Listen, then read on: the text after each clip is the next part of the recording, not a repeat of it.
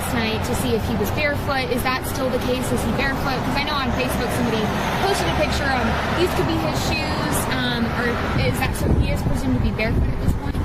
What I can say is that his mom says all of his shoes are accounted for at the house. I'm not going to say that he's barefoot. All right. Allegedly! Hello everyone and welcome back to my channel. This is Lady Freedom here coming at you with another raw narrative. Here's a brief disclaimer for tonight's show. Let's watch. That's ignorant!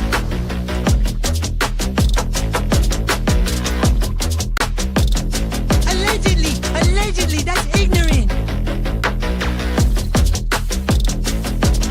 Ignorant.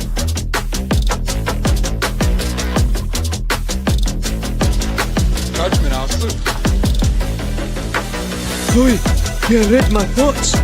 You've got the shinin. You mean shining? Shh, you wanna get sued? Judgment, Arthur. You just use that shin of yours to call me and I'll come a-running. But don't be reading my mind between 4 and 5. That's Willie's time. Hey, yo, boss. I love it when he does that. Let's watch.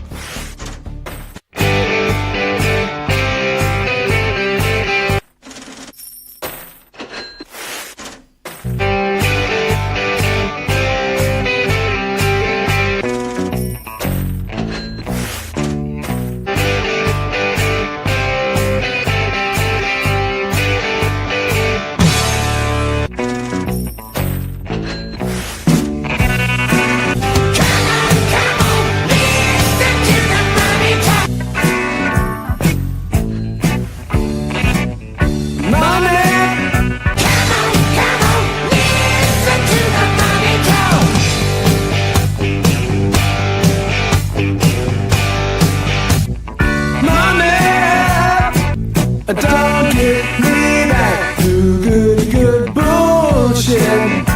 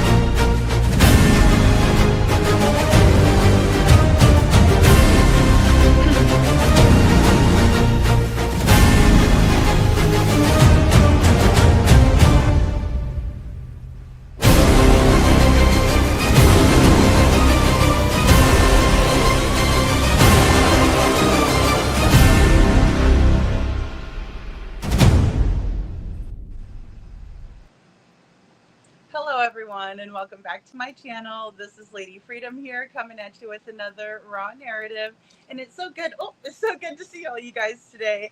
I don't know if I'm going to be on my A game today because I'm not used to going live this early, but I think I'm going to start doing it more often because it looks like I have a pretty good turnout so far. So I'm glad that you all are here. And I also saw Alicia Hot Wheels. I hope you got all your work done today so you can come join us, or, you know, hopefully just listen. I don't have too many reading parts today that you'll have to like pay attention to read. So it should be pretty like listener friendly. I also saw Prayer Warrior, Trent, and thank you, Trent and Mama Risa. I finally got you guys modded, and I didn't realize I could just go into today's chat and do whatever I needed to do. I can't do it from StreamYard, but I can do it from there. Hey, Borna, honey, good to see you. Happy Saturday. And also saw Hindsight, and I saw BMW Coupe and Ann Reynolds. I saw Tori and Linda. Good to see you guys in Town Chat Cafe. I also saw Kai Kai. I also saw Broken Branch and GA64. So glad you could all be here. Also, Lori and Sammy. So nice to see you guys. And Charlene. Good to see you, Charlene and Laura. Nice to see everyone. If I missed anyone, please forgive me. I'm just, again, I don't know. You'll see how good I am at 5:30. But it's so hot here too. So I think I might just be doing some summer shows during the day because, boy, it's hot, and it's nicer to sleep at night when it's cooler. I get a better night's sleep. So, but I'm so glad to be here with everybody, and I hope you're all having a great Saturday. So I really want to get into it and jump into what we're going to go over because I have quite a few clips, but you know, I've been wondering lately about the investigation and how well it was done in this case, because it doesn't seem like they did any of the things that you would expect. So I was going over interrogation videos, and this one is from Law and Crime, but there's other ones too that are really great out there, and I'll link some of them. Some of them are really hard to listen to because they are confessions mostly. And shout out to Seven True for sending me the one. Hey, Prayer Warrior, good to see you. Thank you so much for sending me that about the little boy. He was in a horrific situation, and I don't even know if I would get away with talking about some of the horrible things that he dealt with at the hands of his own father. And so when we get into that mindset or we go down those rabbit holes, it can be really, really tough. So today I do want to give some trigger warnings. This case isn't going to be as horrific, but it has a lot of similarities in terms of the way the story was told by the mother who was last with her son. And there are other children involved in this too. So, you know, it's just the same elements, maybe not the exact same story, but we're definitely dealing with the same elements. I also wanted to highlight the fact that I don't think that this investigation was carried out properly in terms of, say, if it was you or I, or even this woman that we're going to review today. The police weren't having it.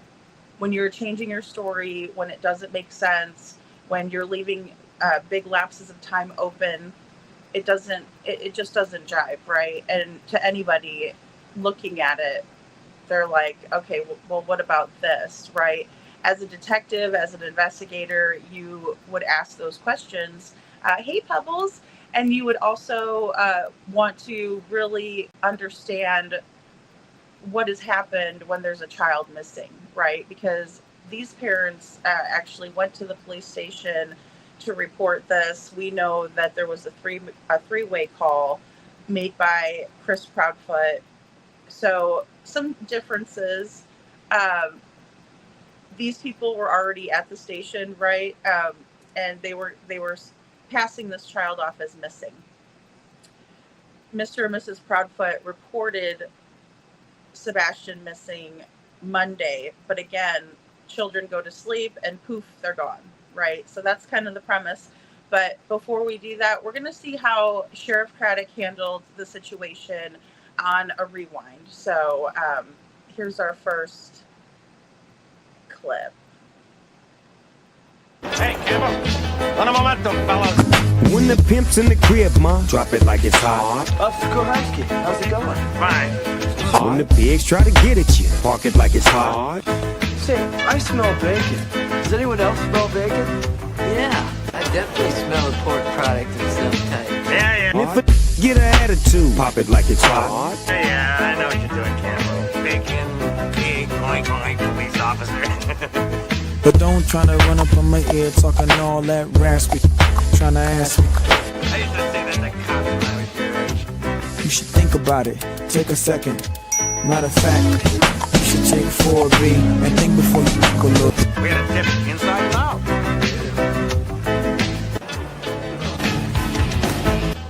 That new Greek tanning place, Santorini Tan, is doing half off for law enforcement.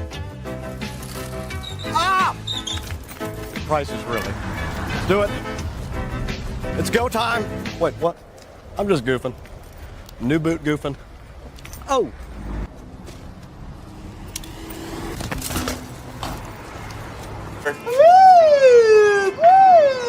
You want to know why we're here? Why? Is there a fight? No, there's not a fight. Yeah. Ouch! What are you guys doing? Sorry about that, Pedro. Call the police. I'm being arrested by the police. Subscribe. Let's watch.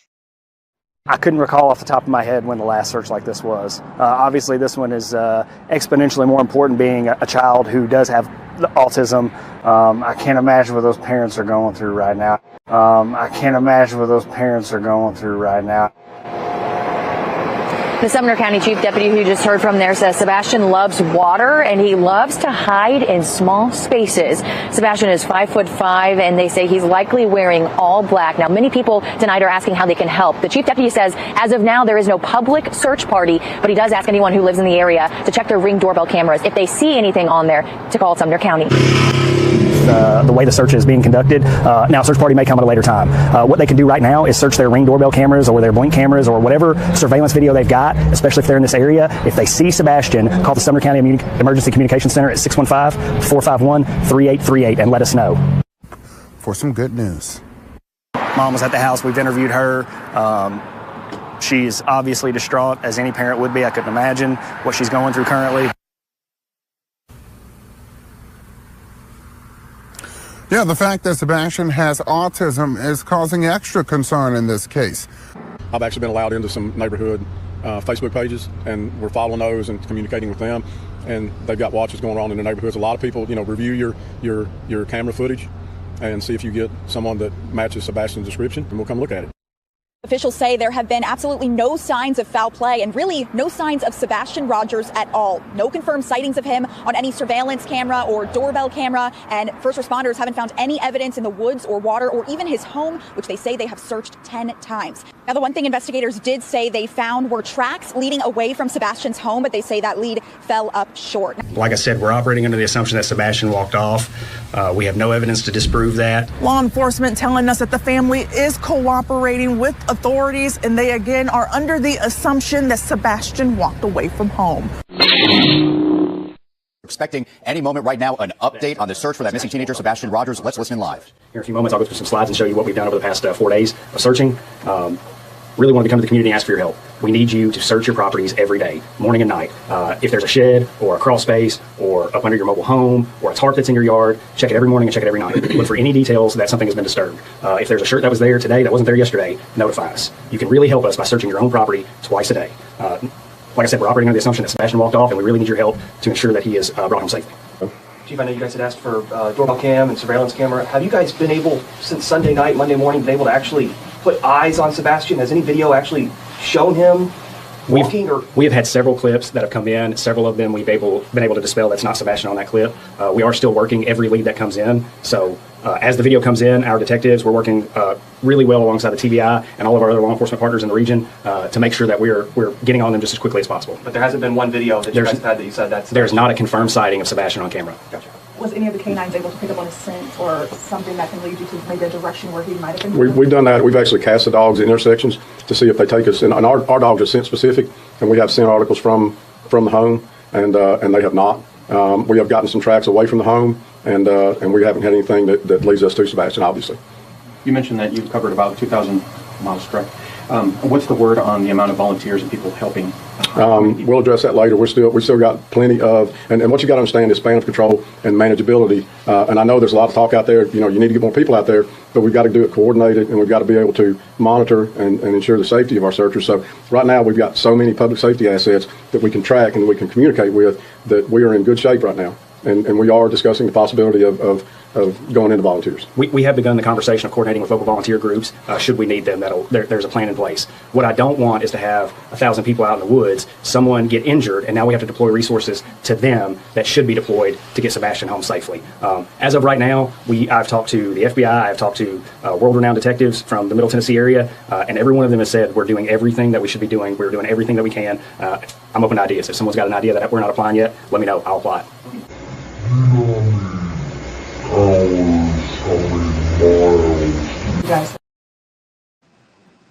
World-renowned detectives. Okay. So that was day 4. There was a press conference, and Eric Craddock says there was world-renowned detectives that he spoke with in Middle Tennessee. I'm not saying that experts don't live in Middle Tennessee or that there aren't any, but when I Googled this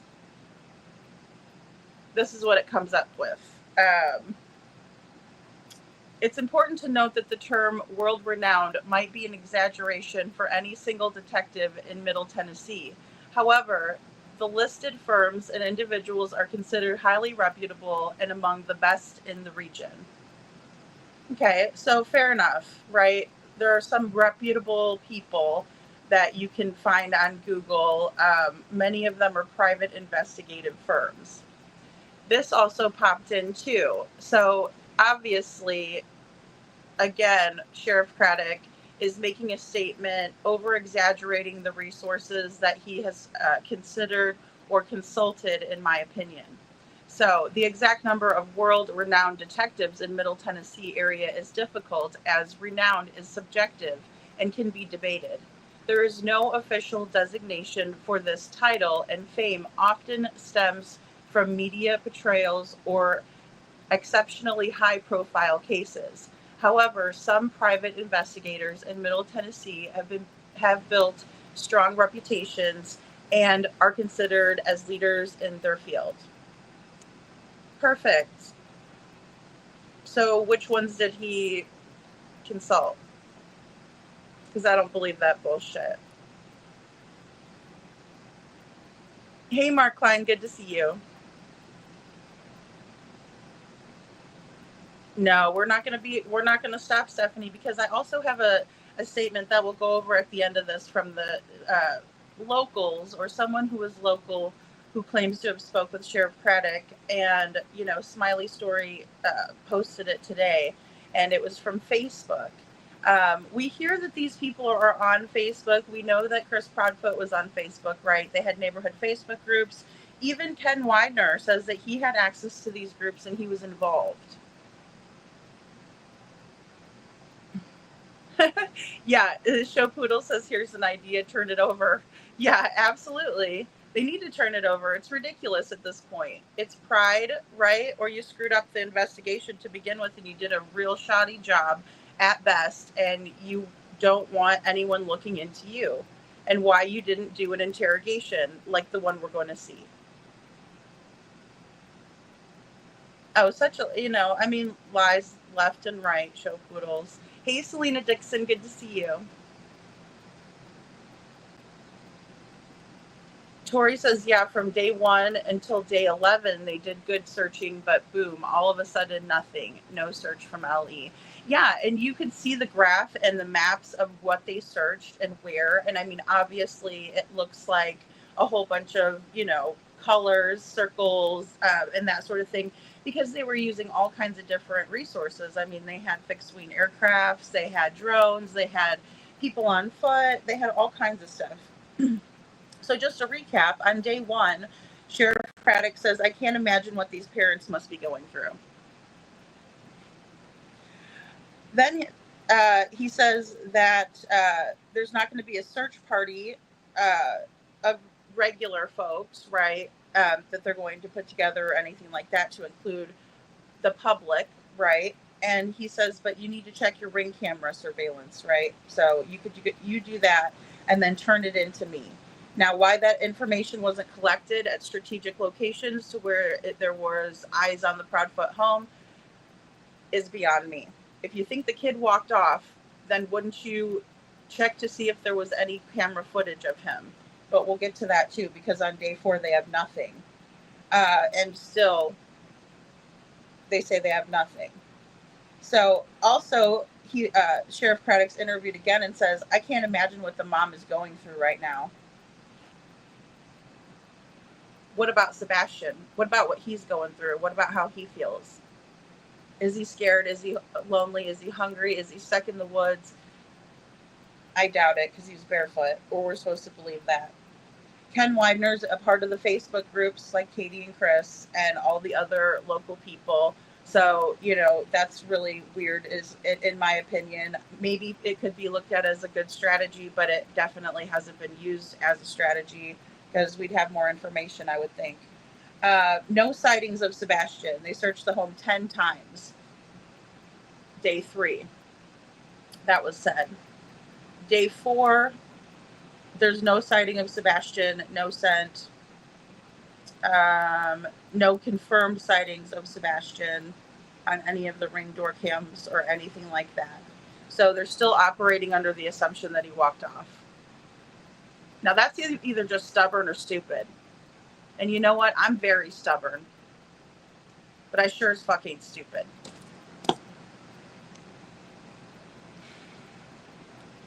I mean, it's frustrating as hell. Yeah, the sheriff graduated, Mark. He did. He's not stupid either, and I'm not playing him for a fool. I don't know why he's playing us for a fool. It's quite annoying. Hey, Kathy. Or as Dr. Gary would put it, it's insulting to our intelligence. Hey, Narita, good to see you. Thank you for hitting that like button. I really appreciate you. Hey, Cinderella.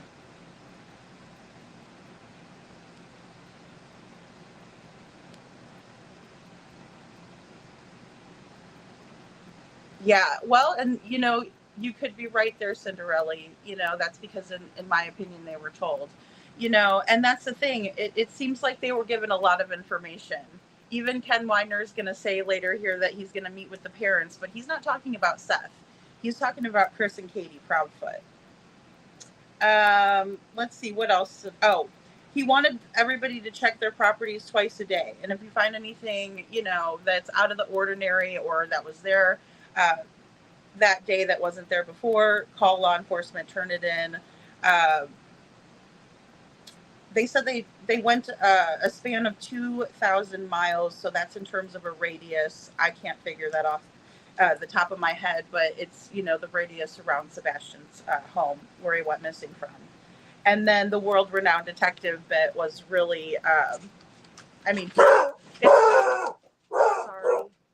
Sorry, guys. Hold on one second.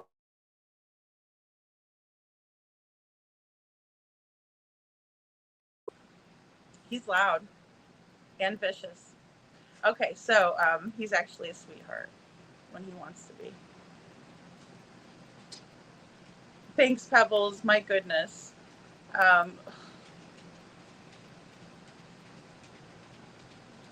That's a good question, Mark. I would like to know the day in the life of a detective. Mark says, what does the detective day look like each day? You would think they would start out by at least mapping out areas where they think that Sebastian could be. But, I think that they've been lied to from the very beginning, because he wouldn't have made it that far if he was really on foot. We would have found him somewhere in the woods, right? And if they truly believe that still, then they should be out there searching the woods still, right? In the radius. Keep on going. And sometimes you have to search it again. But they did search it again and again. And they used all of that. I think so too, Tori. I think someone took him as well. I don't think that they took him out of his home, though. I think that somebody brought him to wherever he was taken to, into the car. And I'm referring to this car.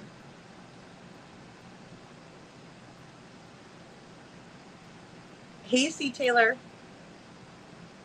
Oh, thank you so very much, BMW Coop. I really appreciate you dropping those links. No evidence he left on his own, in my opinion, says Prayer Warrior. And I agree with that, Prayer Warrior. I think that it's pretty obvious if there was no scent, if there was no surveillance, and then somebody had said the other day that they think that, Sebastian just walked out of the neighborhood, on the sidewalk, because the sidewalks are decently smooth, but I mean, the sidewalks are smooth around here too, but if I was to walk, even up to the nearest gas station, I would absolutely cut my feet up, and I would never do that again. Besides that, again, he would have been found, right? Somebody would have saw him on the road. I understand that road isn't super busy at that hour, right? In the midnight hours or after midnight, probably until about 5 o'clock, it's probably pretty slow. Then I would think some of the old timers would be up and about into work. It's Monday, it's going to be higher traffic, in my opinion, without living there. Laura says they screwed up the investigation. I agree with you, lady. Yeah, and I'm not happy to say it, because look at how far we are 17 months later. I'm not happy to say that, at all. It doesn't make me feel good. It makes me feel so frustrated, Mark says, I'm hoping they believe what is obvious and keeping things to themselves, but damn.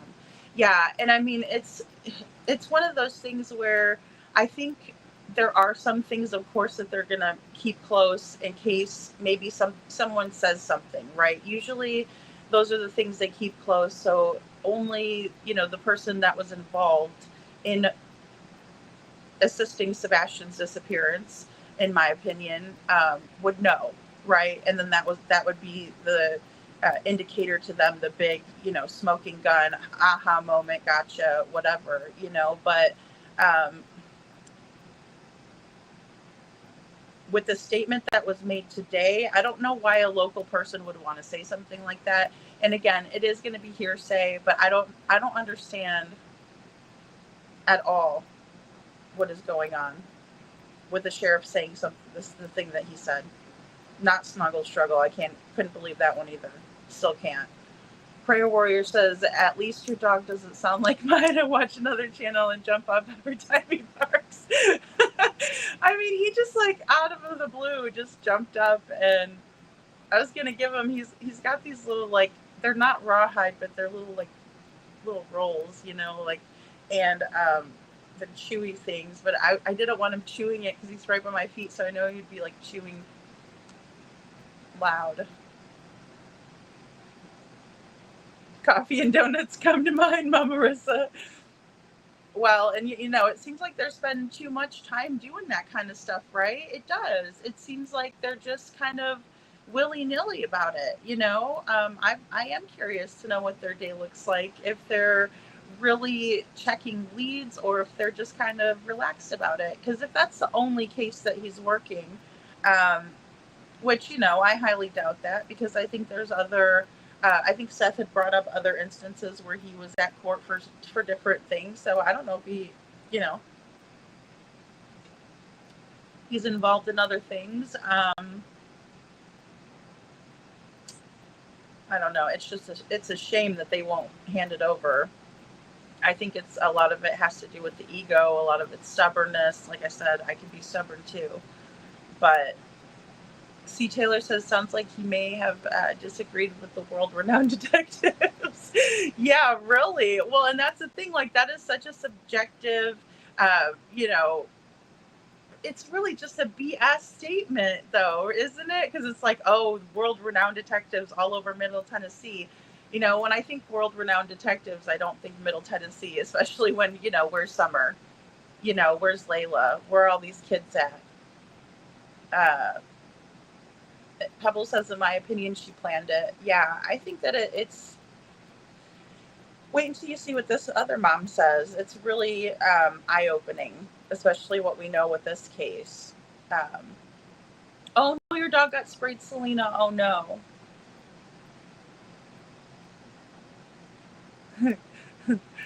Yeah, he gets super upset whenever there's any type of little noise, anything, Hey, Lisa B, always good to see you, and welcome in, everyone. Thank you so much for being here. I'm glad I could be on early with you guys.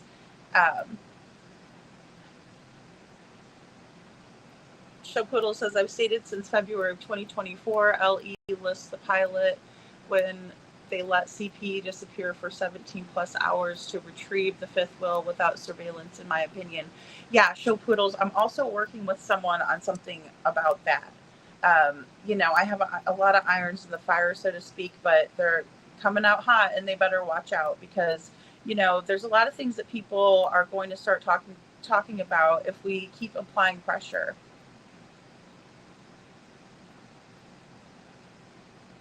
Oh yeah, tomato juice. That is one way, Selena.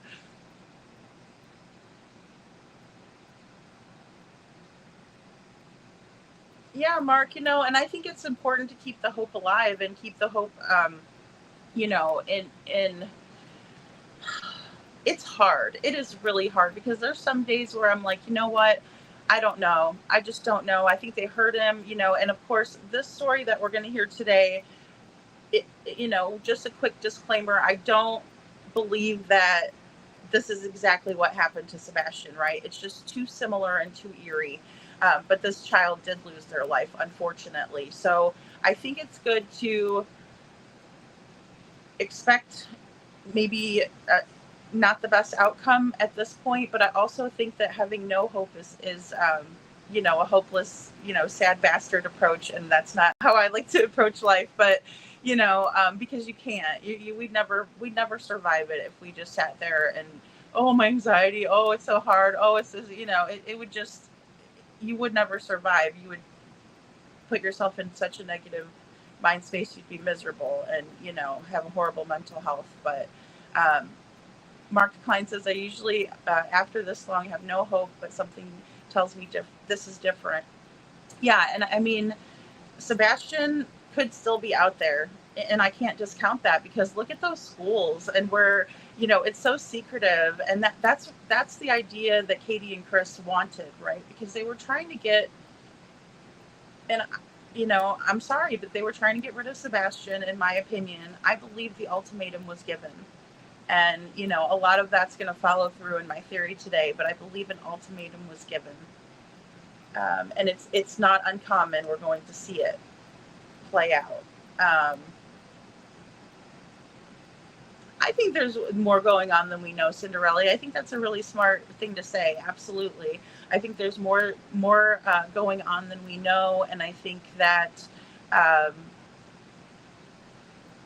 you know, I also have that little bit of hope, that little shred of hope, that law enforcement also, like I said, is keeping certain things close to the vest, you know, just to make sure. Lisa B always like, I want a donut and black coffee. Yes. Hey, you know what? I would give them all the donuts in the world, or anything they liked. Who is it? Grady Judd. I need to get him some moon pies and send them, because it wouldn't be so expensive just to send them from Florida, because that's what he likes. He says eat a moon pie and drink a Dr. Pepper, you know. Hey, Shadow. So,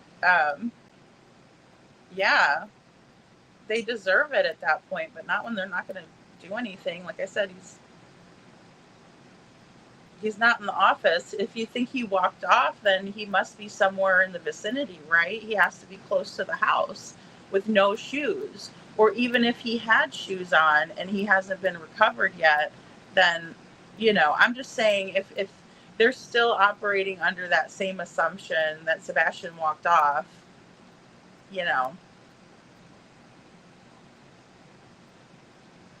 Kathy says, Lady Freedom, we're not supposed to be intelligent enough to see what's going on. So are we to believe the stink feeds? I know. Well, they get upset with us whenever, you know, we don't believe it, and we're like, what? And, you know, side eyeing. And of course we're going to do that when your story doesn't make sense. I mean, just like this gal we're going to watch. I mean, the poor dear, she's over there trying to lie, and the detective's like, no. Mm-mm. And granted, this girl is younger than Katie, but, you know, still. Show Poodle says, Lady F, I had 13 beagles, many decades ago, one of my favorites, and he was a beast in the show ring. Oh my goodness, it's funny. I try to get him, there's like some little rings that he can jump through. He'll only go through the first one, but yeah, at the dog park. He's so funny, but he doesn't really like to. He's kind of like, I'll do it because you want me to, but he doesn't really like to do it. So that's cute though. Yeah, beagles are awesome. They're really this one's fierce though. I've never known a beagle that I'm kind of like, maybe you don't want to pet him. He's really cute, but he's unpredictable. I guess he was raised for hunting in some kind of a jerk kind of a way, it seemed like, in my opinion.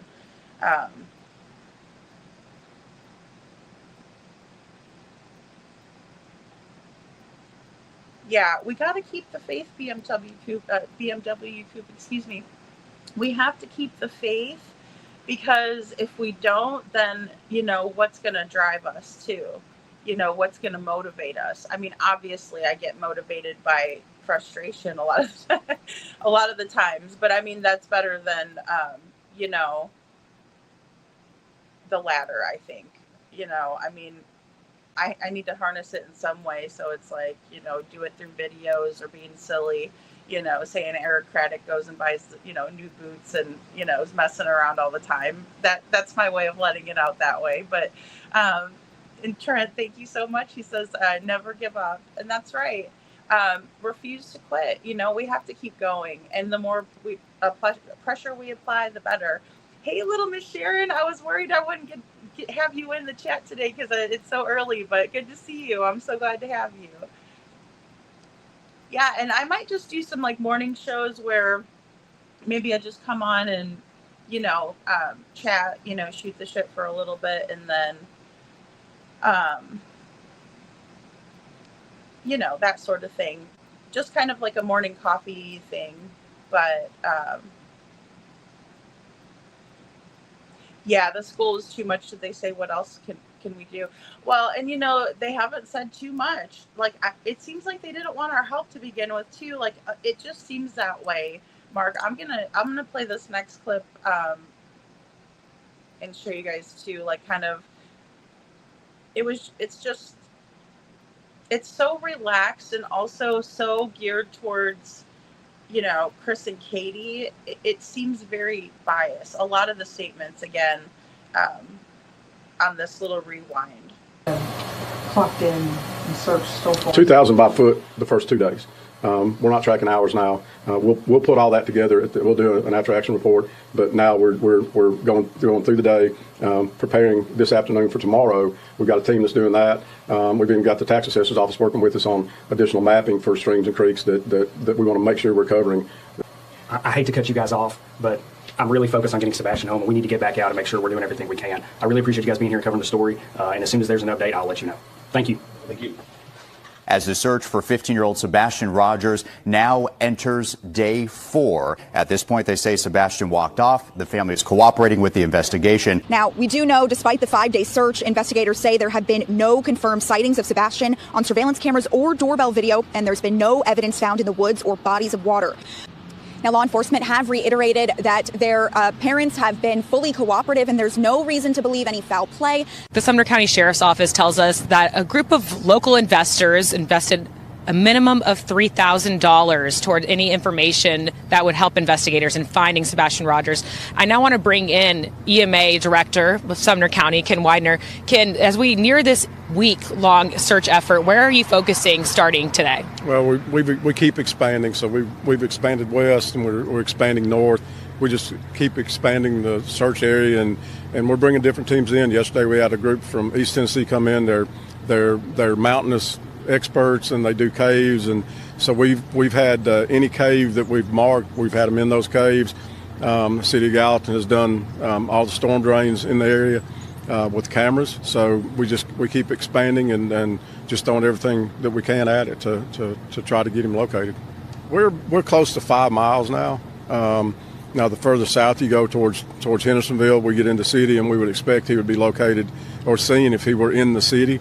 And we've gone into the city, sort of in the fringe, in the more not as urban areas of Henderson, but we've been all the way to the lake on the streams that travel to the lake. We've been to the lake. They had 330 on the ground, and then we'll run the numbers later today on how many come in today, and yeah, we run that as the day goes on. And 43 years in law enforcement, you told me. What does this experience look like in terms of people coming together to help out in this one mission to find Sebastian Rogers? Well, one thing about Tennessee and the Southeast is we're always going to have people that want to help, and we get calls from across the state for people that want to come in and help us. And you know, the thing that we've got to do is be able to manage that. So we track everybody that's on the ground. The first 2 days we did 2,000 miles of people walking. And we haven't run those numbers for the entire duration of this operation, but yeah, it's great, and to be able to call in specialized groups that do the things that we can't do is really good. And what keeps you going as you know near like this? You're keeping going after this week just to find Sebastian Rogers. How do you keep going, you and your team? Oh yeah, just the drive to find him. We'll go talk to the parents in a little while, and every morning we sit and talk to them. You know, we want to do everything for them and for Sebastian to get him located. Also check those cameras, like they said, Sunday to Monday, Sunday afternoon to Monday morning. Now, 1 week after Sebastian vanished from his Sumner County home, authorities are scaling back the search effort, and they are now calling it an investigation. Nick Barris shares the latest details, and we also hear for the first time publicly today from the missing teen's mother and stepfather. The original thinking was that Sebastian Rogers left home on his own, but the fact that he disappeared without a trace now has authorities looking into the very real possibility of foul play.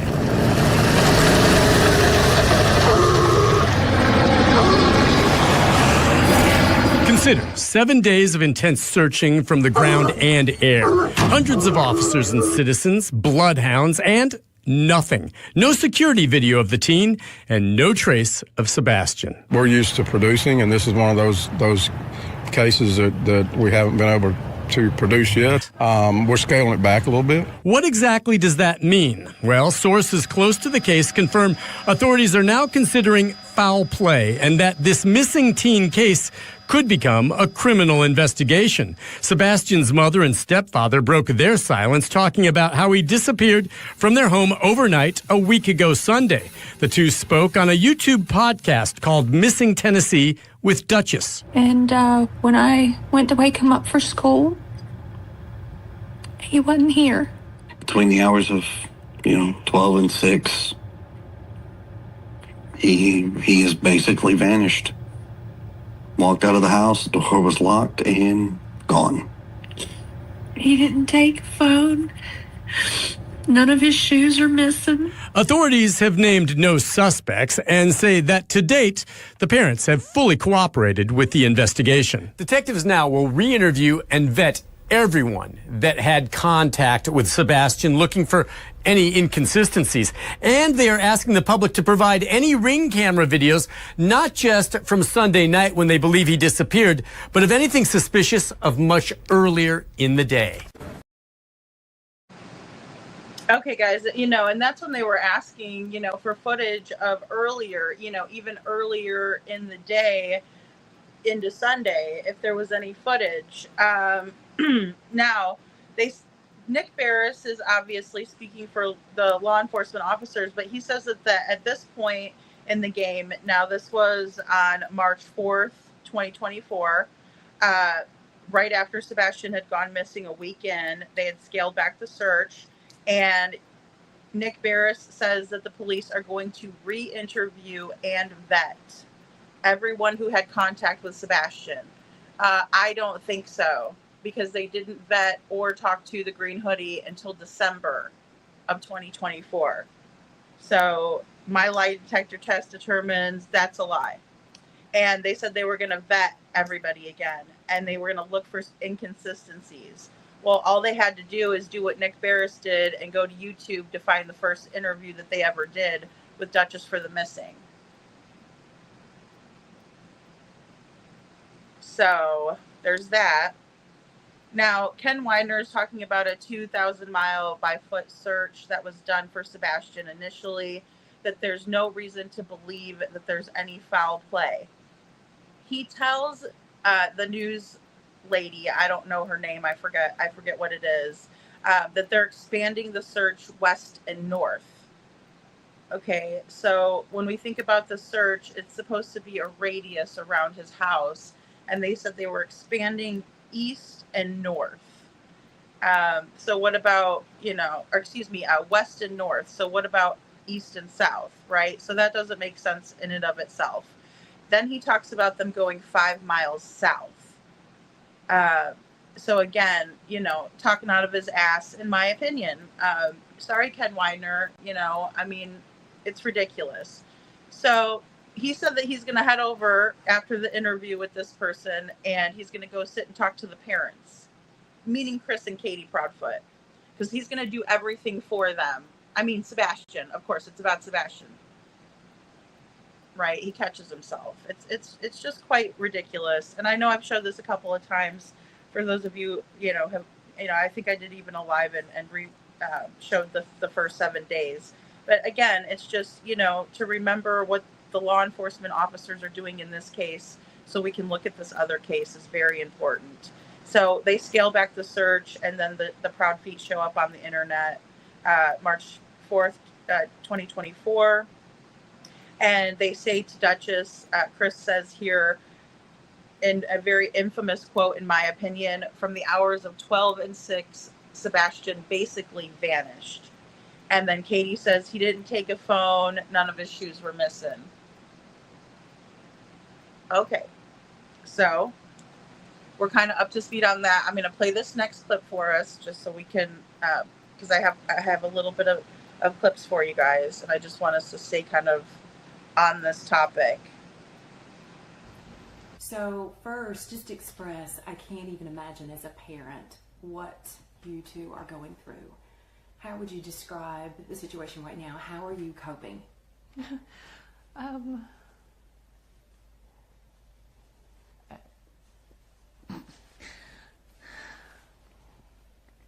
We're on a constant roller coaster ride of helpless and hopeless and many other emotions all in one, and it's a never-ending roller coaster. It doesn't stop. It won't stop until he walks through the door. I wouldn't wish this on anyone.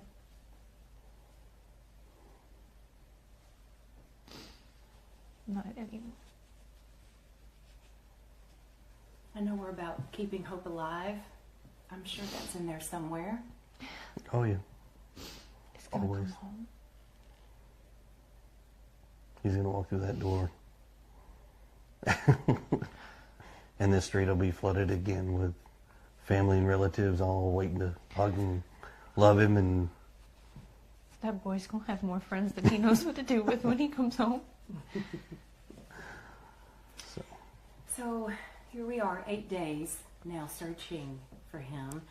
Walk us through that Sunday night that he went missing.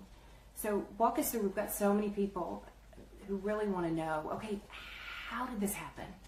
So kind of just walk us through that night. We were out and about that day. We were having a really good weekend. We got home. Everything was pretty normal. He was playing in his room. When I told him to go to bed, he did. He said, "Good night, Mom, I love you." Said goodnight to his puppies. A little bit later, I wound up going to bed, and when I woke him up for school, he wasn't there. So in your mind, that's usually around what time? When do you normally wake up? Around 6 o'clock? 6.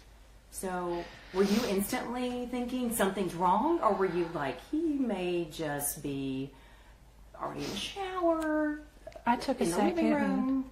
I took a second and walked through the house looking for him in case he'd gotten up and was trying to get breakfast or something, because he did that sometimes. About 3 minutes in, give or take, I was on the phone with my husband and I said, "I can't find him." He said, "What do you mean you can't find him?" I said, "He's not in the house."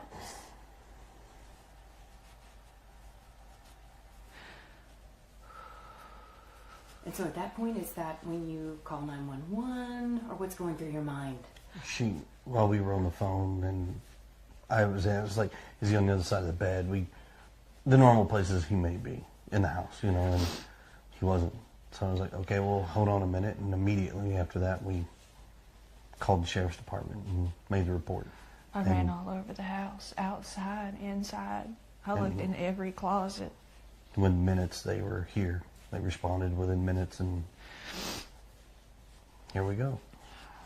So you said you were on the phone with her, so Yes, you were not home? No, ma'am. Okay. I was at work. I'm a tower crane operator, and I was working in Memphis at the St. Jude Project. So it's, you know, I have an earpiece in that talks to my phone. I have another earpiece in that does the radios. So when she was talking to me, it was like, what? I was confused. We talked about where he could possibly be, and then we went from there and led to calling the cops, and here we are now. And within minutes, they're there at the home. Yes, ma'am. It was rapid fire. They had cars. They They had lined cars from here down to the main road, as far as I could tell. So what's going through both of your minds? I mean, are we panicking? Is it this, oh, I think he's probably at a neighbor's house, or what are you thinking? My son doesn't run. He's not a runner. He's never run away before. I don't know why. I don't know why he walked out that door. I mean, he's a good kid. He's not a mischievous child by any means. But there's answers to questions that have no answers, you know, or questions with no answers right now that we are searching for desperately, and we just don't have that. Okay, guys, so I just wanted you to see that. I wanted you to see the next day Holly Thompson interview, the day after they were on Duchess for the missing. 9 p.m. bedtime, right? I just want to refresh your memory on the initial statements. 9 p.m. bedtime, KK woke up at 6, went to wake Sebastian up, and he wasn't there. Chris was on the phone, so he recounts his part of it. She takes a look around the house, and he's not there, right? So initial statements are important just because if we're looking at any semblance of what they were telling Duchess for the missing and what they said to Holly Thompson initially, we can do a better analysis on this other case, right, that we're going to introduce next. But if the police would have done their job, I just want to show through this other interrogation what they could have done in terms of this case. And I think it's really important to examine it, you know, and why no other searches. Lisa B says investigative side does not seem to be producing any results, allegedly, in my opinion. Yes, and we've been stuck in this phase for, you know, the last whatever. I mean, we could even say since April 2nd they haven't done a press conference, and according to the newest statement, doesn't seem like they plan on, you know, doing one ever or letting us know any updates. It was pretty bleak and pretty grim, rude also. I don't see how anybody could get voted in acting like that. But then again, Sheriff Craddock doesn't have to worry about that because he ran unopposed. Show Poodle says, I fed and turned over the horses out, and my PJs and boots went back to the house for coffee and took a 2-hour nap. That's great, Show Poodles. That's what Saturdays are good for, right? Wish the original sheriff was still around. I know, Prayer Warrior. It's really sad. I did not, you know, obviously know him, but I've heard of other people who have talked about him in a very positive light. Very positive light. And it's sad. Amber Alert equals abduction, Lisa B. That's a great point. And, you know, one thing that's, you know, we can't even get an ID on this car that was in the neighborhood that night, you know, let alone a license plate number or anything. In my opinion, that's fake. Town Chat Cafe says, I think a lot of the statements sound fake and a lot of lies as well. A lot of lies. A lot of inconsistencies. But like I said, I just wanted to make sure that we were all aware of what the initial story was, right? Which we mostly are. But in case there's anyone new or if anybody forgot, because we're about to hear this other mother's side and her boyfriend's side of the story. Yeah, same here, show poodles. Like, get your barf bags together, guys, because it's going to get worse, especially with this other case, because obviously we're going to know the outcome of this case.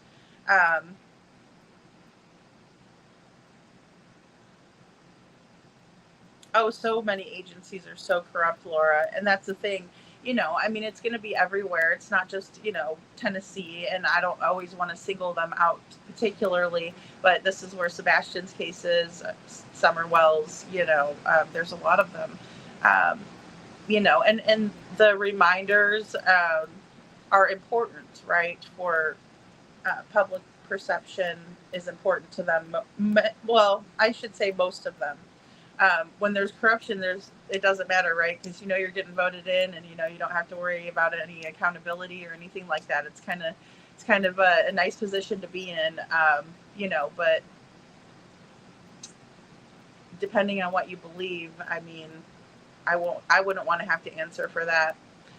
Hindsight says they felt very comfortable speaking with her as it was set up through a family-friendly relationship, in my opinion. Yes, absolutely. And they said that too. They were very open about it, saying that Katie's cousin was the one that kind of set everything up, which is very strange, in my opinion. We kind of learn to not overlook coincidences when we talk about these cases, because many times there's nothing is coincidental, it turns out. But we also have to consider, especially when it's a case like this where there's been no arrests, there's been no suspects' names, not even a person of interest has been named. They haven't even told us that we need to be on the lookout for whoever was in the neighborhood at 3 a.m. I mean, they're not doing a very good job at all. And then again, like I said, it just goes back down to the meat and potatoes of the investigation in the first couple days. They're looking everywhere, searching the radius, searching the house. They say they were doing scent searches with dogs, all of that kind of stuff that you would expect to see. And they didn't get any results from that. But they doubled down and they said, no, he ran away. We know it. We know he did. Bull crap. How do you know that? If you can be so definitive in one way, then, how can you not consider anything else? I mean, it's just, especially after your searches have been fruitless and you've come up shorthanded and you haven't found Sebastian, and then you haven't actually searched or looked for him since you scaled back the search, or I'm sorry, since the United Cajun Navy came in and they started searching, and so you did another search too, and the landfill. We still don't know why they searched the landfill, what they were looking for, none of it, because they don't want to be transparent. Show Poodle says Mark Klein both. They are happy to be fed. Oh, sorry guys, personal conversation there. And of course I pop up on the screen. Well, and that's the thing, it makes me wonder, because if polygraphs were given, it says that the TBI only gives polygraphs when it's a criminal investigation. So Trent says, does anyone know if it has officially become a criminal investigation yet? Like they said it could be in the clip. And I think, I don't know if Nick Barris was just being overly assumptive and saying that. I don't know. It seems like he was speaking for them, but they always have claimed that there was no foul play suspected and that the parents are so cooperative, and they need to get off their arses, Lori. They do. I agree. Because, if they really truly believe that he walked off somewhere, he would be in the radius. He would be somewhere around the home. Again, I know that they were saying that, children on the spectrum have superhuman abilities. Sometimes they do. Sometimes their pain threshold is higher. Sometimes there has been cases of kids just walking until they pass out, right? But if that's the case, then he would have been passed out somewhere in the woods somewhere. So he would be somewhere. He's still somewhere. You know what I mean? Do I think he's surviving out in the woods on his own? No, because nothing has indicated to me that Sebastian would like that lifestyle. He doesn't like bugs, for crying out loud. He doesn't like to be dirty. And I mean, those are the things that they told us, you know? I mean, don't get mad at me because your story isn't matching up with what you told us. I mean, the fake crying BMW coupe, it's like, you know, those are the things, those are the, that's the inspiration for my rage. Because it's ridiculous. They do need to do a live. If they would do that, Mark, I would be so excited. It would be, you know, so great doing a live lie detector test. I don't know though, because they could say that they're like so nervous, you know, like they can make up a lot of things. So the rocking in the interview, Trent, in my opinion, I think it was really just for that interview. I think it was either to self-soothe or it was to throw things off, you know, because a lot of people that are trying to dupe others will do the, you know, like the sleight of hand kind of a thing. But in this case, it's the rocking back and forth because it's, you know, and then also I think that it's very manipulative on Katie's behalf because of the fact that it's almost like, oh, don't, you know, I'm so upset. I might faint. I might fall over. And we're going to see that behavior coming up. So in this next clip, or in these next couple clips, but Trent says that she always rocked like that in interviews. That's usually a sign of nervousness. And I do think it could be nervousness as well. But she doesn't stop at any certain point. Like usually people do that even like just to self-soothe, but she doesn't do the whole interview basically. I mean, it's like overdone in my opinion. But also Chris Watts was doing the rocking motion on his porch interview, but he was going like this, back and forth like this more, and hers is like, you know, forward to back. So, or back and forth, I guess. BMW coupe, short answer, no. That's so funny. She has her accent. She has the accent in this one. This is the accent, you know.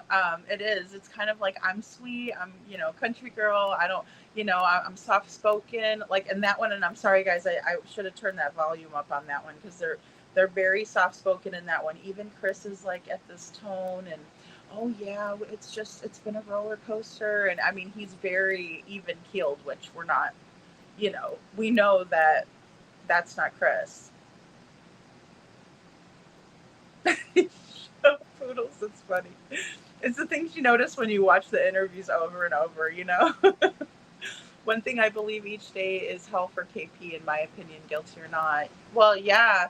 I mean, I think it probably does wear. I mean, it would have to for anybody that had like any type of a conscience. Sometimes it makes me wonder. I don't know. I couldn't do the Disney thing. I would really. It would be. You know, I mean, I'm trying to put myself in a position where I have a stepchild, you know, that I would have to be strong for and, you know, make sure that she feels comfortable over myself. And I think that's the only way that I would be able to do something like that.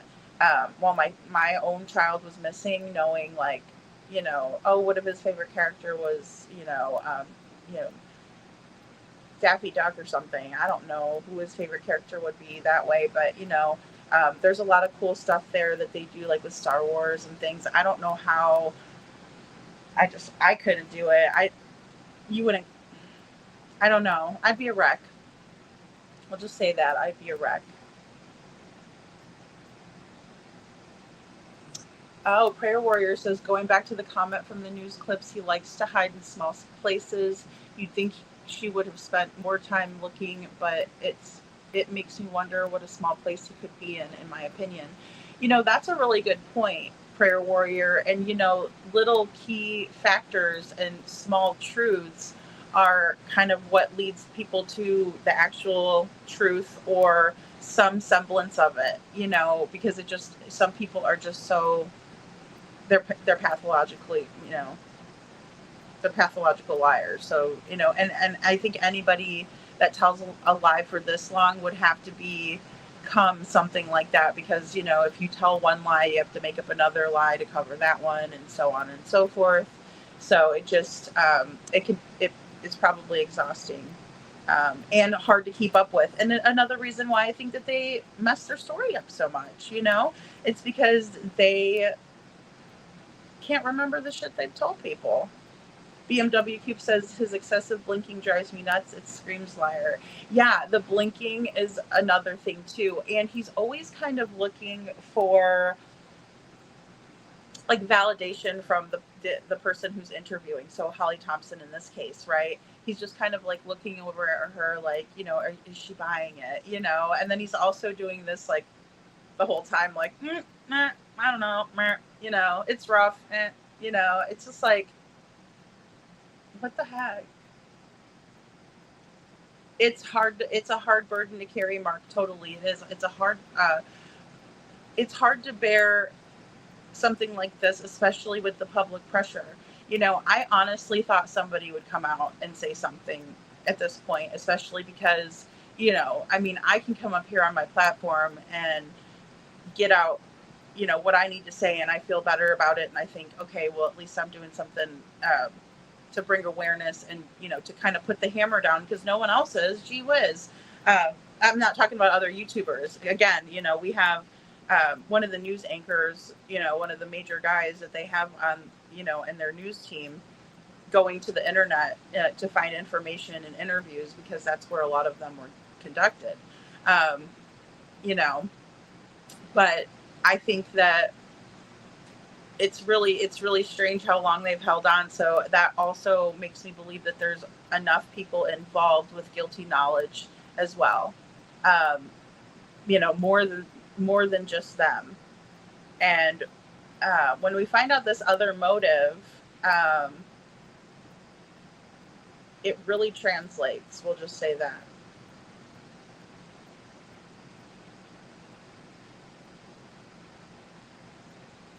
That's another thing too, hindsight. Thank you for mentioning that. No emotions. And we're about to see that too.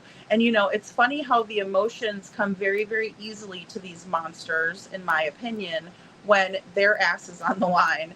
And, you know, but never when it's their children. They're always so worried about themselves. They're so self-centered to the point of being, you know, very narcissistic in traits. I'm not here to diagnose anyone, but it's just amazing to me that, you know, in this case, we know the worst possible outcome happened, but no emotions, you know, for a beautiful little child and their own child.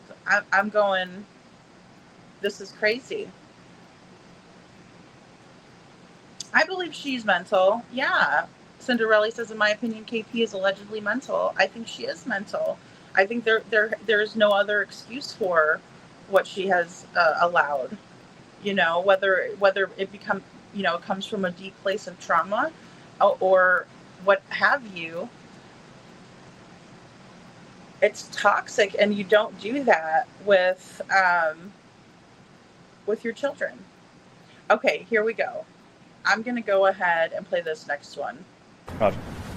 Hey, good afternoon. I'm Eric Craddock from the Sumner County Sheriff's Office, and I'm the Chief Deputy here, joined by Ken Weiner, the Director of Sumner County EMA. Wanted to come to the public and give you guys an update on the search for Sebastian Rogers. Last Monday morning at about 6:30, Sebastian was reported missing from his home. Since then, we've conducted an extensive and exhaustive search around the home, looking for any evidence, any trace of Sebastian. At this time, the decision's been made to scale back on the ground search operations. Let me be clear that this does not diminish our commitment to finding Sebastian. This is simply us transitioning from the ground search to the investigative side. We are still committed to finding Sebastian and bringing him home safe. We have no leads, no details to indicate that Sebastian is not alive. We are going to follow up on every lead. We have a planned response if anyone has a sighting of Sebastian. Our patrol deputies will be out. Our investigators will be out. We are still coordinating with law enforcement across the state. We are still consulting with experts. This decision does not come lightly. We have consulted with, and I've deferred to the experts in search and rescue. Every time we've asked, they've said you've done everything you can do. At this time, Director Warner? Yeah. So we'll continue to have a command post at the fire station there. We won't man it 24/7, but we will have K9 units in the area. We'll have teams ready to go. The sheriff's office will have deputies on patrol, and if we get any report, we'll respond to that location. We'll send K9 to that location and search teams should we get any information. So we will continue, and any tips we get, we will reactivate to the level we need to respond with. If there was a resource we thought we could utilize to help locate Sebastian, we've used it. And we will continue to do so based on the leads that come in. The Sheriff's Office continues to urge families to check your properties, to check your cameras. No detail is too small. If you have a detail that you think is important, please call 615-451-3838. Thank you. It is the story of Brittany Gosney. She's a mom. She's currently serving at least 21 years in prison. Police say she murdered her son. He was hogtied and weighed down with a cinder block. His name, James Robert Hutchinson. He was just 6 years old. And this is a picture of his mom, Brittany Gosney. This story begins when she reported young James missing in February 2021. She reported James missing on a Sunday morning, but said that he had been missing since Saturday night, which police later said was suspicious because why wouldn't you report your child missing to the police Saturday night? You have to be 100% honest with me with everything, okay? Because we don't have this, we're missing a 6-year-old little boy, and we're trying to figure out where he's at. I got to make sure he's safe, okay? So, you know, your cooperation goes a long, long way. Okay, but you have to be honest with me with everything, no matter what the circumstances are. Okay? So you can remove your mask if you would. If you don't care. Do you care to take off your mask? Okay. As long as you don't have COVID. I don't. Do you? No. Then we're good. Okay. So what happened? What time did you guys go to bed last night? Well, the kids go to bed at 9. Okay. And we normally go to bed at 10. Mm-hmm. Last time I knew, I told them all it was 9 o'clock, time for bed. Mm-hmm. So they all went upstairs to their rooms, and I went upstairs a little bit later to see if they were asleep. Sure. And they were all asleep. So then that's when I came down, waited a couple minutes just to see if they might have come downstairs or something, and then I went to bed. Okay. What time did you get up this morning? He woke me up at 8. He woke you up at 8? Here we are, 8 days now searching for him. Walk us through that Sunday night that he went missing. So walk us through, we've got so many people who really want to know, okay, how did this happen? So kind of just walk us through that night. We were out and about that day. We were having a really good weekend. We got home. Everything was pretty normal. He was playing in his room. When I told him to go to bed, he did. He said, "Good night, Mom, I love you." Said good night to his puppies. A little bit later, I wound up going to bed, and when I woke him up for school, he wasn't there. So in your mind, that's usually around what time? When do you normally wake up? Around 6 o'clock? Did he wake you up any time before that to say that James was missing? Not that I remember. Okay. He said he tried to wake me up several times, but you don't I'm remember on medicine, so. What kind of Okay, guys, so we have 2 moms who were in the house, put the kids to bed at, 9 o'clock. One went to wake up at 6 a.m., the other at 8 a.m., and they both went to bed shortly afterwards. I have no idea what happened. I mean, just no idea whatsoever. They just poof, they vanished into thin air. So we have the story of Brittany and James. Also, the little guy who lost his life was also named James. His last name is Hutchinson. The mother was not married. Brittany was not married to James. It was just her boyfriend. Just her boyfriend. Didn't even have a ring on it. Late to report is what tipped off the police in this case. So I think that we could probably name off a bunch of things in the chat on what probably tipped off police in the Sebastian Rogers case if they were actually doing their job. But we have not been able to see that in action. So March 4th, there was a presser, March 4th, 2024. Pressers scale back the search, right, from a ground search to the investigative side is what we were told. So this is going to turn into an investigation. They waited 8 days to investigate. These are their words, not mine. I did not make this up. This is coming straight from the press conference on March 4th, 2024. And then Ken Widener says they're going to reactivate. But then, you know, Sheriff Craddock says right before that they're not deactivating the search, that they're going to keep on looking at leads. But then Ken Widener goes, we're just going to reactivate if there's something that comes up, right? Again, just talking in circles, not making much sense. And especially at this juncture, looking back, I mean, it's just infuriating in my opinion. So they decided to start investigating at that point. So why did they not have an interrogation of the parents who were last in the house?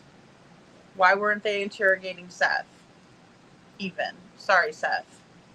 But seriously. Here we go. Let's show them how it's done. What kind of medicine do you take? I take anxiety meds. Okay. I do too. So, what's it called? What do you take? Hydroxyzine 3 times a day, and then I take this blue pill. I don't know what the blue pill is called. Okay. At nighttime. This is where I need you to be honest with me. It is what it is. Okay. Do you use any other type of narcotics, drugs, illegal drugs, or anything? Do you smoke weed? Do you, okay. You don't use heroin. You don't use. No, I've had family members that Meth, passed away from anything. that stuff, and Okay. Do you that know? pushes me away. So. Do you know if your boyfriend does? Does he use any type of dope at all? Not that you know of. Well, you would know more than anybody. That's what I'm asking. You're not going to get him in any trouble. I just need to know if you're being honest with me. That's what I'm trying to feel. I mean, I've never seen it. I mean, we smoke cigarettes. I'm not talking about that. I said drugs, illegal drugs. Of course, a lot of people smoke cigarettes. A lot of people smoke weed.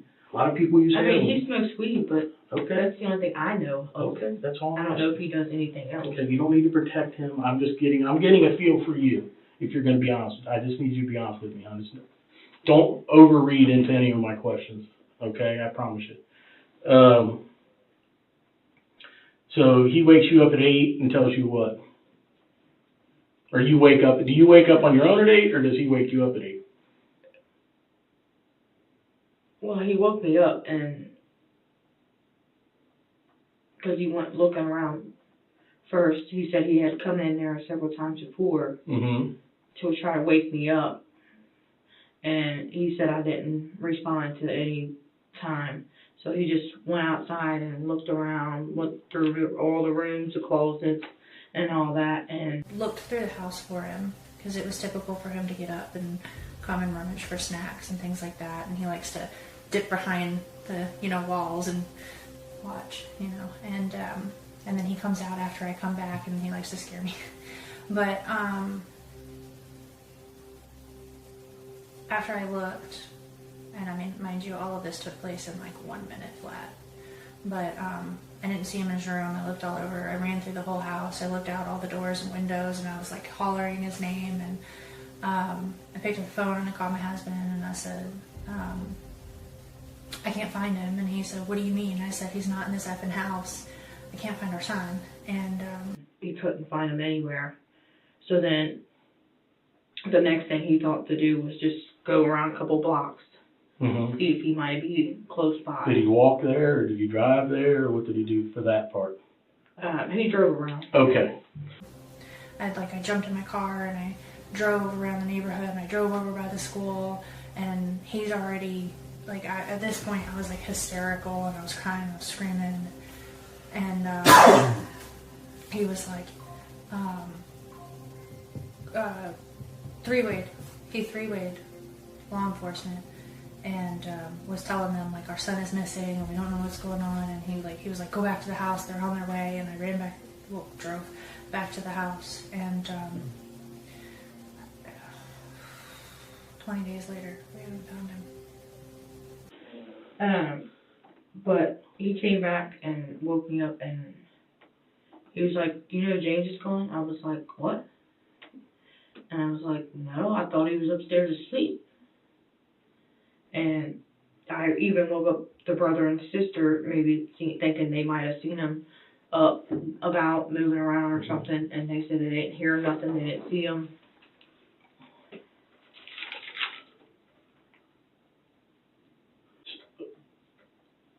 So the baby's name is James Hutchinson? Mm-hmm. Okay. What's his date of birth? 6/30/14.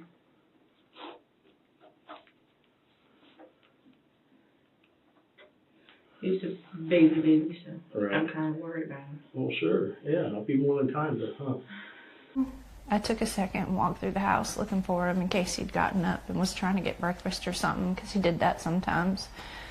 About 3 minutes in, give or take, I was on the phone with my husband and I said, I can't find him. He said, what do you mean you can't find him? I said, he's not in the house.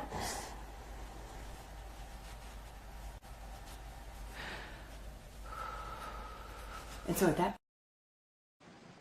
Okay, so very similar stories, right?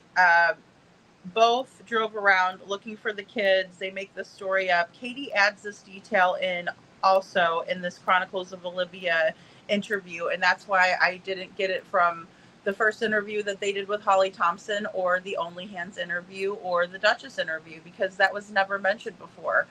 There was never any mention of Katie getting in her car and driving around, right? And that's how she did it, just like that other girl did, driving around. And even, you know, to be fair, so did the investigator, right? He's like, did he drive around? And she's like, yeah, he drove around. But then Katie did it without any prompting. You know, Katie adds these details in, and law enforcement is none the wiser. And I don't understand it at all. So the investigation into Brittany kicks off into the habits of the family and the parents in the home. So asking if Brittany and her husband are on any kind of drugs, right? And Brittany is defending her boyfriend, James. And it's amazing to hear her do it, especially when we hear more of the interview or the interrogation.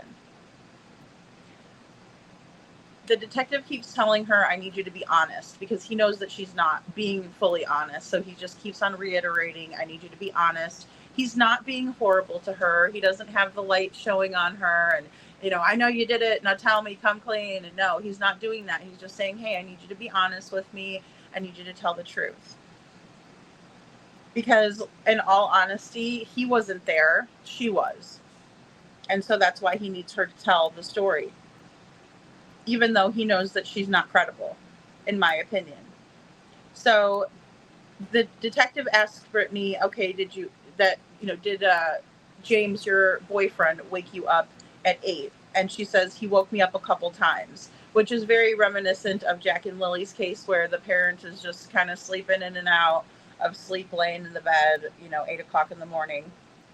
And she said he did try to wake me up a couple times, and she says that I do take anxiety medicines, and she also talks about some sort of a sleep aid, in my opinion. She said she takes it at night before bed. So I would imagine if she has anxiety, they're probably helping her sleep as well. Those two things come hand in hand most of the time. And I'm just, assuming that detail. Hey, Lainey, good to see you. He did that sometimes. Yeah. Well, she adds these weird little, verifiers in there, right? Like he did that sometimes, but not all the time. She never can tell us anything typical, what Sebastian does typically, and it's just all to fit the narrative that they have planned out, in my opinion,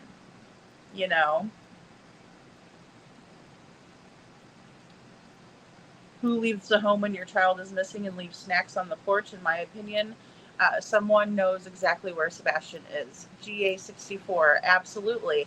And, you know, let's not forget, he had the code to the front door. So he could have gotten in any time he wanted to, unless they changed it. But, you know, maybe when they left, they changed it. Prayer Warrior says the deep breath is always right around a lie, in my opinion. There's going to be something good coming up for you, Prayer Warrior. I appreciate that comment. Yeah. And I think Katie does use it as a buffer, in my opinion. You know, and hindsight says, yeah, GA64, 100%, in my opinion. You know, and these little things, you know, I hate to compare a case that is so grim, but it's just the details and the way the story's being told and the way the police aren't buying it. Why are they buying it in this case? Because they waited 8 days to investigate it? I mean, that's on them. That shouldn't be, it shouldn't affect Sebastian's case the way it has, but it's always going to. I mean, they have the first 48, you know, the first 24, the first 48, the first 72 even are the most important, crucial time period to get to gathering evidence, to getting to the bottom of what happened. You know, BMW Coop says, you know, I think her acting like that in that interview, and he looks is better not to screw up the story. I'll get scolded if so. Yeah, sure. And, you know, we're going to hear from this other mom and kind of her reason for doing this. And, you know, it's going to be very reminiscent of what's going on here. And I agree. You know, two things can be true at the same time. Katie could be fully involved in what's happened here, but she can also be scared and, you know, going along with it because she's scared. You know, I'm not giving her a free pass. I'm just saying that it very well could be that. Linda says, good to see you. Linda says, it's been way too long. Sebastian should have been home with his father. Exactly. You know, and this little boy also has a father, and he said that he would have taken his son anytime and that they didn't need to do what they did. But actions speak louder than words, in my opinion. And I'm not bashing anybody. I'm not saying anything like that. What I'm saying is that, you know, Seth has always put his money where his mouth is. He's always actually went out there and looked into leads and continues to, you know, come into the public and tell, you know, plead for help and, you know, tell us updates the way he sees them and so on and so forth. Prayer Warrior says, I learned from watching social media what they need to add to their story, such as driving around or shortening the call, in my opinion. Yeah. Well, and I mean, they don't want that phone call to be looked at as anything nefarious, although I think it may have been. I mean, we have them getting home around 7 o'clock. She says Sebastian takes the can to the end of the driveway, 7:15. That is not confirmed in any way, shape, or form, in my opinion. Once we do have confirmation on that, then we will confirm it. But until then, I'm not going to. That's just my opinion. Either way, there's still an hour and 45 minutes there that is unaccounted for till she says that he went to bed at 9, and then we have the thud. And we can't forget about the noises in his room that turned into a thud. Because it's you know, always something that turns into another thing, because it's not straightforward and they're lying. And, you know, that's what that's what tipped the officers off, right? Because they were late to report it. The story wasn't making sense. They were changing the story. They were talking to each person in the interrogation room, the boyfriend and Brittany, the mother. Hindsight says you are on the money with that, Prayer Warrior, as well. Agreed. Everything they watched, they learned more, and then on what to do, in my opinion. Yes, I agree with that. And I think even to say, you know, they knew to change it up, right? And then there was the footage of the school that came out. Chloe P.I. talked about that on Web Sleuths and said that they did have video of Katie driving around the parking lot at the school, right? So she had to add that into the story because she was on camera doing it. Again, with the taking the trash to the end of the driveway, someone had to be taking the trash to the end of the driveway. Who better than for it to be Sebastian? And I said this the other day too. I honestly believe that anything that would have been discarded in the trash was discarded before the 5 a.m. pickup. You know, that would be the smartest thing to do, and, you know, may have prompted the landfill search. And I say that very loosely because I don't know. We've not seen the, you know, any type of an affidavit, you know, for a warrant, or even, you know, I mean, I think so, it was said too that maybe they gave permission. Mark Klein says Chris and Katie cleared the Harley Davidson store. Good job. Absolutely, Mark. Absolutely. Disney World is also cleared. Thanks to them. I mean, you know, what would we do without them? What would we do without them, Mark? That's too funny. I needed that because, oh boy. I mean, it's just like crazy. It's crazy. Yeah, Yogi Bear. Kathy. Let's not forget they also cleared Yogi Bear Campground. Oh gosh. Well, and you know, I guess that we could say they did something. You know, next thing they'll come out and be like, we did hand out flyers, you know, on our vacation, which I will not believe that until I see it. But all right, so let's watch this next clip. So tell me what kind of kid he is. He has ADHD. Mm-hmm. He struggles real bad in school. He struggles to pay attention. I mean, he's, otherwise than that, like in school and stuff, they said he's good in school. He tries to focus. He's physically healthy, no Yes. health issues. No. Oh, great. Good. Good boy at home? Yeah. Pretty good boy. How do you guys discipline him when he does? Stand him in a corner. I spank my kids. My kids are grown now, but I did spank my kids. There's nothing wrong with that. Do you spank them? Do you just ground them? Do you take stuff from them? Well, my son with the red hair,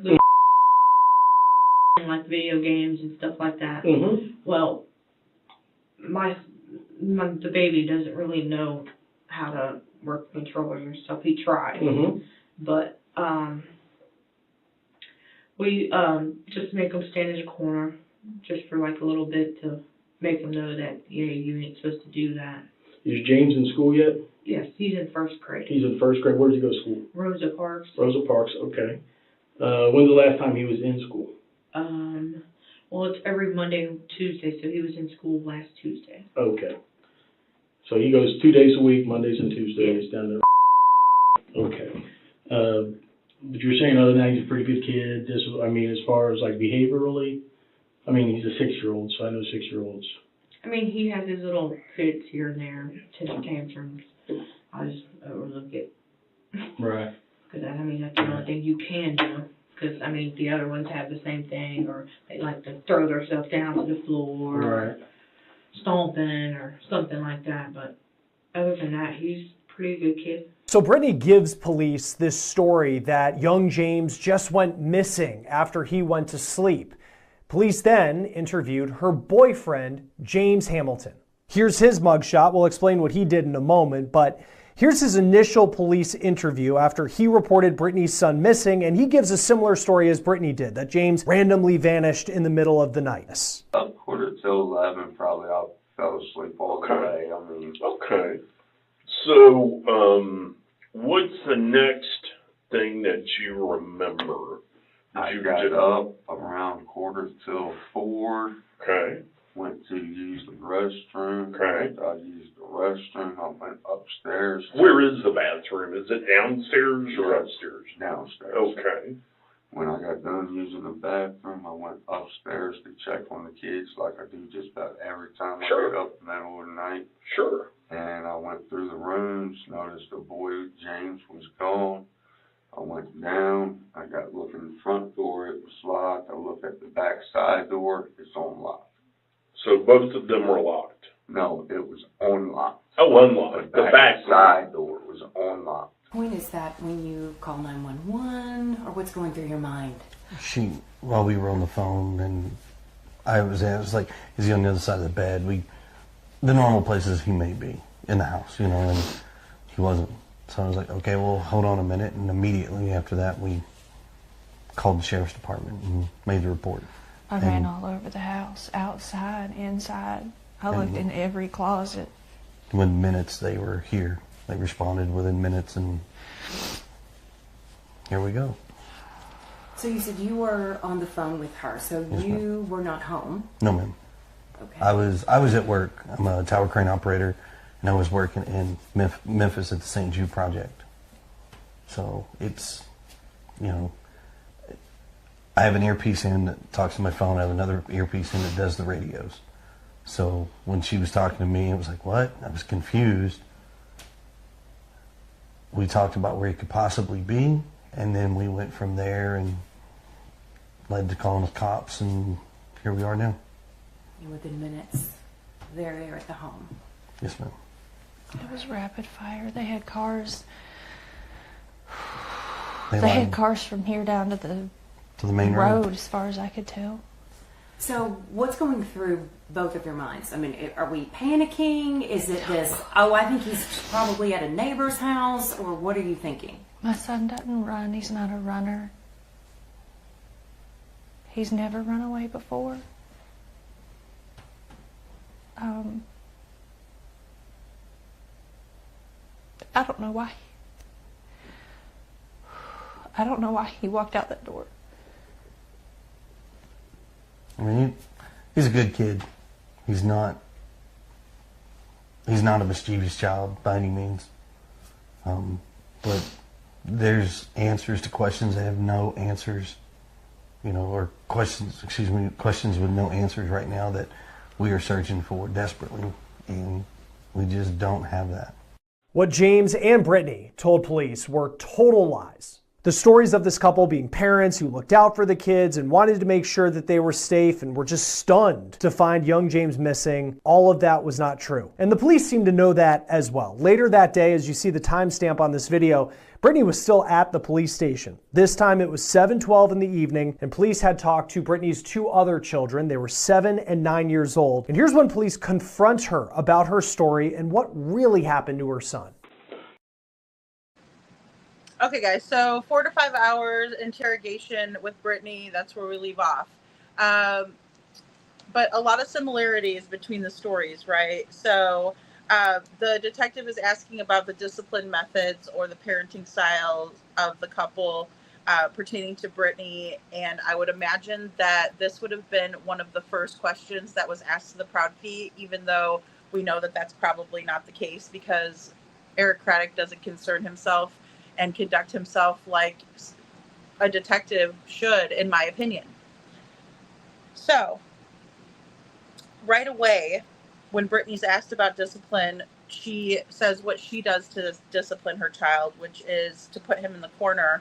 And then she says, and then she changes the subject over to video games and other things. But she never does say what her boyfriend does to discipline the children. But we will hear about that later. But she just randomly changes over to video games and tells this weird story that has nothing to do with anything. And again, that is another telltale sign of just basically a lie, a fabricated story, and we see that in both cases. But in one case, the detective is on it, and in Sebastian's case, not so much. So the detective does not believe that Brittany went to sleep and her child randomly went missing after she went to sleep, right? But James confirms the story and goes along with it. James gives the same story to police. And again, little James, who's so cute in his glasses, is not the monster that helped his mother do this awful thing. Either way, they're both named James, unfortunately, for little James. So, again, the police are not buying that this child randomly disappeared in the middle of the night, just poof, randomly vanished in the middle of the night. Sound familiar? Well, I have no need to elaborate on that. So both sides looked in the closets, right? They talk about looking in the closets, right? But we know for sure this is a hoax. But Katie also said the same thing as Brittany did, right? she also contradicts herself. And if she did this with the officers, I don't know why they didn't have her ass in there for at least 4 hours interrogating the shit out of her. She says that he's not a runner, that he's never run away before, and I don't know why he walked out the door. I mean, ding, ding, ding, ding, ding, ding, ding, ding, ding. Your spidey senses should have been going off. Your detective skills should have been heightened. Whatever the hell happens to you when you actually work a case, that should have been your big key. That should have tipped you off. So, both said that they were good kids, right? They're good kids, but they both also said that the child has ADHD. We see this all the time in these cases where the parents have done something nefarious to their child, that foul play has been carried out, and we know for a fact it was in Brittany's case. Yet we're seeing and hearing the same statements coming from Katie, and you're expecting us to believe that she's completely innocent. I don't think so. I am not buying it. I am not buying it. Because she was in there for 4 to 5 hours getting interrogated, while Katie just sat there and didn't get interrogated, in my opinion. She was taken for her word, and the sheriff was playing the violin for her when Sebastian was out there missing somewhere. It's absolutely crazy to me. But that should have been what tipped them off, was these contradictory statements that Katie loves to make and say that Sebastian isn't a runner, but she doesn't know why he just walked out the door. Hey, Lana Lee, good to see you. And hey, Sasha, good to see you guys. Thank you for coming in.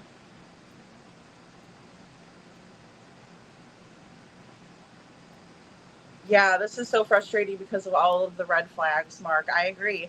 And it is really frustrating. And it's weird that the police don't see any of these red flags, right? Because that's one of the major ones that should have tipped them off. Even though we don't know what was said, we don't have any body cam footage, we don't know what exactly was said, but we do have Seth on the scene, and he said that they were talking about, Mama and her bling bling and her vacations, and we can see that they've done a lot of vacationing since Sebastian went missing. March 25th, they were in their camper when they were on Nancy Grace. Hindsight says they have their reasons for everything they do, in my opinion. I believe so. I think they had to have, had this all in order. At least their stories were straight. Notice how CP inserts St. Jude's. No way would he sit home in the RV on the weekend. That is to make him sound angelic. I agree, Lana. I agree. I mean, he's like, oh, I'm a good guy. And he's always saying those things too. Like he told Caitlin Miller, he's like, I'm a black and white kind of guy. He told Smiley, he's like, if I do, I don't half-ass anything. I go all in when I go in. And, all of that crap that people say to you when they're trying to convince you that they're a good person rather than them just being a good person. And showing that through their actions, in my opinion.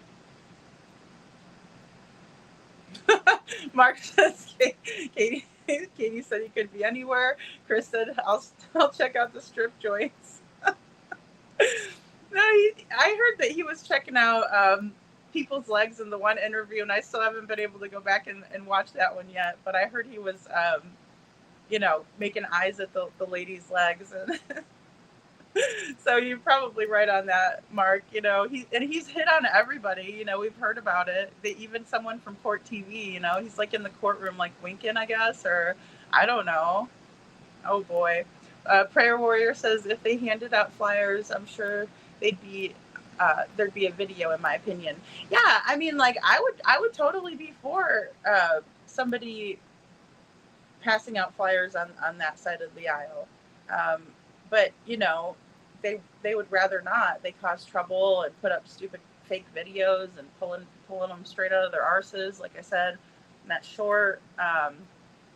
Show Poodle says sometimes a little levity is needed. It showcases the absurdity of all involved, in my opinion, including LE, in my opinion. Yeah, absolutely. And I mean, we're all human beings. I'm not expecting for law enforcement to be perfect at all. I agree with thank you for that, Show Poodles. It's just that, you know, you look at the way this guy's handling it, you know, God love him for doing it, because he's trying to get to the bottom of what's going on. And granted, these people came to the police station to report their child missing. So of course that would probably throw up a big red flag to me as well. So I'm not saying that the cases are identical, but what I'm saying is that a lot of the same elements exist. And just wait until you see more. And if Rob Beanie's in here, she might know this case. Like she did the other one. Sasha says, I'm praying for justice for all these victims. We have demons among us. You know, and that's the saddest thing, Sasha, is because they take great joy in wreaking havoc and being like downright diabolical. And I don't understand what the payoff is other than, you know, recognition in a small, nasty social group that is deranged and mental, in my opinion. Sasha Johnson says, I watched I watched this. We got plum dumb here. Not my opinion. Fact, 100%. Sasha. I have to agree.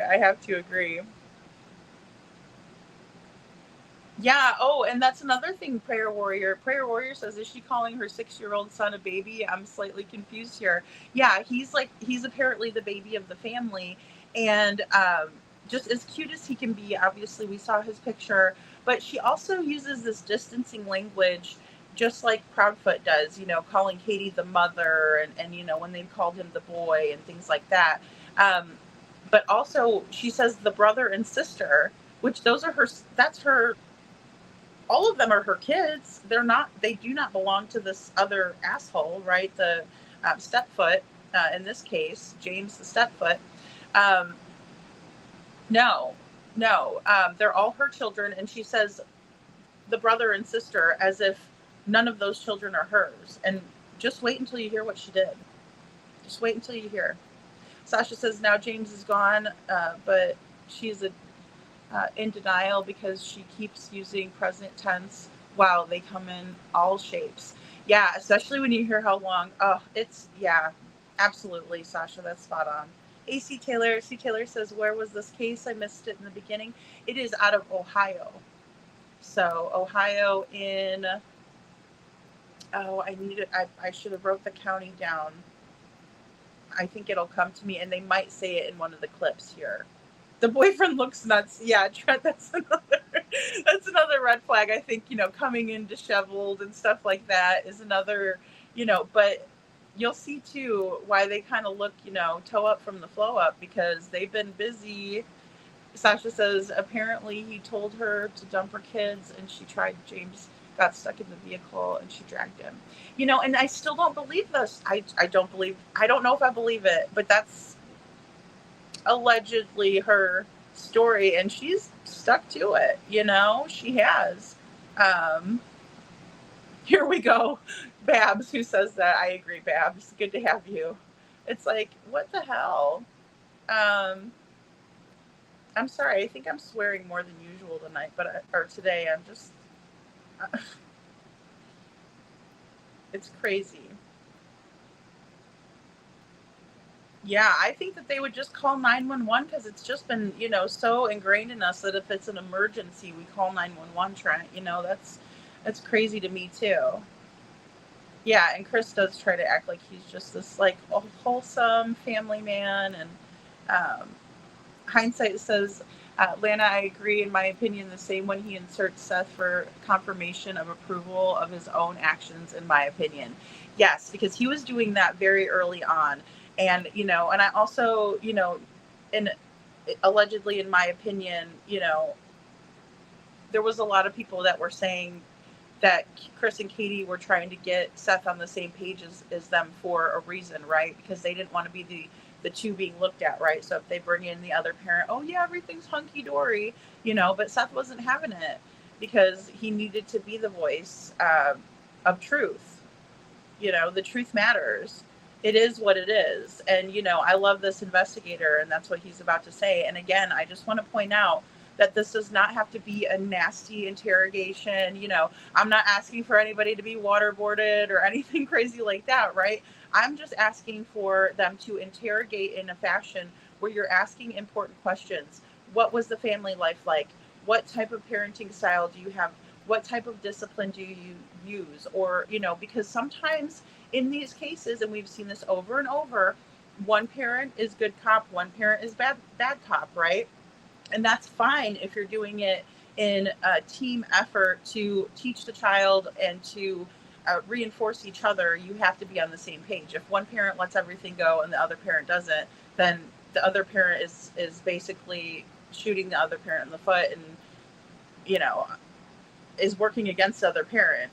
Again, a very narcissistic quality that happens very frequently, where, one parent has to be the heavy every single time, and the other parent just sits back and says, oh, my little sweeties, and, the ones, oh, that parent's mean. Well, no, the other parent's just trying to discipline, right? But when it comes to, hitting, I don't think any hands need to be used on children, in my opinion, especially if they're not yours.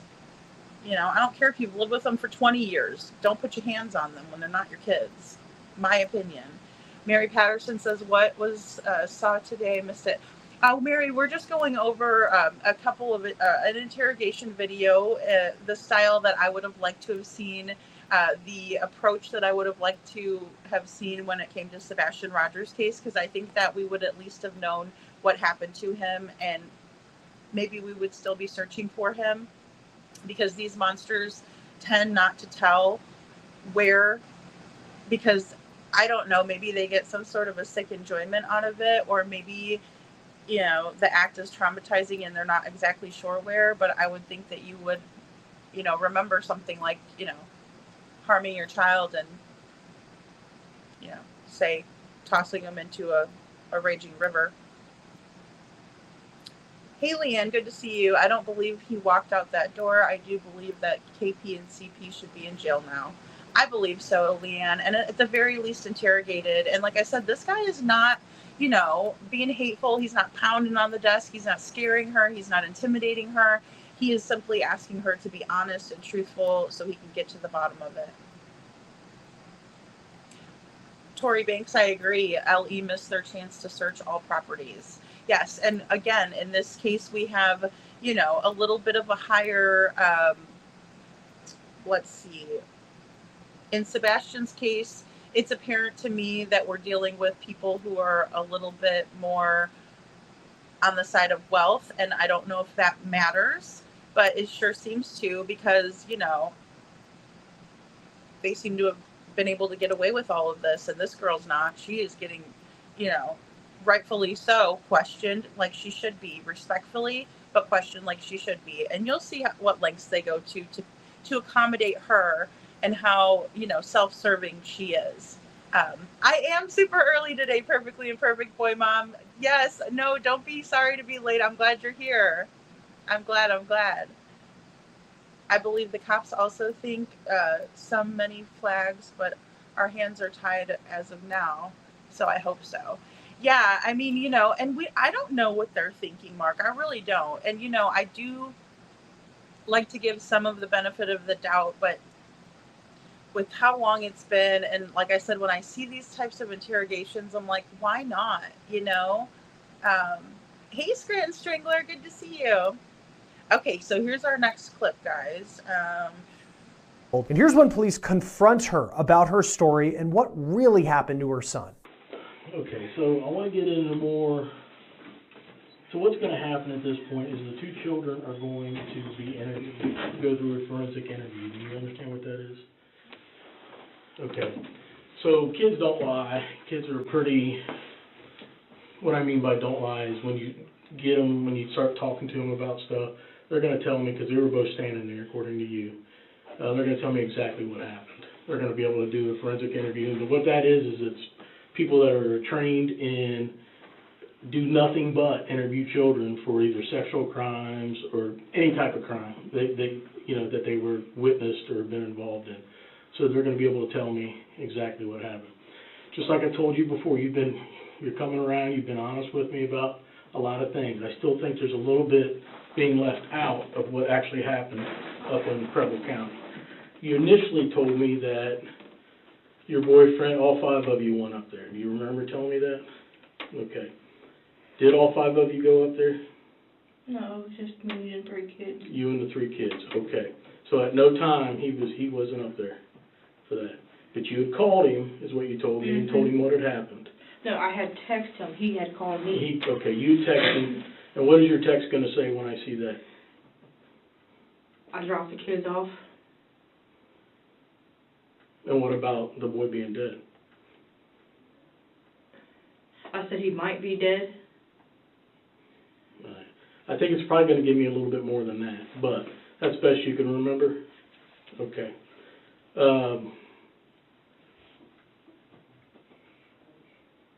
I think something more happened up there than him falling down. He didn't just fall down. Okay, can we agree on that? I didn't run him over. I know that for a fact. I did not run him over. Okay. Maybe when you got him out of the car. I set him on the ground. Okay. But you made it a point to use the word gently to me when you set him on the ground. Okay, that indicates to me it probably wasn't gently when you put him on the ground. No, I literally set him down like a normal child you would sit down. I guess what I'm trying to get at is you don't want your children to have to come to court, and if you care about them even an ounce, which you're telling me you do, they're going to come to court and probably say a lot different than what you're saying, okay? And they're going to tell the truth because that's what children do is they tell the truth, okay? They're going to tell me what happened. So you need to get out in front of this now and tell me exactly what happened. I don't know if you lost your temper for a few minutes and then you blacked out and this happened, but something happened up there at the lot. No, I didn't do anything to him. I don't believe you, huh? You're not telling me the truth again. I mean, you can ask my kids. I really didn't do nothing to him. Yeah, you did. He's dead. No, I didn't. Kids just don't drop dead, huh? And when we find him, we're going to find him. Autopsy's going to show what we need to know. I didn't kill him. I didn't do anything to him. Did James, your boyfriend, do something to him before? I have no idea. Well, yeah, you do. You were there. Did James? No, I haven't. I was at the store before that. Okay. So when he got in the car, when you drove off that Friday morning, Saturday morning technically, in the middle of the night, he drove off that Saturday morning, 3 or 4 in the morning, and all 3 kids are well, and they're in the back seat. Mm-hmm. Okay. And somehow he died once you got up there to the park. Because your plan was to what? To leave him there. Just to leave him there. I wasn't planning on hurting him, nothing. Okay. So your plan was to do nothing more. I'm just going to leave these 3 here, and that way me and James can be done with that part of it. Yes. What were you thinking was going to happen? The kids would just be adopted out, or what? At that point, I was basically confused. I didn't really know what to do. I didn't know if I should just leave them there, go back and get them. I didn't really, at that point, I didn't know what to do. But I did go back and get them. Yeah, and the 2 were out on the road, you said, the main road at that point? So you were gone more than 5 minutes, huh? If they made it all the way up to to be the road. honest, I can't tell you how far I was gone, how long I was gone. Okay. But you were gone, can we agree you were gone longer than 5 minutes? Probably was. Can we agree more than probably 20 minutes? Probably. Probably. Can we agree over a half hour? I don't think it was a half hour. I'm not sure. I was tired, didn't really even want to even leave to do anything with them. But James is what, insisting that you take him somewhere? He's been on me for months. Well, since we moved in the new house, he's been basically nonstop. I'm sick of kids. I can't handle kids anymore. My son's old enough. Okay, so if an interrogation is conducted properly, then half-truths start to come out, and you can use some of the statements as leverage. You can also use factors to your knowledge as leverage as well. In this case, her kids were witnesses, right? So the detective is using the children as leverage, saying, you know, think about them testifying against you because, again, you're lying. He also confronts her. She feels the heat, right? He goes to her cell phone, asking her questions like, is that what I'm going to see in the text messages? Is that what the text messages will tell me? Now, these are great leading questions into her remembering that they do have information to leverage, right? It's kind of a little bit of a psychology behind getting into someone's brain and letting them know, look, your lies are not going to work with me. Where did that ever happen in Sebastian's case? She finally says, because he's telling her, you're going to want to get in front of this. When I talk to the prosecutor, I want to be able to tell them that you're telling me the truth and that you were finally truthful with me, right? I know that you haven't been truthful with me up until this point, but it is to your advantage. Now, I'm just going to step in, and I'm not a lawyer, but I think that she should have gotten herself a lawyer in that situation, because again, this is a tactic that is being used, right? And he's saying, it'll be better for you if you just tell me the truth, but really it'd be better for her if she had a lawyer. I'm just going to put it out there. I'm not trying to, give legal advice. Obviously, I'm not the one to do that. But I'm just saying in this case, he is fibbing to her, and it's perfectly all right and legal for him to do this, right? Because he's putting the heat on her, and he's saying, look, she says, I don't know. And he says, yeah, you do. Yeah, you do know. I know that you know, and I know that you aren't being 100% truthful with me, but it's going to make things easier on you if you are, right? She finally says, I wasn't planning on hurting them, right? But then slowly she talks about this motive and why she was where she was to begin with the kids in this remote park where she drove an hour away to carry this out. She talks about how James was giving her ultimatums ever since they moved into this house that they live in, that he didn't want to have her kids around anymore. His kid was grown, and he didn't want her kids around. He was sick and tired of dealing with them, whatever, blame the kids, it's not your fault. Even though you two probably, are buttholes and your house is probably, not livable. Because that's what we see in many of these cases, but it's always the kid's fault, They never even, anyone even know you, Sebastian, has revealed their whole truth. It's when, I wish that they would have just, I wish they would have just done this at the very least, Sasha, Hey, Mimi Ma, good to see you. If you're on now, what am I going to do tonight? I know, Mimi Ma, I just wanted to make sure that, I could have a couple of early shows, and plus it's so dang hot. I need to try to go to bed a little bit earlier so I'm not, asleep when it's so hot, because, oh my gosh, the skylights. I ordered these things that can go over them. I know that they're not the prettiest, and so I was like, but it gets so hot with the skylight. Hey, Susan Kemp, good to see you. Yeah, Cincinnati area. Yeah, this is out in Ohio. And this happened about 4 years ago. You can kind of see on the ticker on the top. I tried to leave the timestamp in there, but I really wanted to get some of her expressions and some of the, the things that she was doing. And again, no emotion, guys, no emotion from this mother. This again is a very big red flag to me. And we see that with Katie, even feigning emotion, saying, oh, we can't talk because, and then on the Duchess for the Missing, I'm sorry, that was fake crying in my opinion. Prayer Warrior says, I haven't heard about details, James, but saw his face on Facebook recently. All these kids, it's aggravating. He's still never been found, Prayer Warrior. I verified today that he's still never been found.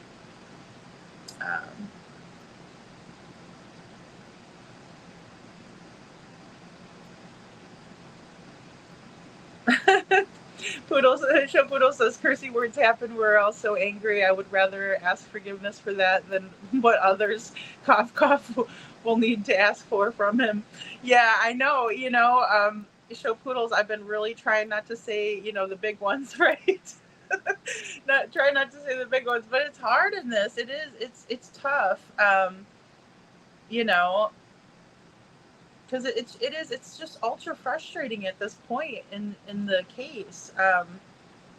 Whether it's ego or embarrassment or stubbornness. I mean, those are all human emotions that we can all understand, but keeping a kid's case like this is awful, especially if you're not really going to do anything.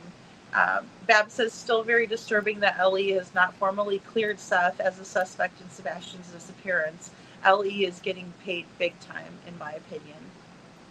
Yeah, I think it's really awful, especially when he was working at the jail. I mean, if he was in another profession,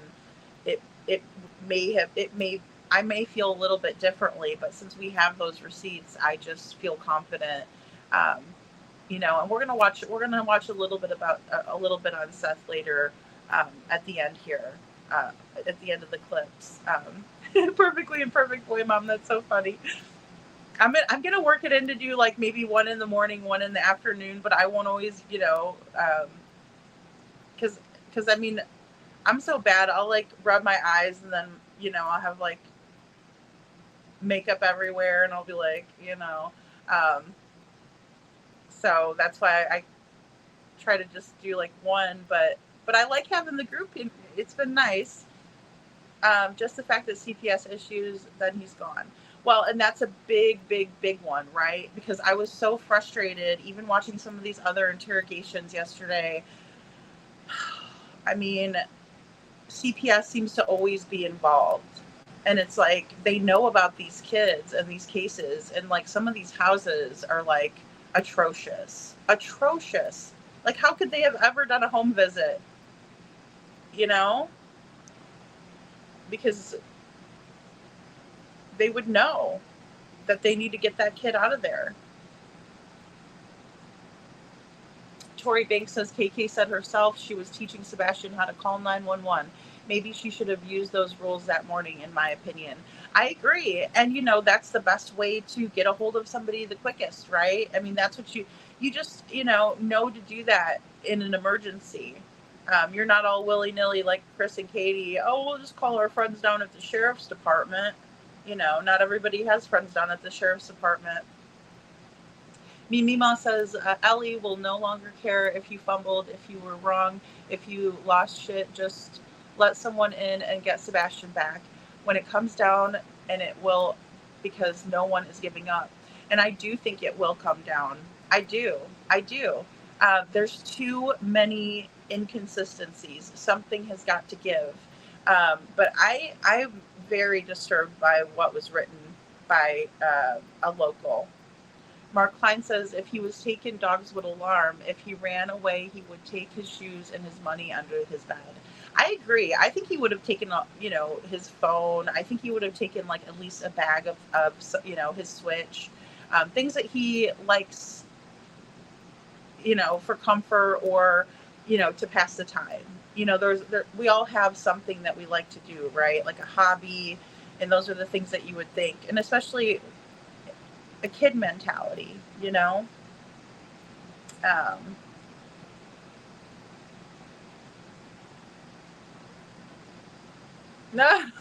Trent says this lady got caught. The Proudfoot shouldn't have copied her story because it didn't work. I mean, it is like very similar, right? It's so weird. Yeah, we just want you to believe that, the children vanish. We go to bed and the kids just go missing. We have no idea what happens to them. Same with Malaya, and what's his face over there, Daniel. These LE are thankfully doing a good job of interrogations, in my opinion. Yeah, I agree, C. Taylor. And like I said, they're not being mean to her or like trying to intimidate or force a confession, because of course, if it's forced or coerced, like they're not allowing her to confess, they're kind of coercing her to do it. Then those are going to be harder to stand at trial. But again, I think that the Proudfoot would have a better defense attorney, and I understand that, and how underhanded they are. They know that they're going to play dirty, like they have in the past, you know, in my opinion. And Mark says, "Who's Katie's energy level finding her son 1 to 100?" Yeah, and I mean, and they want us to believe that they've done all this stuff, and they haven't, though. You know. And Lana says, "KP and CP would never have let themselves be interviewed like that. I bet they lawyer up ASAP." Yeah, Lana, and you know, I'm not saying that that's like wrong either, because obviously we have that right as United States citizens per the Constitution. But I believe that I don't even think they bothered to do any of this. I really don't, which is so sad because it's such a large, you know, missed opportunity in my opinion.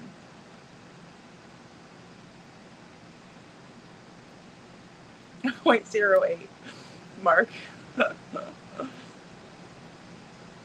Oh, I can't imagine being a young kid in that neighborhood. No, especially like at Sebastian's school. And that's another thing we're going to find out in this, with this mother and this couple here, is that the children are, you know, ADHD and have trouble in school. But then when you hear from the school, they say something completely different, just like in this case with Sebastian. Poor little James. He's just as precious as he can be. Still out there somewhere. He's been on me for months. Well, since we moved in the new house, he's been basically nonstop. I'm sick of kids. I can't handle kids anymore. My son's old enough. Y'all need to leave. And I've been asking my sisters if I can move in with them, as I was telling you earlier. And my older sister said I couldn't because of some type of rent agreement or whatever it was. And my younger sister told me just to duke it out. What does that mean? Just deal with it. So dealing with it was just taking them up there and dropping them off and then going on your merry way. No, she told me just to. I know what you're saying, but you're saying that the way you were finally going to deal with it is just because James, you're saying James didn't want the children around, right? Yes. Okay, and James told you to get rid of them. Did he say how to get rid of them? He said he didn't care how to get rid of them. So then your plan that night was to drive them up to the park and just drop them off there. But you don't know how James got on the ground? No. Fell? Last time my daughter told me before I got back in the van and I shut the door, he was just standing there looking at me. Right. And was trying to get in the door and then just stood there for a minute to see if I was unlocking the door. Right. From the inside. My daughter told me exactly that he went to go stand up. I'm guessing because when I moved forward, it made him kind of fall, stagger, or whichever. And she said that he had fell down, tried to get back up, and fell right back down. Okay. So we'll get that from her. She'll explain that. Is that what you're thinking? She'll be able to explain it that way? Yeah, that's exactly what she told me. So when he grabbed the door And handle, she said you think maybe you drug him? Not knowing you drug him? I might have. I honestly don't know. But when I looked back, I didn't see him having a handle. But you did tell me you saw him, he was on the ground. Yeah. Okay, so you Well, see when I glanced back, I thought he was just sitting there on the ground. But my daughter said, "No, Mom, you went around him, and you didn't run him over." Why would she say that at age 8? I mean, what brings to her mind? Because Did you ask her? I asked her, "Did you see what happened?" Because I was kind of shook up, confused. So, and she was standing right there. I seen her standing right there. And she said, "No, Mom, you didn't run him over." She said, "You might have accidentally drugged him, not knowing." So now she's saying that you accidentally drug him? Yeah. Police still felt like Brittany wasn't coming clean. So that's when the detective turned up the heat. I just brought up to you dragging him. You've never brought that up before. And now your daughter's telling you that, well, Mom, I think you probably drug him. So I'm trying not to get at you, okay? But you're okay? And that's not going to be good for you. Meaning that, you're yourself over by not telling me the whole truth here. You know what the happened to your boy. I know you know, okay? Tell me what happened to your boy. You did what you did. It's done and over. It's done. Look at me, hon. It's done and over. It feels like you guys are not believing me. I don't believe you. You're lying. You're not telling me the whole truth. You've told me partial Go truth. get that whatever test. No. I want you're going to get through we're going to get through this together. Well, I didn't hurt my son. Okay. You did because he's not alive, hon. He's dead. Okay? So something happened between once you got up there, something happened, and you told me partial truths the whole night, the whole day today. Okay? And you try to tell me a little more, and I appreciate that. But you have got to be, when the judge and the prosecutor asked me, did she finally tell you the truth, I'm going to be able to say, I want to be able to say, yes, she did. She's remorseful. She's sorry. She doesn't want this to happen. She don't know what she was thinking. That's what I want to be able to tell the judge. You know what happened to that boy once you got up there. There's no doubt in my mind. Saying you don't really know, and all of a sudden now your daughter's telling that dragon. No, I just told you that, and now you're saying that your daughter's telling you that. Can I have a little bit more water, please? Yes, you can. Can you get her just right out here in the water fountain? Absolutely. You need to take a drink of this water when it comes back. Take a deep breath like you did earlier, and just tell me what happened. Okay? And so it is what it is, babe. Okay? I know you were. I understand.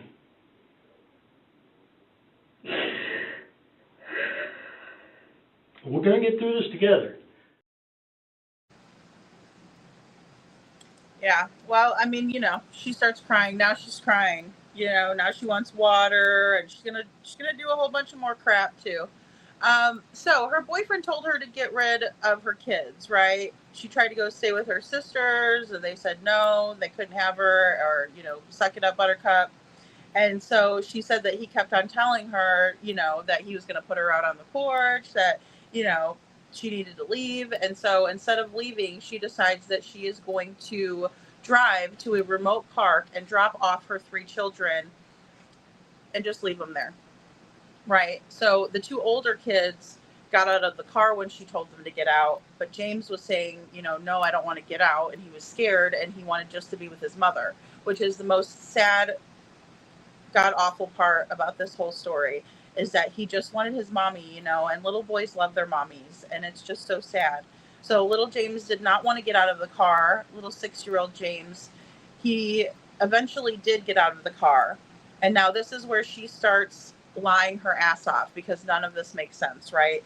So she is being pressed by the detective, right? Because he knows that her story is not adding up, because any of us who have ever reached to get into a vehicle, we know that a smooth handle on the vehicle is not going to be easy to grip if the car speeds off at a high rate of speed. Even if the car goes off at even 5 miles an hour, eventually you're going to let go, right? Unless you start running with it. He was only 6 years old. He's a little bitty guy. Let me pull him in.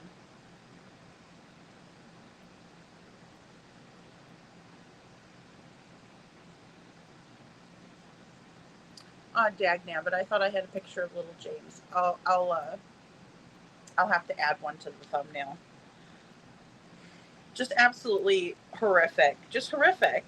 And, so he wasn't holding on to the handle. She probably ran his ass over, which is terrible, terrible, terrible. And, she expects us to believe, oh, no, he held on to, and I drug him. Well, that would never work out. That would never be a possibility. So the detective knows this, right? And he gets pissed, and he's like, look, tell me what happened. I know you know what happened to your son. And then she starts crying, and she's like, oh, I need water. And, you'll see what else she comes up with off the top of her head, you know? And I don't even believe anything that she says, honestly, except for the fact that she did it. That's it. Because, you know, they never have found him. Hey, Mama, good to see you. They never have found him. And according to what they did to him, they might not. I mean, Bab says, how could a mom take her kids to a park and just leave them? WTF is wrong with people? Yeah, it was because her boyfriend told her, you know, I don't want your kids around. You know, you can stay, but the kids have to go. So she's like, okay, I'll just drop them off at the park. And this park is just like all woods, and then there's a lake there too. But it's very, you know, rugged forest and everything like that. So I mean, if they started trying to walk to safety or something like that, you know, I mean, eventually maybe they would have been found, like, you know, poor little Claire. But you know, she just left him on the side of the road, and you know, and in my opinion, ran him over in her vehicle. Just tiny little James, 6 years old. I know, Beagle, it's terrible. Well, and she doesn't really even care until it's her ass in the hot seat, and you know, the officer's like, hey, you know, you're really ticking me off because you're not telling me the truth. And, you know, then she's like, oh, you know, but the whole entire time she's talking about her own kids and dropping them off and everything, you know. C. Taylor says Rob Beanie, an Ohio case from a few years ago, just looking at a good interrogation. Yeah, thank you, C. Taylor. Rob Beanie, I was like, she's probably going to guess this one. What age is the lady's son? 6 years old. 6 years old. And his name is James Hutchinson. Maybe his middle name is Robert. Rob Beanie says, I thought it might be from the case where the sister and her ex being unalived and her dad. No, this is a boyfriend and a mom, and she's got 3 kids. None of them are his kids, just living with him. And he says, you know, like Chris Proudfoot did allegedly to Katie, it's either me or the kids, and she chose this psycho. Like, I do have a picture of these creeps. Poor James. I'm sorry I don't have a picture of James off. But here's these two. But this guy's name is James too, Hamilton, and then that's Brittany Gosney is the way that you spell her name, or pronounce it. She's in Ohio. This was a story out of Ohio. And this happened 4 years ago, so, you know, James would have been 10 years old, I suppose. But look at her smiling. I mean, definitely reminds me of Katie. How you can have such a serene look on your face knowing what you've done. I mean, if it was an accident, that would be even more like guilt and sadness and be like, oh my God, I can't believe I did this. This is awful. Like, you know, you would beat yourself up, right? But nope, not these people. They think it's like, you know, an opportunity to smile for the camera, I guess. This is a special place. There's a special place for these people, in my opinion. Amen. Hindsight, you know, and that's one thing that I kind of find some peace in. And I know that's probably not the nicest thing, but, you know, I do, because, you know, it's not up to me. You know, it's not up to me. They'll be judged. But I just think it's, you know, so incredibly similar that I was like, this is so eerie. And why didn't we see this type of angst from the investigators in Sebastian's case? Because his life matters too. It matters where he is. He's still missing out there, you know? Mark Klein says, I've seen almost every interrogation on YouTube. There's some really good ones out there, you know, and you kind of like pick up on, you know, little cues and little things and some of the leverage they'll use. Some of the interrogations are really, really smart. I almost got pulled into watching the one with Pam Hupp. I don't know if you guys have ever seen, there's like I think it's on Hulu, but it's like a series about her, and she's like a master manipulator, that lady. But it's kind of like humorous in a way. It was well done.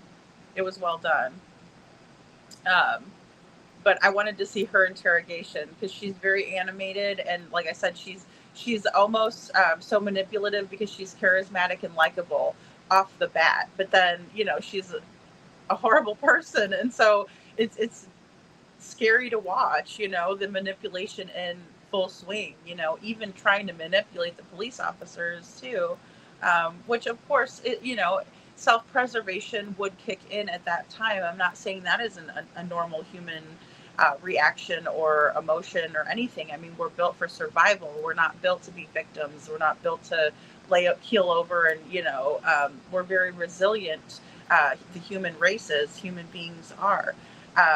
So I'm not saying that, but it's like kicking in the survival mode.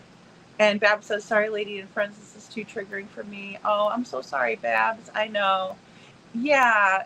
Thank you, Babs, for being here. I appreciate you. I know it is. It's terrible. And I even said, you know, today is going to be triggering. And I think that's why my mouth is triggered. And I've been, you know, cussing like a sailor. And it's because, you know, it's just,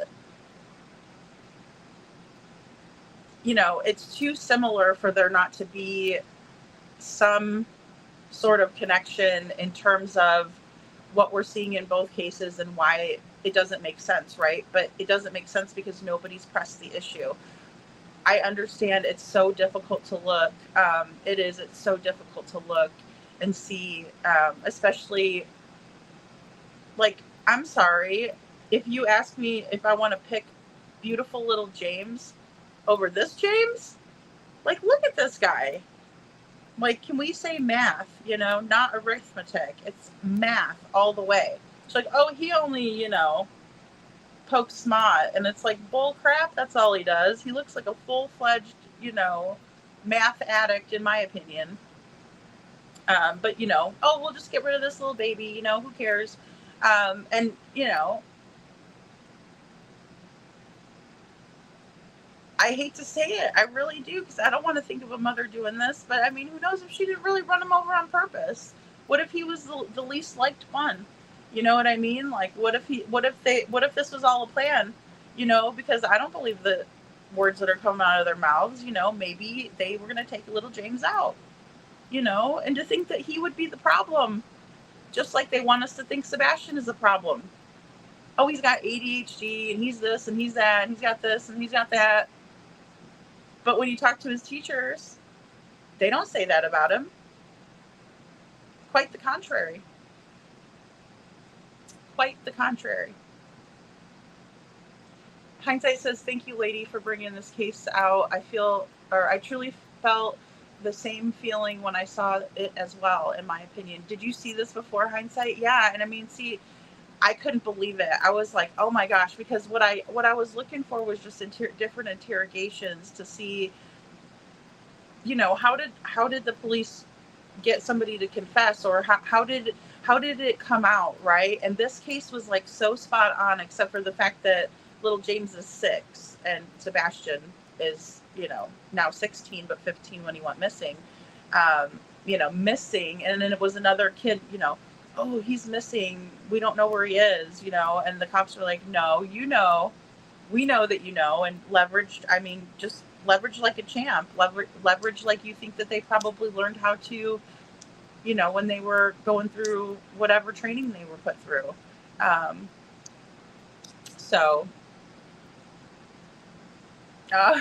Thanks, Trent. He says, Lady Freedom, it's your show. Feel free to use the words you need to. Thank you. I mean, I hate, because I know a lot of people will watch it, you know, and I would rather kind of try to articulate myself a little bit better than that, because I know I have a wider vocabulary, but oh man, it's just infuriating, you know, because like I said, and then now she's gonna cry, and guys, just buckle up, because she's gonna bring out the big guns now, and, you know, play the violin for not for her son, who was run over, who she says she didn't mean to do it, but for herself. We're gonna get through this together. I feel like all day you and I have hit it off pretty well. Am I right? If I tell the truth, since I'm basically kind of partial to telling the truth, do I get in so much trouble? Well, look at me. I'm a 100% straight shooter. You are in trouble. Okay. Well, I know I'm in trouble for yes. taking them and doing something with them. But now, take a drink of your water. Take it, relax. Now you're here where you're going to tell me the truth. I know you. I know you well enough in the last 8 hours we've been together to know that you're going to tell me the truth now. So take a deep breath. It does go a long way. I will be happy to tell the prosecutor's office, yes, she was honest with me. But you need to tell me the whole truth. And I'm not you. That's what I'll tell them. Just bear with me. Okay. I'm trying to get my anxiety to calm down. I got you. I'm sure you guys don't want me to pass out. No, I don't want that to happen to you. Of course not.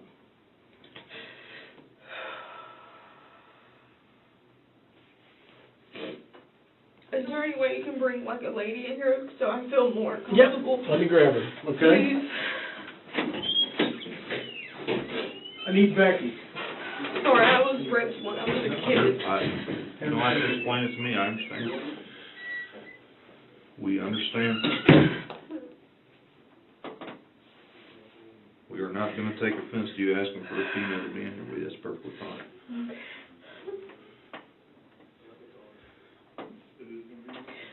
I just feel more safer with another. Absolutely. Sure. Where's she at?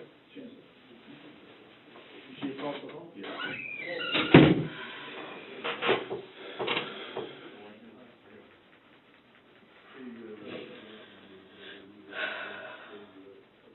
Another reason I'm probably scared because there's too many of you guys. I understand. Alright, I got Detective Bluecart coming. She's right across the hall. She'll be here in a minute.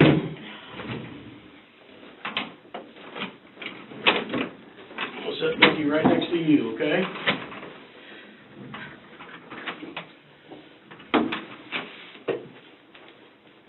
Got this from the prosecutor. So basically it'd be a lot better on my behalf to tell It's every detail that I can remember correctly. Yes. It's going to be better than I can tell the prosecutor that you've been honest with me about everything.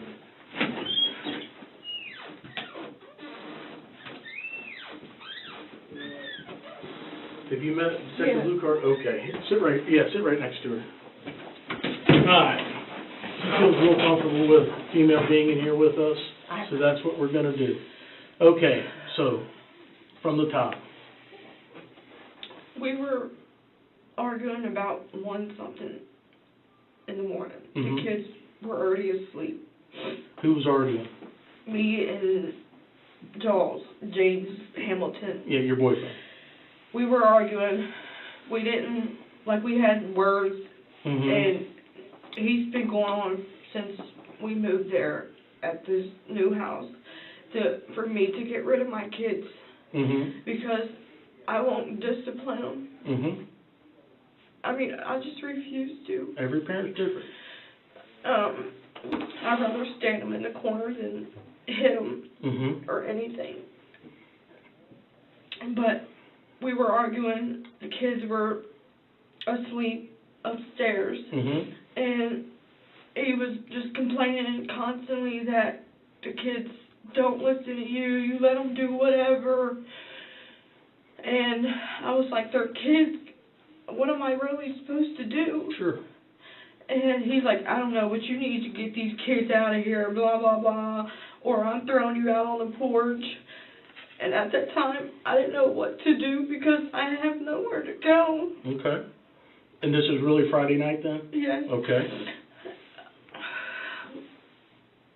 And he told me, I don't care what vehicle you take, just take them somewhere and get rid of them. And he was like, I know a good spot if you want to take them there.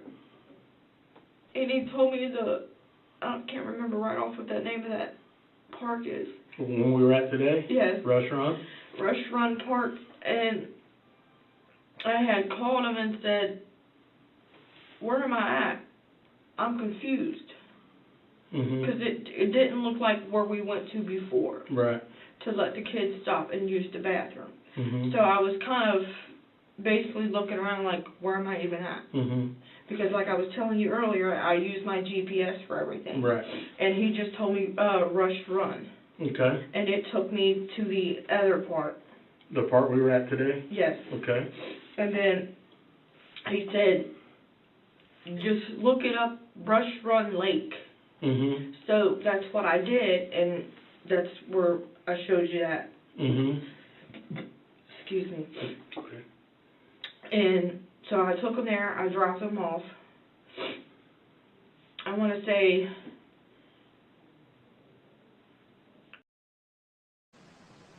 So again, you know, it sounds like Brittany was taken, or she brought the police to the park where James recommended she bring the children.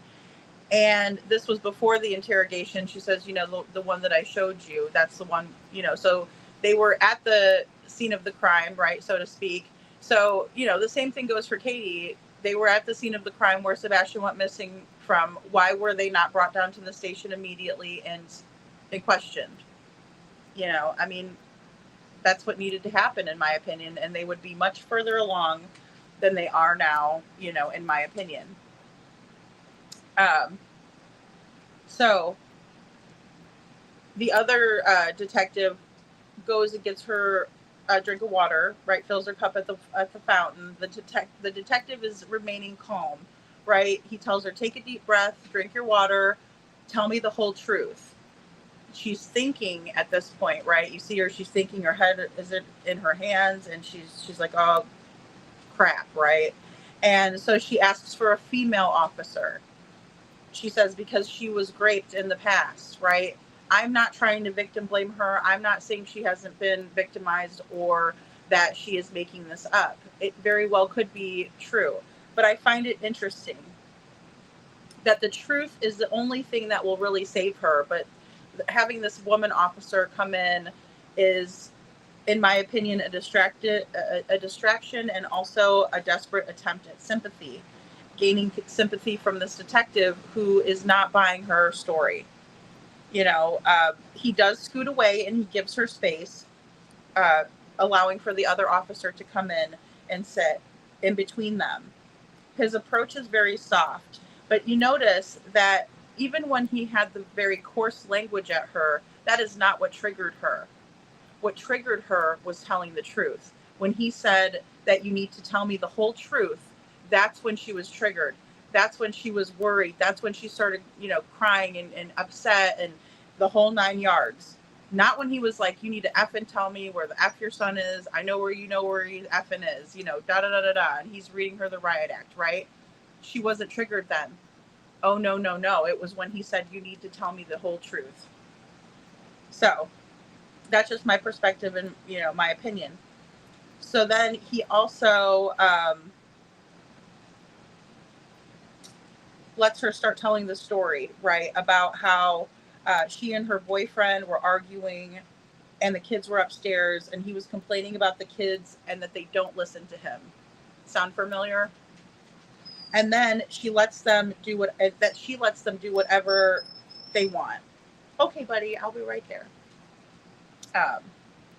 So she lets the kids do whatever, and he's angry about it, and he said that he's going to throw her out and out on the porch, you know, like very specific place, right? So I find that to be believable.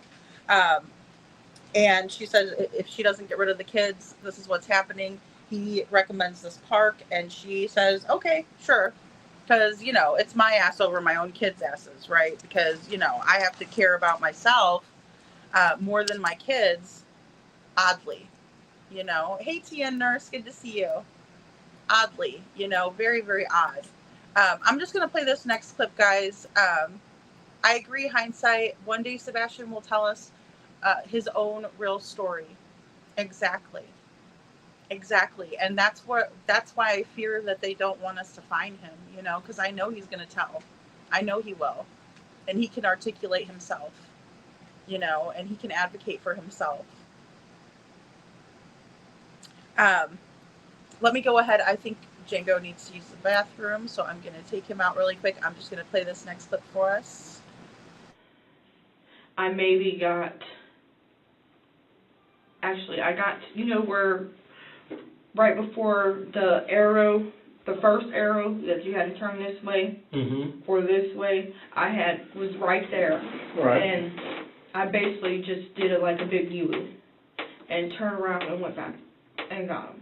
And then I seen, because when I got close to the entrance of where I left them at, the older two was like not far away from where I had left them at. Right. And I was like, "Where's James?" They was like, "He's back there."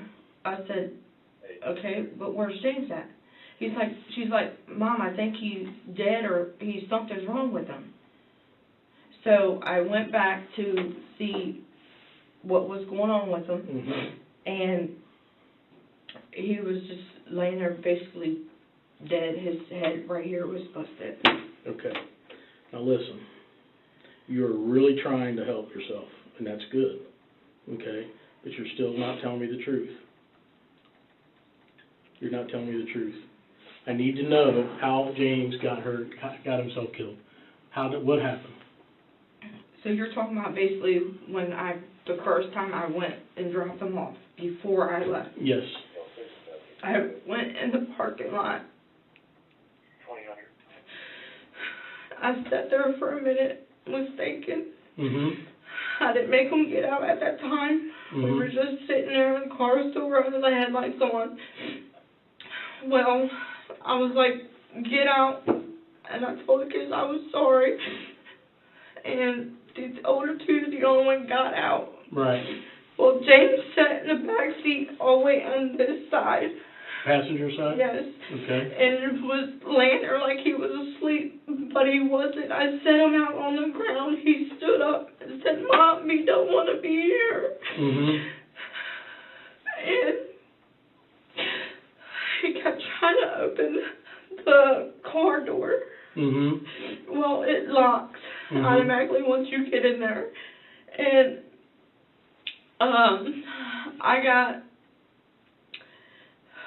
I'm trying to remember correctly.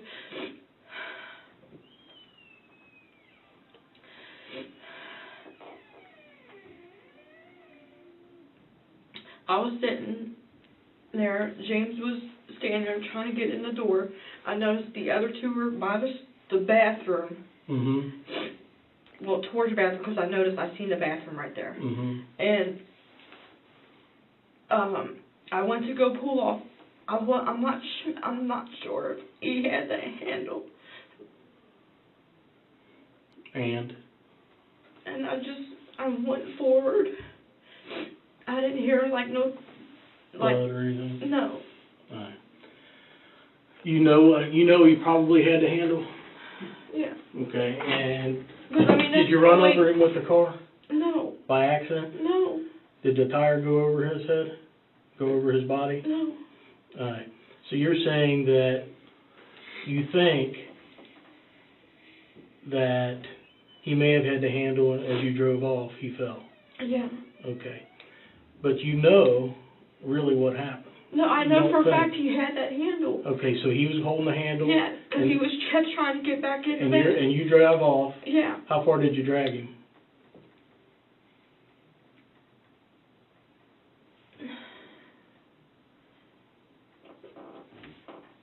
I went to as you go out, not all the way out, but as you go towards head the drive, out. right?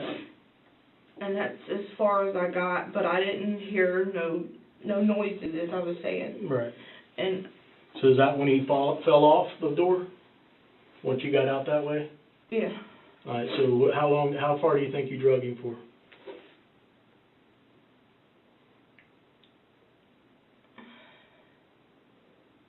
Well, I had dragged him from where we were sitting, parked, and he had a handle. I didn't realize it, and I just drove on. You just told me you saw that he had the handle, so you did realize it. Yeah, he had a handle because he. So you did realize it. Don't minimize what you're saying, hon. You're doing really good, and you keep minimizing this. Just take responsibility for it. Okay. That's what's going to help you. You You gotta take responsibility for this. So you tell me now that you don't know if you had the handle, but you just told me. He had the handle trying to get in the van. And you drove off? Yes. How fast were you going? Don't say 10 miles an hour, because that wasn't 10 miles an hour. I was in a hurry to get out of there. So you sped off. Okay. How far do you think he drove you?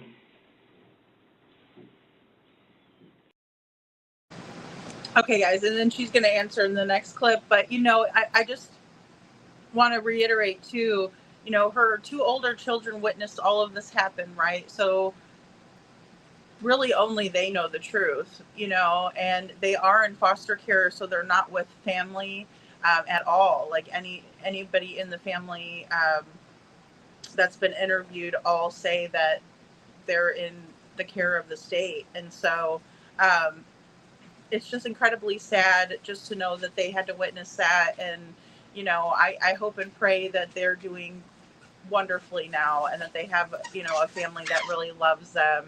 And sorry, guys. He's a wild man. He's a wild man. You know, and so I really, really hope that. I hope that they're with people who are going to love them like they deserve to be loved. I love how this detective forces responsibility and accountability on this mother, Brittany, because at the end of the day, she carried this all out. And even though it was said by her that this was all James's idea, she absolutely went along with it. And I'm going to play this next clip, guys, so Beagle can get some of his craziness out. Sorry about that.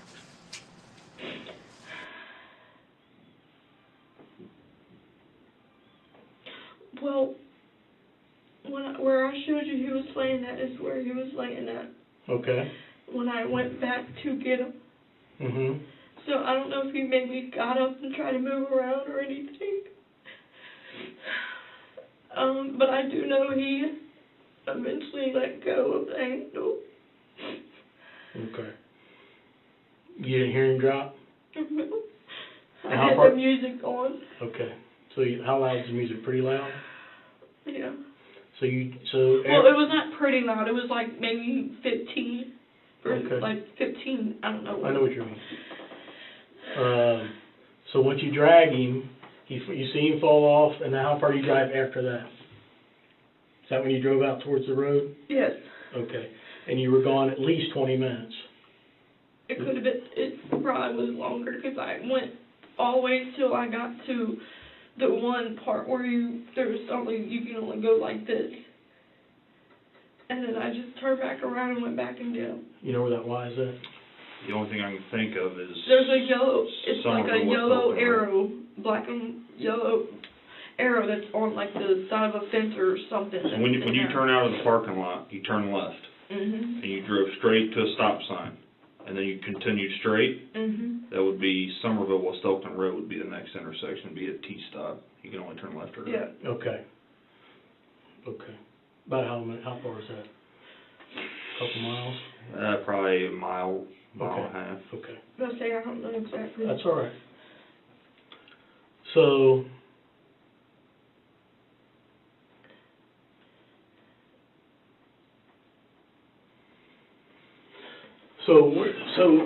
where you showed us in the parking lot there, that's where he was laying? Yeah. So you didn't drive him out down to the road at all, near the road? No. Out the drive to the road? No.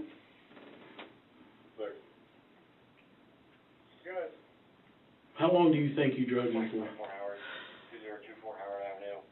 Disturbance with James Griffin. To be honest, I don't really know. Okay. So this morning, is it true that you dumped the body this morning? Yes. That's true? Yes. And where you showed us, is that the true spot? Yes. And who was driving? He was. Okay. Because I don't know. So you're saying you stopped in the middle of that bridge Yes. where you showed us? Yes. And before we stopped, we was, like I told you, we was a little bit down the road, but prior to that we had stopped so he can tie a brick or something. you tied a brick to him? brick and a rope, that's what he said. I don't know for sure. Okay, you know the difference in a brick and a cinder Well, block? it was like a whole brick, but he put holes in the rock, I'm guessing. Okay. It's something like a cinder block. Okay, so but you know what he a cinder block is? Yes, it's got 2 holes in it, Mhm. right? Yes. And he put, I don't know how many holes in it, but he said he put a hole in it. All right, so what did I he... didn't go and examine them. What did he tie him up with? A rope? It was a red rope with different colors on it. Brittany goes to the park to abandon her kids, and young James was crying for his mom and didn't want to leave the car. So what did Brittany do? She stepped on the gas, dragging him and killing him. Then she and her boyfriend drove home in their car with the 7 and 9-year-old in the vehicle as well as James' body, then dumped the young boy's body in the Ohio River. He was hogtied and weighed down with cinder block. James's body was never found. Brittany and her boyfriend, James Hamilton, were both arrested and charged with murder. Hamilton is serving 15 to 19 years in prison on charges of kidnapping and gross abuse of a corpse. Gosney pleaded guilty to a count of murder as well as multiple counts of child endangering. She could spend the rest of her life in prison. At Brittany's sentencing, James's principal spoke and said that James was a bright light, and it was a light that was extinguished by his mom. Do you have any idea what may have happened here? I haven't been, I don't know. I mean, I got a phone call and a text message that I received after I got off of work stating that I needed to give the stepfather a call. I called him and he was like, Sebastian's missing. Don't be upset or anything, but you need to come to the house. I couldn't. I don't know what happened to him. I haven't seen him in over a month. I've been out here looking for him. Seth, I mean, what do they think happened? I mean, did he just, I mean, could he really have just walked away like that? It doesn't seem to make a lot of sense. It doesn't make a lot of sense. His shoes are were still by the front door. His switch was there. His phone was in the kitchen. It just didn't make sense. It doesn't make sense. And I still can't figure it out. Okay, guys. So, I mean, it's just incredibly sad. So the irony of the fork in the road, she goes on and on about this fork in the road. And at any point in time, she could have not done this. She could have turned her car around. She drove an hour to this park. At any point in time, she could have stopped herself, but she didn't. At any point in time, when she realized that James may have been injured from holding on to the car door, which I don't believe, at any point in time, she could have called 911 to get some medical assistance for her son, and maybe he would still be alive. But she failed to do all of that. So, unbelievable. So, finally the truth comes out about what really happened to little James. And, it said that they had thrown him over a bridge into the Ohio River. They never were able to locate James. Still to this day, they were saying because the river was so high up that it looked like chocolate milk. Like that was the consistency, because everything churning up and everything coming up, the water was very, very murky. And that's what the searchers were describing. And then they just were never able to locate James. And, you would think that his mother would at least do her best to say the location where James was put. I mean, and all the rest of his family just wants him to be laid to rest. I mean, I watched a couple of interviews with the grandparents and, some with the aunts, and it's just incredibly sad. So my heart goes out to all of them. Hey, Jen. And, it's just absolutely sad. Yeah, it's so sad, little Miss Sharon.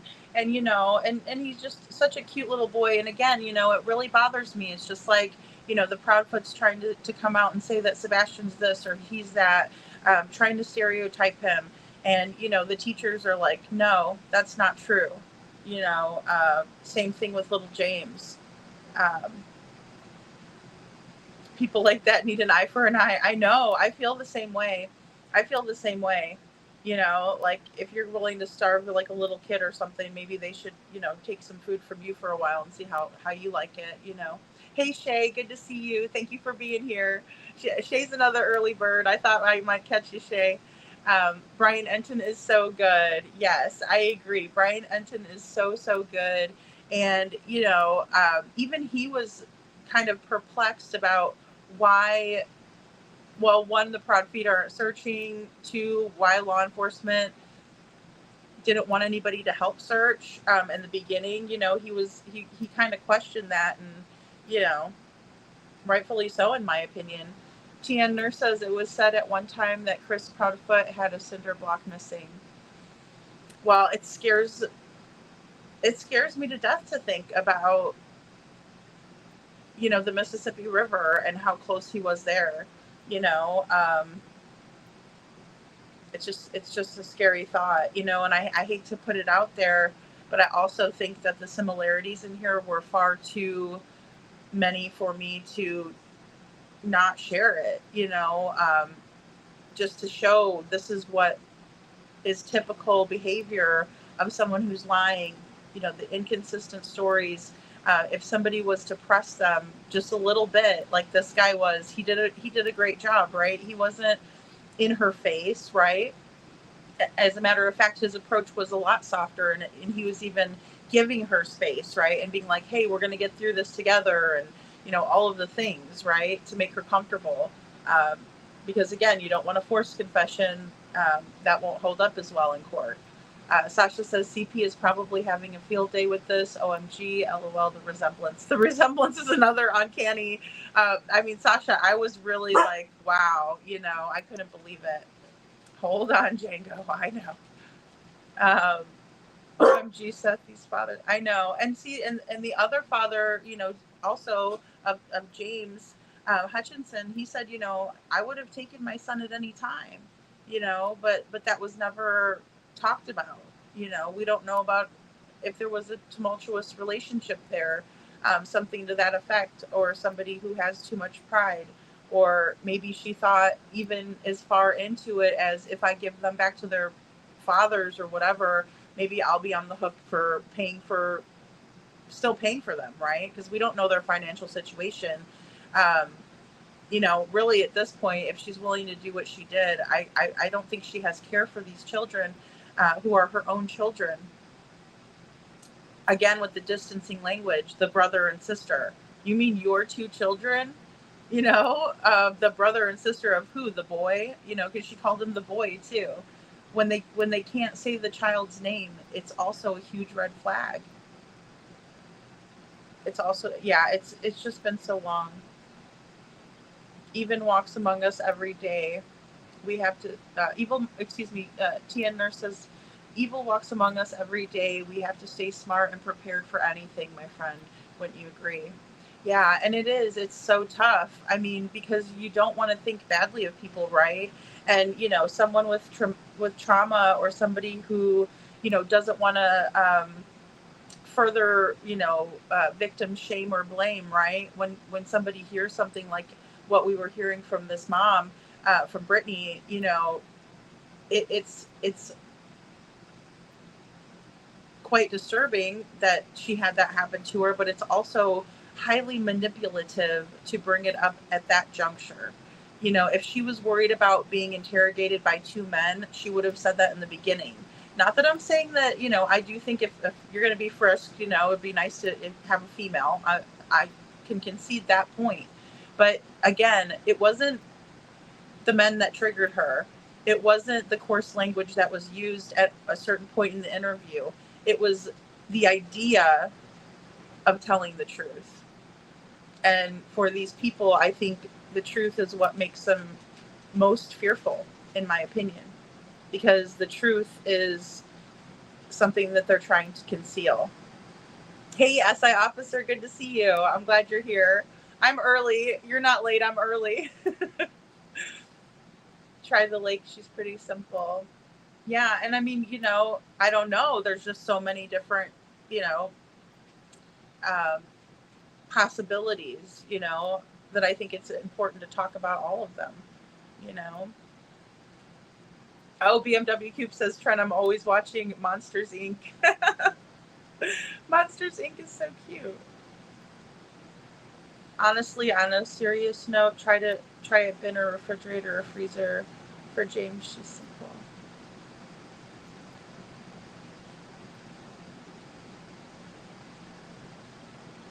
It's very similar, huh, Brenda? I was really surprised to find one that had so many similarities.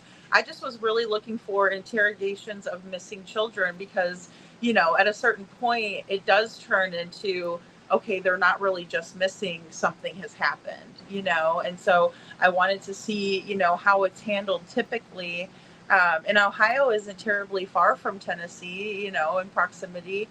It's not like we're talking about, you know, East Coast, West Coast, all the way on the other sides, right? It's just kind of like Midwest, right? And so I was thinking, you know, that's another similarity. TN Nurse says there are rivers much closer than the Mississippi. We have bodies of water everywhere, not just Trace Parkway crosses 3 rivers, by the way. I'm not sure, or if I'm not mistaken. That's interesting because I remember when they searched not just State Park, not just Trace Parkway. I wonder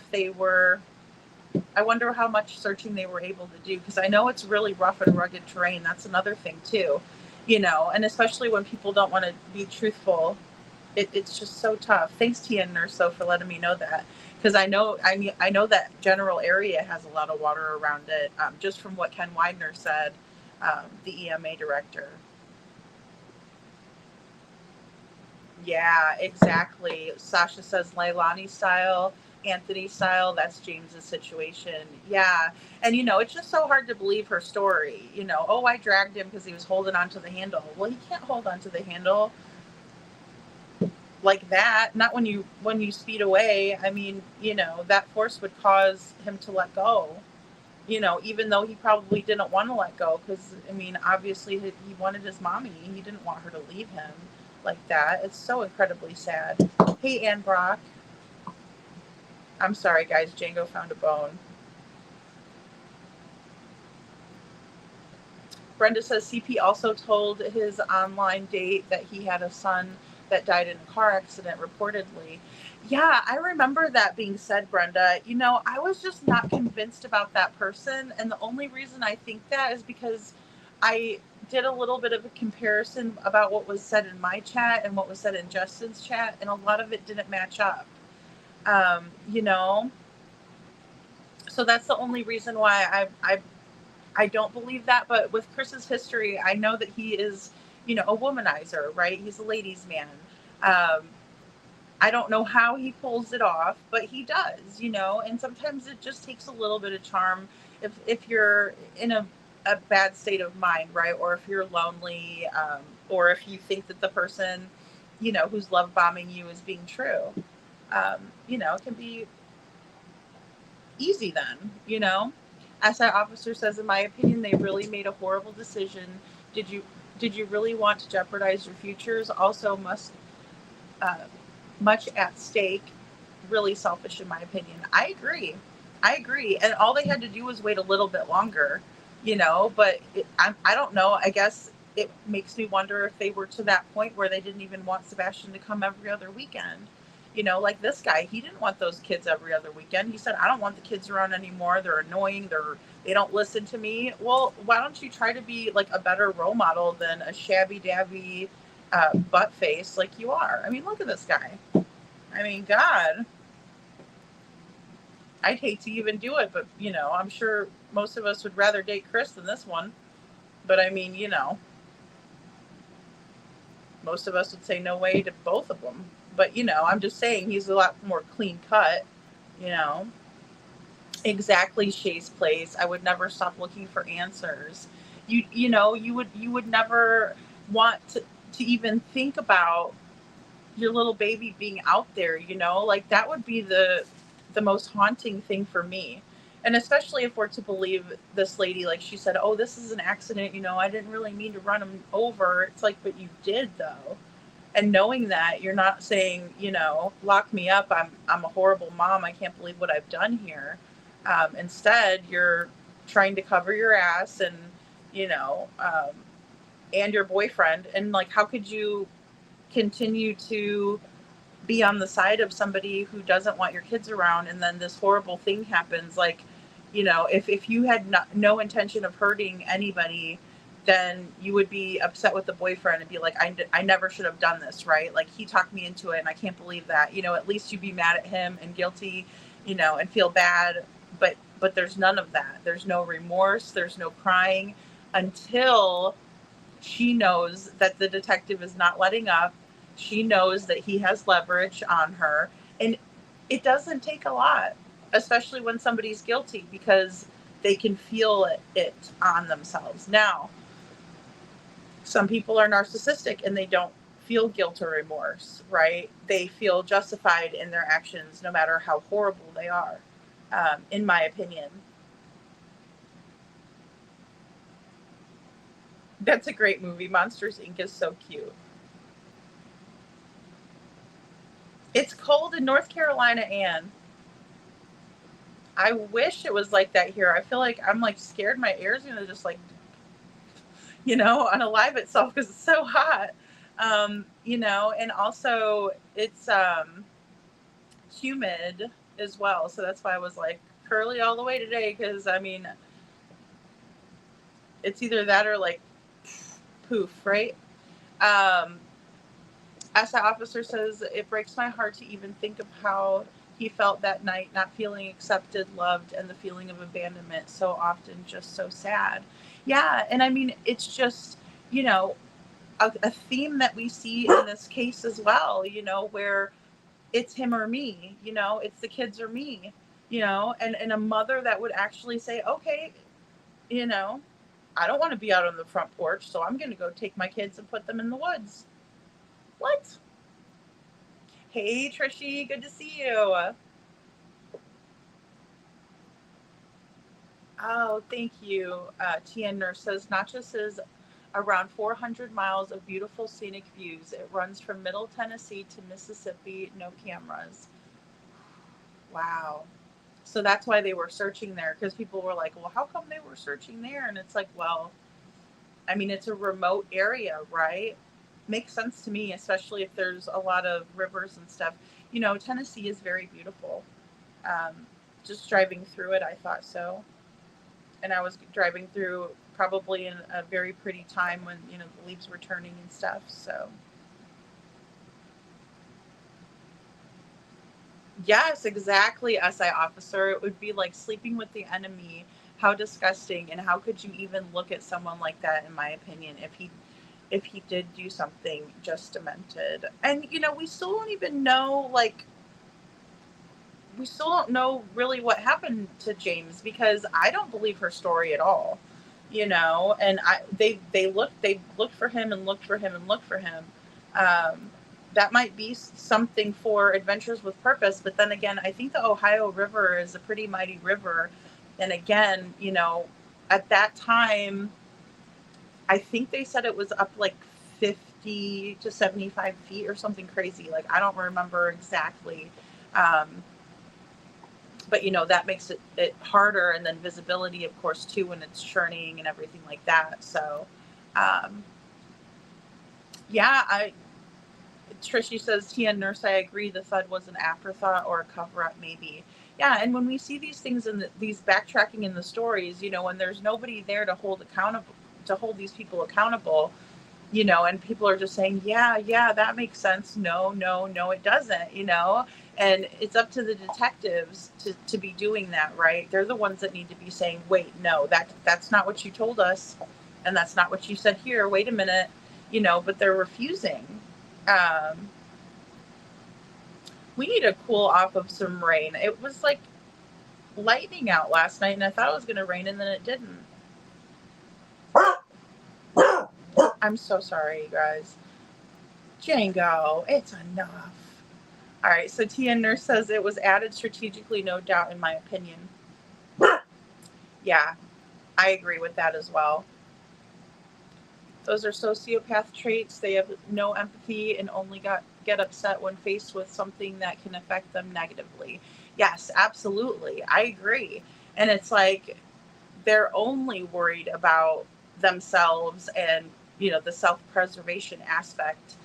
Not the kids, not how scared they must be, not how sad they must be that their little brother is no longer with them anymore and that they witnessed what happened.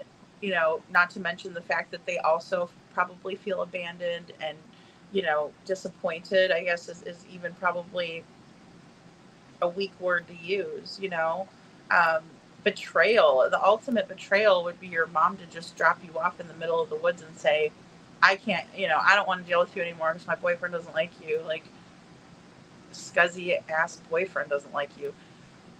My cat is being so loved. Aw, Sasha. Can your cat hear Django barking? I hope he doesn't scare any cats. He's got a deep bark. He's the Barry White of barks there. Kathy says, I remember that. I can't remember why Seth was made to stop searching there. Was it because it was federal land, in my opinion? You know, I wondered that too. I know Chris, that was a big thing with Chris. You know, he wanted to be like, don't search on private property and don't do this. Well, guess what? You know what? If you're not out there searching, maybe you just don't say anything. Maybe you don't get to have that opinion because you're not in there searching, you know? Yeah. I just think it's so sad, Sasha, you know? Are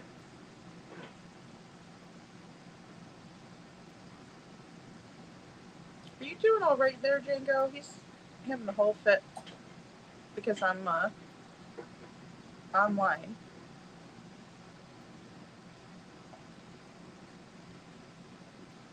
Oh, it's so nice when it rains because it cools everything down. It really does, Kathy. And then to be so materialistic like Mrs. B, in my opinion, for payback piece of jewelry.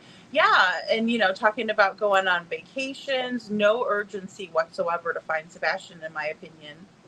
You know?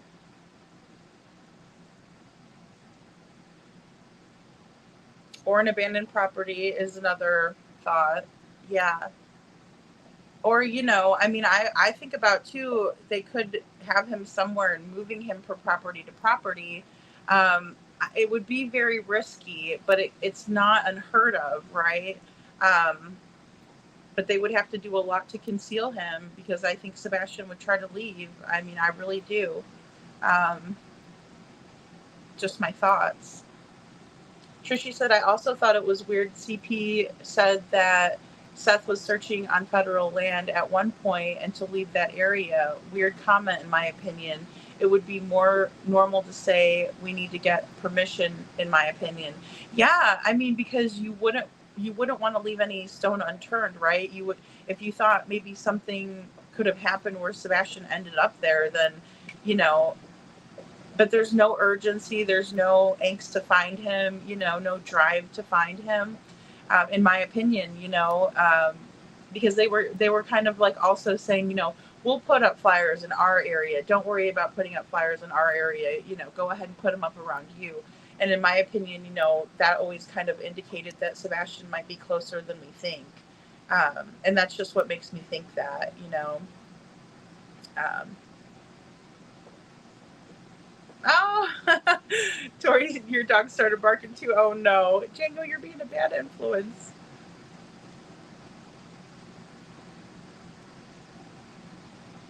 Oh yes, I will. That's a good reminder, SI officer. Yes, let's not forget, by second generation, there is a container business, or there is container businesses. Yeah, and I mean, there's a lot of things that are stored in those facilities, you know.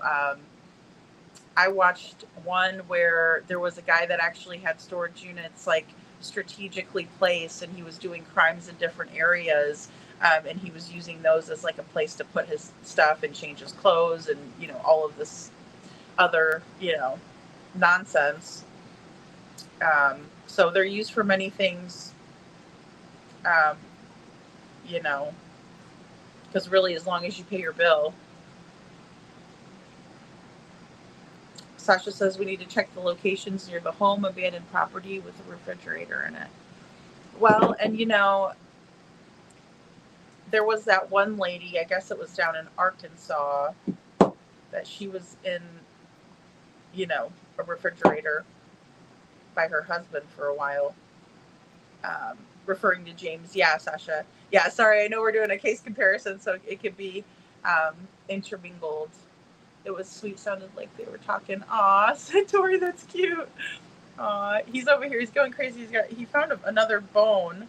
And at first I didn't know what he was doing, but it's one that has like stuff in the middle, so he's like trying to get to the middle. Tia Nurse says, if I'm not mistaken, Seth took some people to search after a tip received, and I think they searched the MS end, Mississippi end. It's been a long 20 months, so I could be wrong, but that's what I do remember. Yeah, it's been a long, long time, right? And it feels like longer. It does. I mean, I guess it flew by as well, but it's also just been too long. So, yeah. And I don't know what, you know, where the tip came in from or anything like that. But then again, you know, it's just a very remote area that very well could have been a place to look, you know. And I mean, I know that Seth wants to leave no stone unturned, literally, not like Craddock says, you know, that he's doing that, but isn't.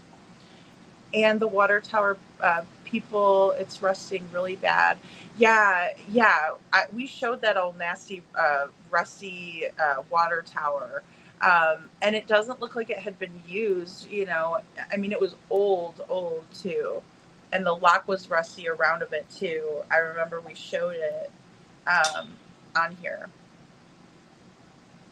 Yeah, the water tower right by Second Generation. Yes. Sorry, guys, I didn't mean to drop that link. Oh, no. Did you hear about the refrigerator that was caught on fire with a body in it recently?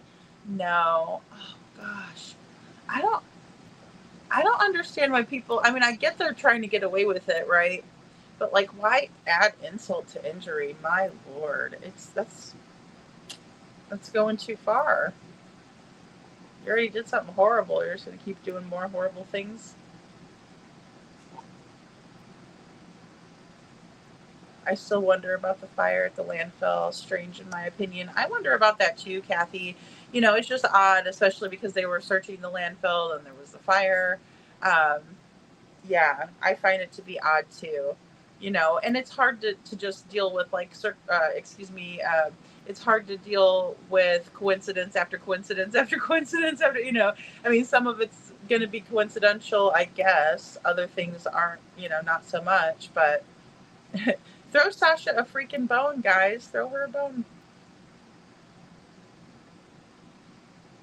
Thanks for dropping Shay's link. Does Craddock still work there? Don't know. Some say they heard the word Parkway in the audio. So, sorry, throwing out the randomness. No, it's okay, Tia Nurse. I appreciate it. I mean, whatever we can do to try to figure out what happened, you know, because obviously Katie's not telling what happened. They're not trying to push her to tell what happened. And I will share this before I hop down. I can't believe I've been on here for 3.5 hours now. But I want to throw this out here too. So this is from Lauren from Facebook. And Lauren says, I don't remember exactly who this came from. Sorry, just a local in a Facebook group. So take it with a grain of salt. But I felt it was worth a share. And it says, a group of Hendersonville community members went to the sheriff's department on 8/8, right? So almost a year to, you know, it's the 2nd today. So August 8th, after the protection order court hearing, and they asked Sheriff Eric Craddock if there's any information. They say he was very nasty with them, and he stated, I will not be speaking on the Sebastian Rogers case. I will not be doing any more press conferences. And even if there's a huge break in the case, no one will ever know about it. I mean, what the hell? Meanwhile, the Proudfoots were hiding out in the sheriff's office. This screams cover up. This screams sweeping under the rug, and it appears we will never know what has happened to Sebastian if this man is sheriff. And with that statement, I would have to agree with that. That, you know, I mean, it kind of stole the wind out of my sails, at least. I don't know how you guys feel about that, but for him to say something like that is completely crazy. Crazy.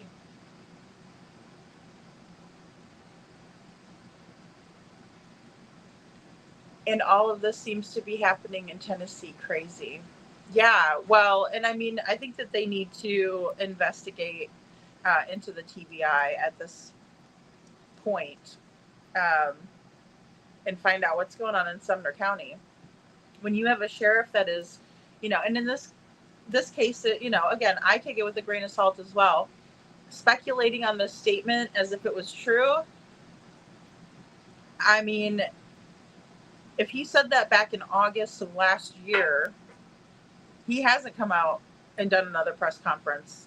So I really don't think he's planning on doing a press conference. I mean, in my opinion, from what we've seen, Tori Banks says, Kathy, yes, the fire was very strange. Lots of people at work. I agree. It was very suspicious timing. I agree.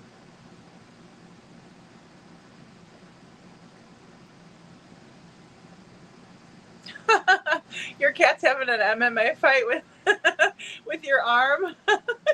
Grappling with your arm, Sasha. That's funny. Kung Fu Kitty. Trishy says, I was surprised you were on. I was out for a run earlier, or I would have tuned in earlier. Trishy, thanks for being here. I'm glad that you came in. I know I was trying to do an early bird show. I'll try to do some more. I mean, as you can see, it's a little bit like crazy around because like Django, he's not used to me being occupied, to this extent. But I did. I found it to be really, really fun to do like an early show. I got to catch a lot of early birds here, so he's trying to put me in an arm lock. Sasha. Hey, Mary Patterson, good to see you. Okay, so, SI officer says yes. In the audio, he said that he was going to discard somewhere in the back way of the parkway. Oh, okay.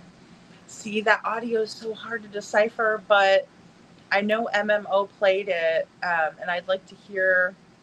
I need to go back and listen to it again. Cat fight.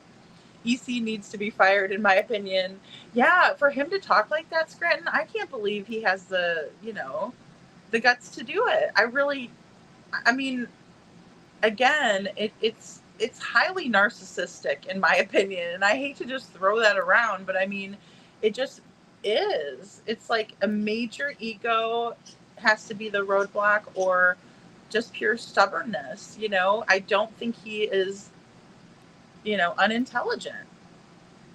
If I just thought he was like dumb and scratching his butt, and that would be one thing, and I'd say, well, he's just not educated. He doesn't understand.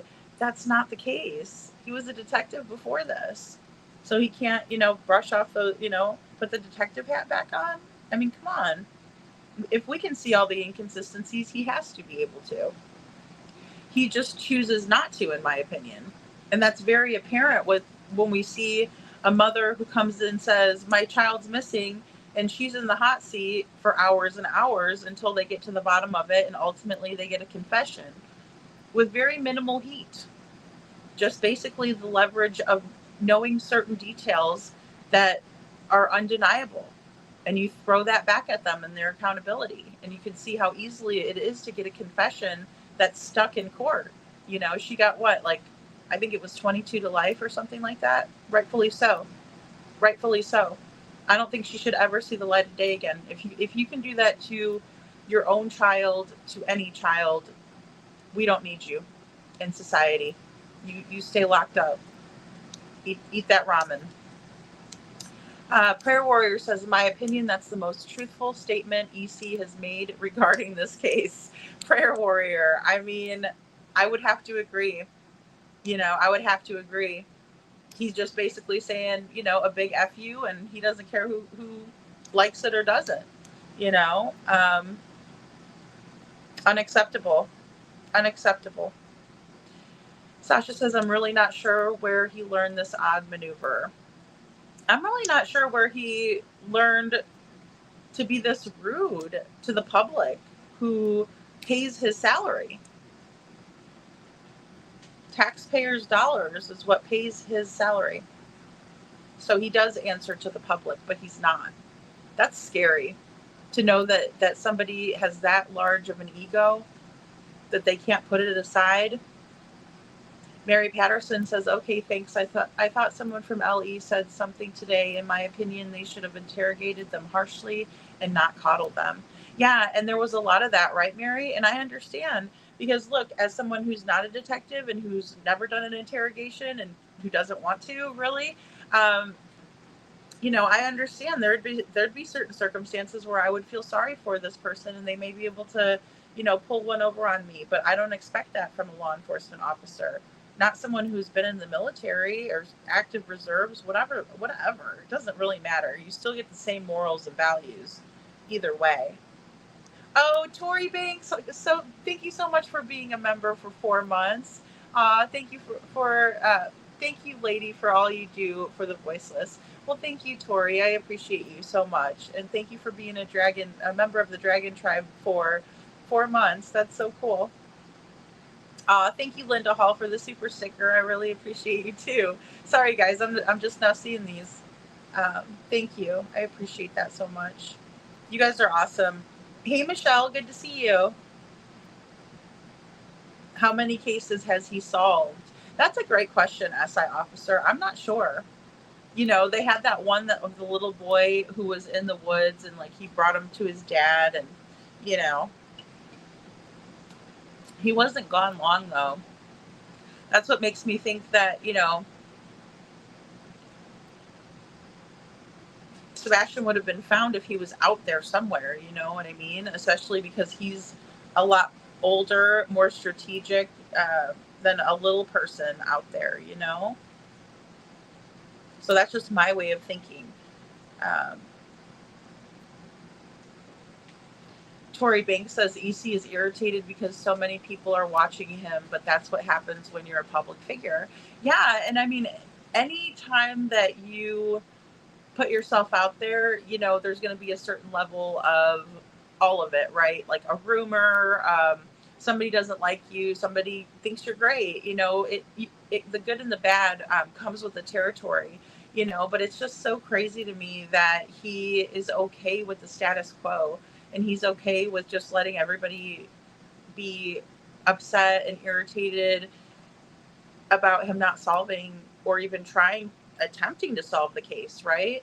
A simple interrogation would have gone a long way. Not a friendly, situation where you only come in and have to answer 5 questions. And that's according to his buddy Chris, Yeah. I agree, Sasha. And that's maybe what it's going to take. I can't see why they wouldn't involve higher authority in this case. In my opinion, it's much needed. Much needed. Mary Patterson says there was a case in Nashville when the mom blamed her 2-year-old shot and unalived his sister. The mom freaked out when the police mentioned a forensic examination of her 2-year-old. Yes, I remember that case, Mary. I don't remember the people's names, but I do remember that case. And yeah, the mother, it's funny how a mother will blame and point the finger at a 2-year-old. They're a little baby. It's unbelievable.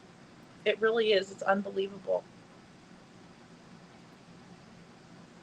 Oh, Brenda says, I wonder if they thought KK did something to Sebastian and they thought CP was the weakest link and he would end up turning her in. Just a theory. And they may have thought, if we give them enough rope, they'll, get themselves, so to speak. But, it's like they've waited too long. And then even in 8 days to say, oh, well, we're going to start an investigation now. Well, I mean, a lot of good that's going to do, especially when the crime scene was fully contaminated with Kathy Bowersox and Melissa Proudfoot and, all of these people. It's pretty difficult to backtrack on that, and then the operating under the assumption that Sebastian walked off. No good. So, hey Vic, good to see you. Thank you, little Miss Sharon, for your super sticker. Thank you. That's so sweet of you. You guys are the best, I'm telling you.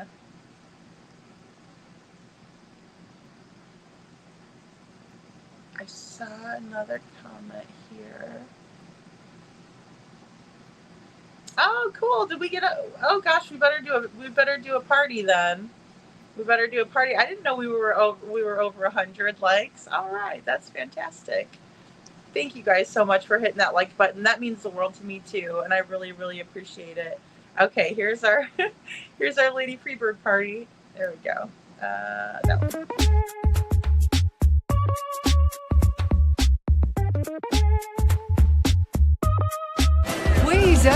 Weezer, there's someone I'd like you to meet. That looks like an autopsy. Laughter through tears is my favorite emotion. I'm so mad I don't know what to do. I want to know why. Lord, I wish I could understand. I just want to hit something. I want to hit it hard.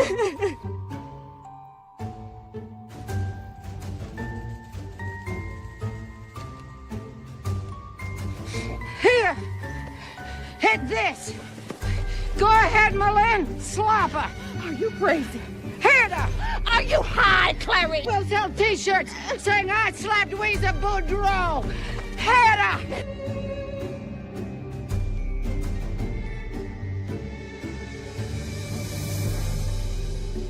Weezer, this is your chance to do something for your fellow man. Knock her lights out, Malin. Let go of me. But you don't say that. Malin, you just missed a chance of a lifetime. Have a chickapin parish and give the eye teeth to take a whack of Weezer.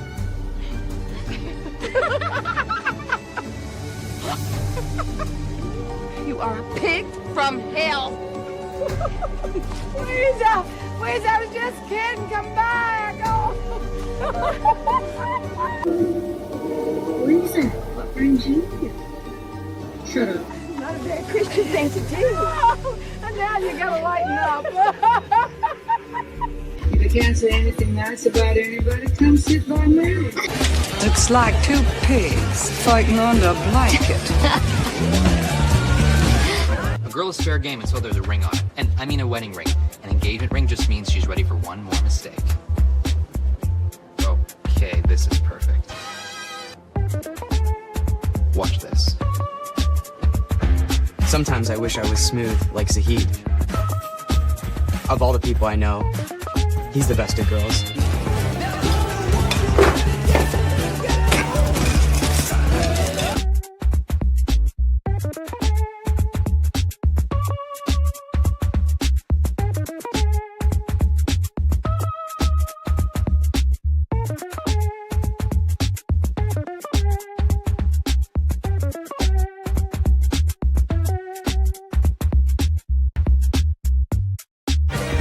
Thanks, Weezer. Nothing like a good piece of ass. And that's how you do it. Now, I'm gonna go hide in the back because that guy said he's gonna kick my ass and he has a neck tattoo, so... I am pleasant. Damn it! I just saw Drum eating in this morning at the Piggly Wiggly, and I smiled at the son of a bitch, for I could help myself. Honey, time marches on, and eventually you realize it's marching across your face.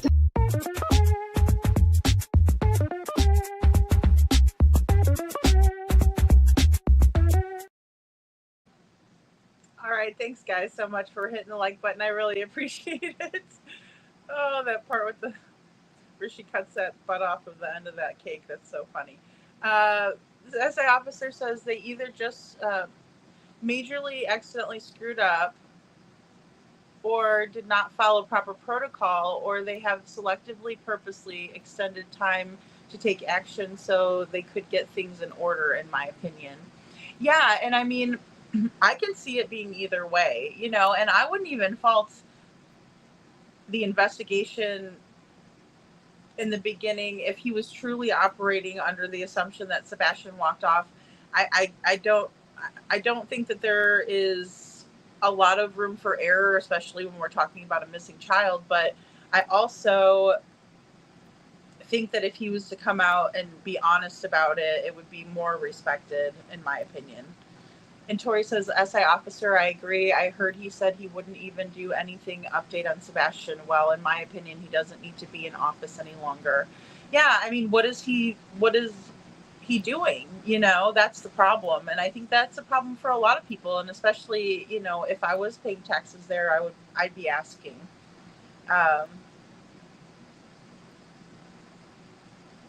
Tia Nurse says allegedly they turned the heat on them in the fall and they moved from interviewing to interrogating. If I'm not mistaken, legally Chris and Katie don't even have to answer the phone when they call. Yeah, no, you're absolutely correct. And, you know, I did hear that was around the time that they lawyered up Tia Nurse. So that's really interesting that you said that, because it makes sense with when they lawyered up, or when Katie did at least, right? Because it all comes back to Katie being the last one in the house with Sebastian, you know, and even Chris had said in the interview with QB, or the panel that she had, you know, the lady called in and said, well, you know, what are you guys going to talk about finding Sebastian, like where he is? And, you know, and they were like, well, we're going to punch that lady out. And they all got upset and, you know, everybody was up in arms. And then Chris was like, well, you know, how come she just doesn't come out and ask Katie? And it's like, well, that's a good question. That's about the smartest thing I've heard Chris say this whole time, you know? Maybe that tattoo KP represents the area injury on Sebastian. You know, I was wondering about that too, Sasha. I mean, you know, it was a strange type of remembrance, especially because, you know, doesn't have his name or date of birth or anything. So I can see how that would be something that might, you know, cause someone to take pause.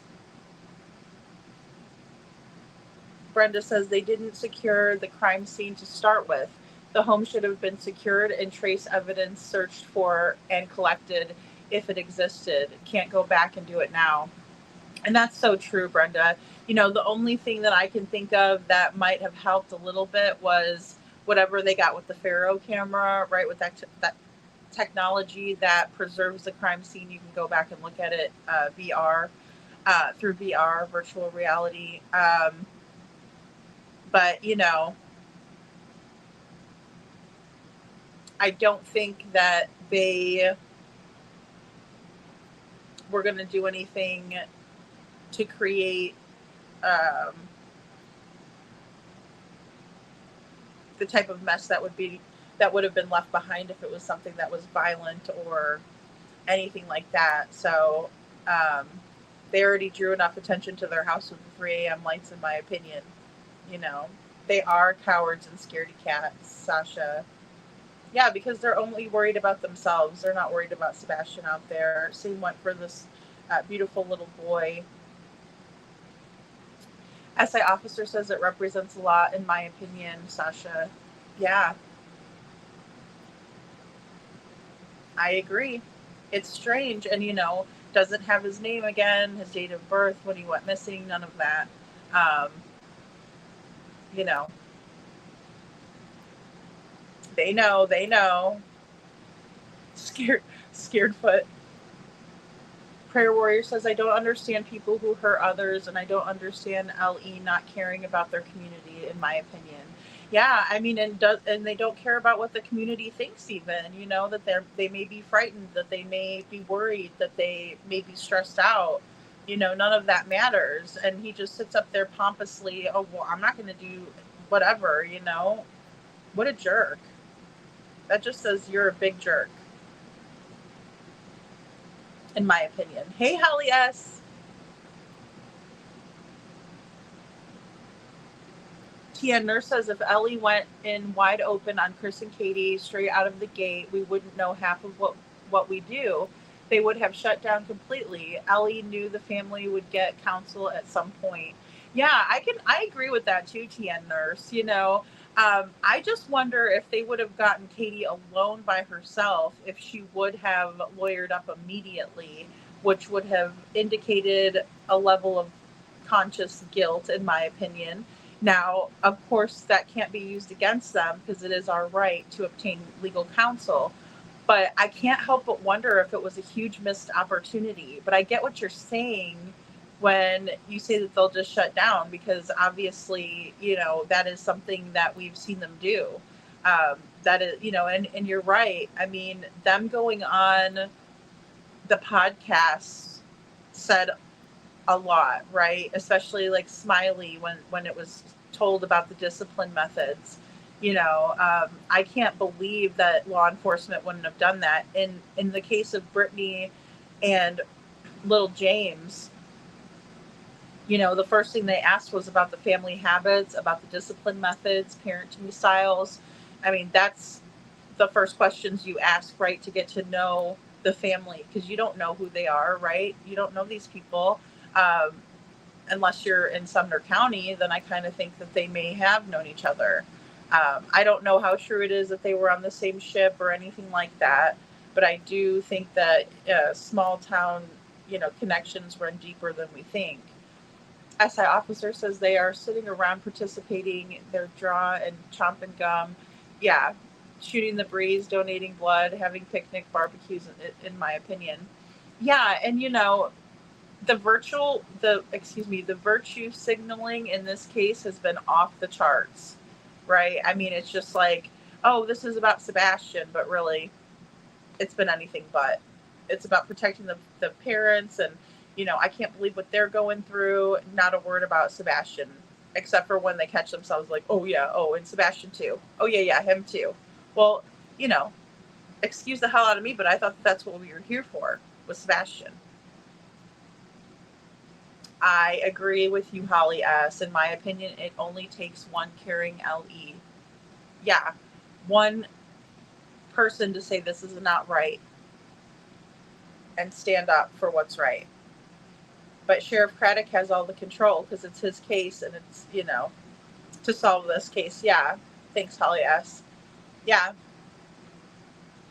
but it seems to be at a standstill. I don't. Michelle says, do you think that content creators are moving on from Sebastian's case? I don't think so. I think that's what the haters want us to believe, because I see people talking about Sebastian all the time, and there's too many people for me to even mention. And it's not even people that I typically watch all the time, but if I just type in Sebastian Rogers, there's a whole slew of people still talking about him, still spreading awareness. Yeah, even some of the hate channels. I mean, you know, Crabtree did a live and he said something like that they need to start very from scratch or something weird like that. I mean, you know, so it is what it is. TN Nurse says, I'm not trying to say they haven't made huge mistakes or defending. I'm just explaining the investigation process and some of the strategy.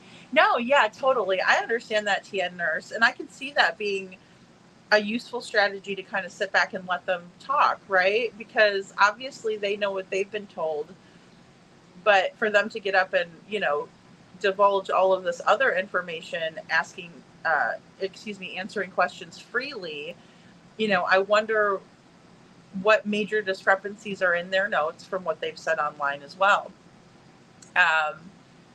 And I do believe that there is a strategy involved. I just wonder if it's more or less because of who they are in the community. Tiander says they had Katie alone many times. You know, I just don't think that they put the heat that they should have on her. And I could be wrong.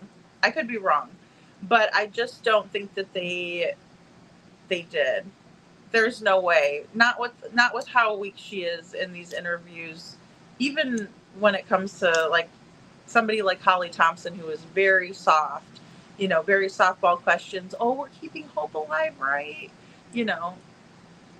I guess if, that's what it looks like to keep hope alive for them. It doesn't look like that for me. But again, like I said, I could be wrong. I just don't think that they confronted Katie like they should have, because if they did, I think she would have cracked like an egg. Just really simple. They took advantage of every area he was vulnerable. Yeah, I agree, SI officer. And they blamed him. Really? I didn't hear that. Holly S. says, Lady Freedom, I heard that Carter isn't taking emails or calls on this case anymore. Yeah, that reminds me of Crystal McCrory Jones. We're just going to keep it open, and which really means that it's closed to the public, and they don't want any more heat on themselves. That speaks volumes to me if that's true. Tia Nurse says they had Katie alone the first 6 to 7 hours. That's probably one of the reasons they made sure Mommy was there. Well, and that's the thing. But didn't Seth get there at 8 o'clock? I thought that's what he said. I thought he said that he got there around 8, and then Chris said he was on the phone with LE on and off. But yeah, I'm talking about, okay, we know, this is how I would have expected things to go down. Okay, we understand, you're terribly worried. What we're going to do is we're going to have after they get the evidence from the crime scene, we're going to have somebody stick back, right? And we're going to, whoever her choice is, right? Have somebody stick back, see if Sebastian does turn back up. But Mrs. Proudfoot, we need to speak with you down at the station. We're going to need you to come down for some questioning. That's the type of alone I wanted to see. Now, asking her questions in the comfort of her own home, with Mama Socks there, detouring the situation, detouring the conversation, in my opinion, is weak sauce. It's weak sauce, And it's certainly not trying to figure out what happened to Sebastian. It's tiptoeing and pussyfooting around the Proudfeet. Because if they would have taken her in like that, I would have said, well, at least they gave it the old college try. But they didn't, in my opinion. Michelle says, question is, if both in separate interrogations, which you think would break first and why? Oh, that's a good question, Michelle. I think that Katie would crack like an egg. I do. I think Chris would get his ass in trouble by putting his foot in his mouth constantly and getting caught in lies. And I think his arrogance would show through. But I think if they were able to get Chris alone and start asking hard questions like, you didn't really like Sebastian, did you? You really didn't want him around anymore, did you? I would like to see what his answers would be. But Katie, I know she would crack, and that's why they've never bothered getting her alone, in my opinion, and asking her, again, the hard questions. Hold her accountable. I don't know. I don't know why he walked out the door. I don't know why. Yes, you do. And that's all it takes is a yes, you do. It doesn't have to be mean. It doesn't have to be forceful. It's not to intimidate. It's to hold her accountable and say, yes, you do. We don't know what happened to Sebastian because we were not there, but you were.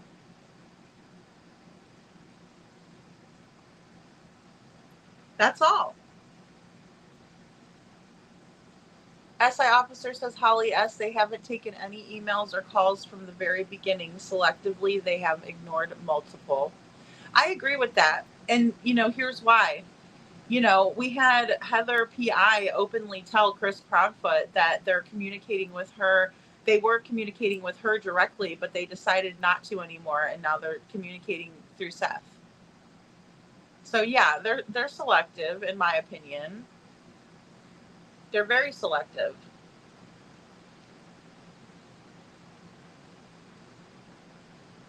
And I think Katie got a pass because she's military. I think she got a pass because her home wasn't disheveled and there wasn't, some kind of a weird, basement or attic or anything that they could see. But I think the abuse was definitely there, and they know about that. We all know about it. CPS was involved 4 times with 4 different reports. Sebastian was telling his counselors, his teachers were, who are mandated reporters, he showed them or told them something and they called.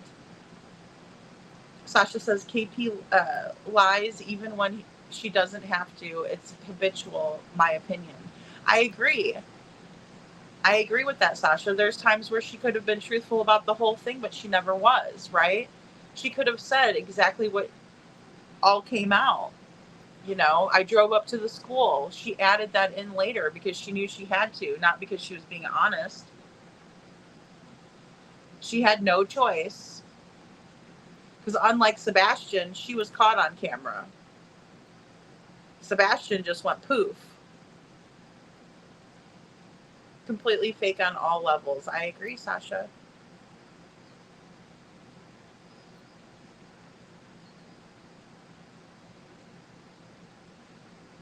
Oh, Scranton says, Lady Freedom, something that recently occurred to me, CP and KP has not been moved into that house for long before he went missing. Could they have moved to Sumner County to be close to friends in low places? That is a strong possibility. And, the issues, a lot like in Brittany's case, she said that it started when they moved into the new house, that her boyfriend was saying, you got to get rid of your kids. And it seems to be that way with Sebastian. In my opinion, from what people have said. And that's been corroborated through many sources. Oh, sorry, that was me.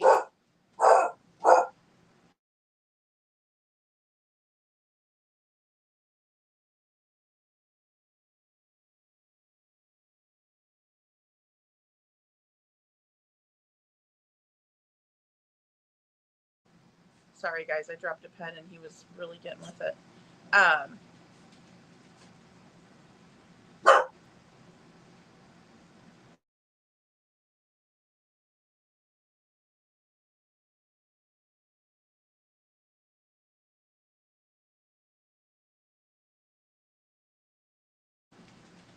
It also takes a DA that will drive the case to court. That is very true, Brenda. And, now we have the DA who's just retiring, I guess, effective in September 2025. Yeah, the DA has to be on board, right? I mean, the police were very confident in Brittany's case that the prosecutors were going to be on board with his investigation. And we're not seeing that here either, in my opinion. Sasha says, example, KP may despise KB, but be super cool and close with her. She's a sociopath, I think is what she's going to say. Well, yeah, and she just might be afraid, right? I mean, she might be afraid that if she doesn't comply with them, then they're going to do the same thing to her, right? They might hurt her. They might disappear her. They might make her go poof. I can't discount that, but I'm also not going to give her a pass because of it. I think she's despicable. Hey, Ann Brock, I think she's absolutely despicable for allowing it. Because I'm sorry, but it's just like Kayla Montgomery allowing for Adam to reach back into the back seat and hit Harmony repeatedly. Hit this little child. You would have had to hit me first. Make no mistake about it. SA officer says, what is absolutely disturbing and disgusting is the depth of corruption and what people will do to pad their pockets or gain whatever from them for themselves instead of a precious child and look the other way. We've seen it happen so many times in this case. People inserting themselves into the case with only themselves in their personal gain in mind. And then putting Sebastian, oh, it's about the children. Oh, bullshit. Sasha Johnson says, my opinion, KP may despise CP, but still be right there to plot and plan. Yeah, because it's kind of the mentality that if you can't beat them, join them, or, you know, at least it's not me. Or even this other mother, Brittany, was like, well, I didn't want to be out on the front porch, but I certainly will go put my kids in the middle of the woods by themselves scared, because at least it's not me. I mean, that's how narcissistic our society has become, unfortunately. 4 years ago, this happened to poor little, this poor little boy, James Hutchinson. It's all completely fake, and, you know, and also rehearsed, in my opinion, Sasha, you know? Yeah, prayer warrior, really well said, SA officer. I mean, that's really what it comes down to. You know, I love Pink Floyd, I love AC/DC, but there's a reason why I mashed those two songs up for this case. SI officer says, in my opinion, this is so dark and demented. Who could look away? It's gross, and they know what happened. Exactly. And for somebody not to press that issue and say, you know what happened, is beyond me. Let them come in with the lawyer. You know, because at that point, you're under arrest, in my opinion. Oh, Holly S., was it ever? AMW was so bad. I mean, they didn't show Sebastian's room. They didn't even ask any questions, and then they took out the end of the lights video. Go figure. You know? That's right. SI officer says, I'm not, and I will be a voice for Sebastian always. We have to be. We have no choice. It doesn't matter. You want to see stubborn? I'm stubborn too. Watch. Watch how stubborn I can be. Because, gosh, that's one thing I've been told all my life is how hard my head is. TN nurses, nobody in the community likes this family. If they put the heat on her in the beginning, Katie would have gotten an attorney and Sebastian would never get justice. Again, I'm not defending their asses. I know, TN nurse. I appreciate the perspective, too, though, that you have, and especially, you know, thinking of it from a different angle, right? Because it's not always just one thing, and sometimes two things could be true at once, and sometimes it's just, you know, it is what it is. So you very well could be right about that, you know, where they were like, okay, we're going to take it easy. And especially, you know, I would have to agree with you about it being, you know, a high profile case. And, you know, when we're dealing with a different demographic, right? And I'm not to say that, you know, poor people or whatever, it doesn't matter. But when you have money and when you have influence, when you have power and you have entitlement and you have the good old boy system, it's very, very tough to get around that, right? I mean, and I also think that, you know, they're keeping in mind that it's a high profile case, especially at this point. So, you know, and I agree. I think who was it? I think it was JLR, but he went over and spoke with some of the people in the community, and he was like, everybody here thinks they're, you know, guilty and whatnot. And, you know, and I understand that the court of public opinion isn't always correct. But gosh, I just can't believe that it just seems like there's such an opposition from law enforcement, and I'm trying to figure it out. But no, I definitely see where you're coming from. Absolutely. You know, Brenda says, it's almost like the longer this went on, the more bold the Foots got. In the very beginning, they would have been more willing to say what really happened with the right pressure, in my opinion. That's something that I'm kind of trying, well, I should say that is something that I can't let go of myself. I'm just thinking, you know, if they were to have someone that could leverage the knowledge against them and make them think that, you know, they don't have a way out. You know, that pushing somebody into a corner sometimes will be enough pressure to hold them accountable. Tori Banks says, I'm thinking CT has been in the middle of this since the 3 a.m. video. Well, and I think that there's many involved in what happened to Sebastian, because we do know about the family affair, and, you know, I agree with that, Tori. Michelle says, I just find it hard to believe LE's knowledge if just YouTube people can find stuff, and yet they have, I don't know, an attitude, and have an I don't know attitude to the case. I agree. And, you know, that's kind of what he's done from the beginning, right? Oh, we're just operating under the assumption that Sebastian walked off, you know. Oh, and I feel sorry for the parents. By the way, we're heading over there to get some coffee with them really soon. You know, we'll talk with them. You know, I mean, it's just the hokey pokey dance, you know? But where's Sebastian? Yeah, it does make sense, Holly S. I agree. TN Nurse, I like hearing this, makes sense. Yeah, and it does. I mean, from a strategic standpoint, it does make sense. I'm just wondering when they're going to act upon any of it. You know, if they have enough. But then again, I do know that, you know, to my knowledge, Katie has lawyered up. Which I don't know if that should be such a scary thought. I mean, a lawyer, yeah. Brenda says Mama Socks was there early on. I agree. I think she was around Warsham's too when they said she was around 5:30 a.m. I do think that as well. I do. And Melissa slipped up and she messed up and said that they were searching since 6:30 in the morning. Well, that's what time the call came into law enforcement. So, you know, there's that. Holly S says the Murdaughs went down. Surely these fools will. Well, and the Murdaughs were like a whole dynasty, right? I mean, they really were very well connected. I mean, even Paul was treated like a gentleman, not like the criminal that he ultimately was from the boating accident, in my opinion.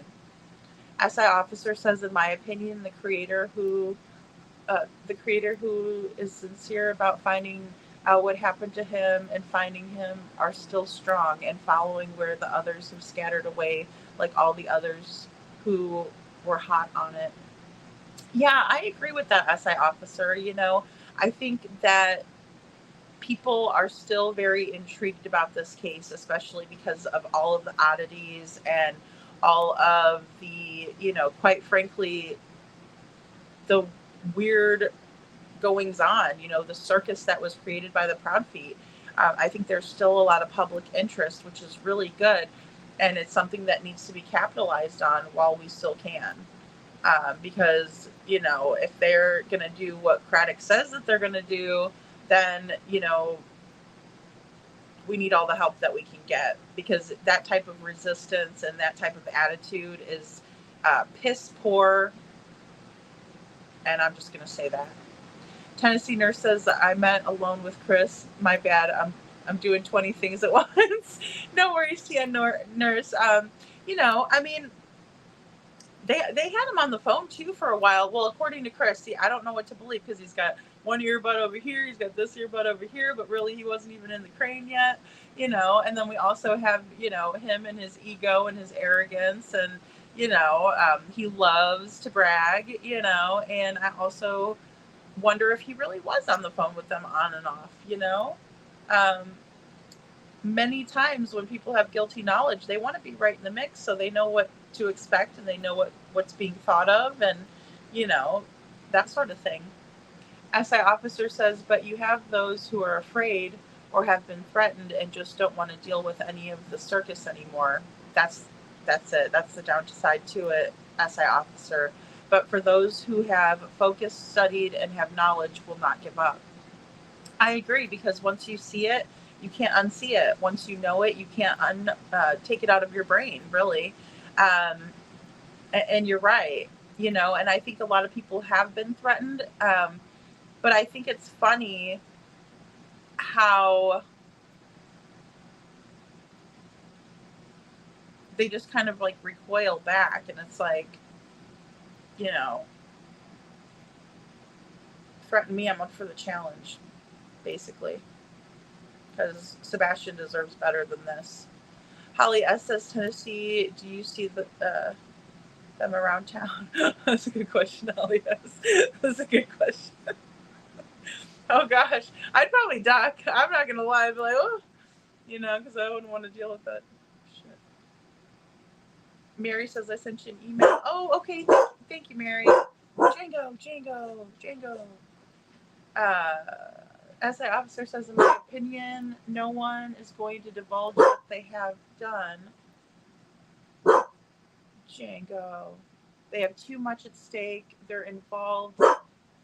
They like their freedom too much, and they don't care what they've done to Sebastian, allegedly is sick. Well, and we can see how that kind of plays out, right?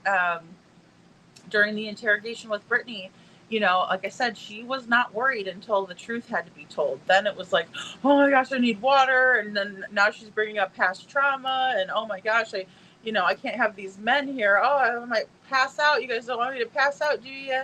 You know, I mean, it's all about her. And, you know, what kind of divalicious behavior is that? Vic says, in my opinion, the Feets whole family know what happened, if not involved also. I think they all know, too. I do. I think they were all involved to coordinate it. Yeah, they would have to be, logistically speaking, for it to all work out. Because it's not a big time frame we're working with. You know, 7 at night until 6 in the morning, really. TN Nurse says, in my opinion, they took their economic status and stereotyped. Well, and I can't really blame them for that, you know, that unconscious bias, you know, but the minute that they realized that there was so many inconsistencies, the minute that they realized that there was no, you know, scent or sight of Sebastian, I think that would be the time that they really needed to start focusing in, looking at the fact that it could very well have been an inside job. You know, and again, Sebastian deserves it. He's worth that. Holly S. says, TN, notice no one really spoke up that they're good people. CP didn't coach kids sports. KP didn't seem to have friends, nothing. Yeah, that's really odd to Holly S. And I don't think that I think that the friends that they kept were friends that,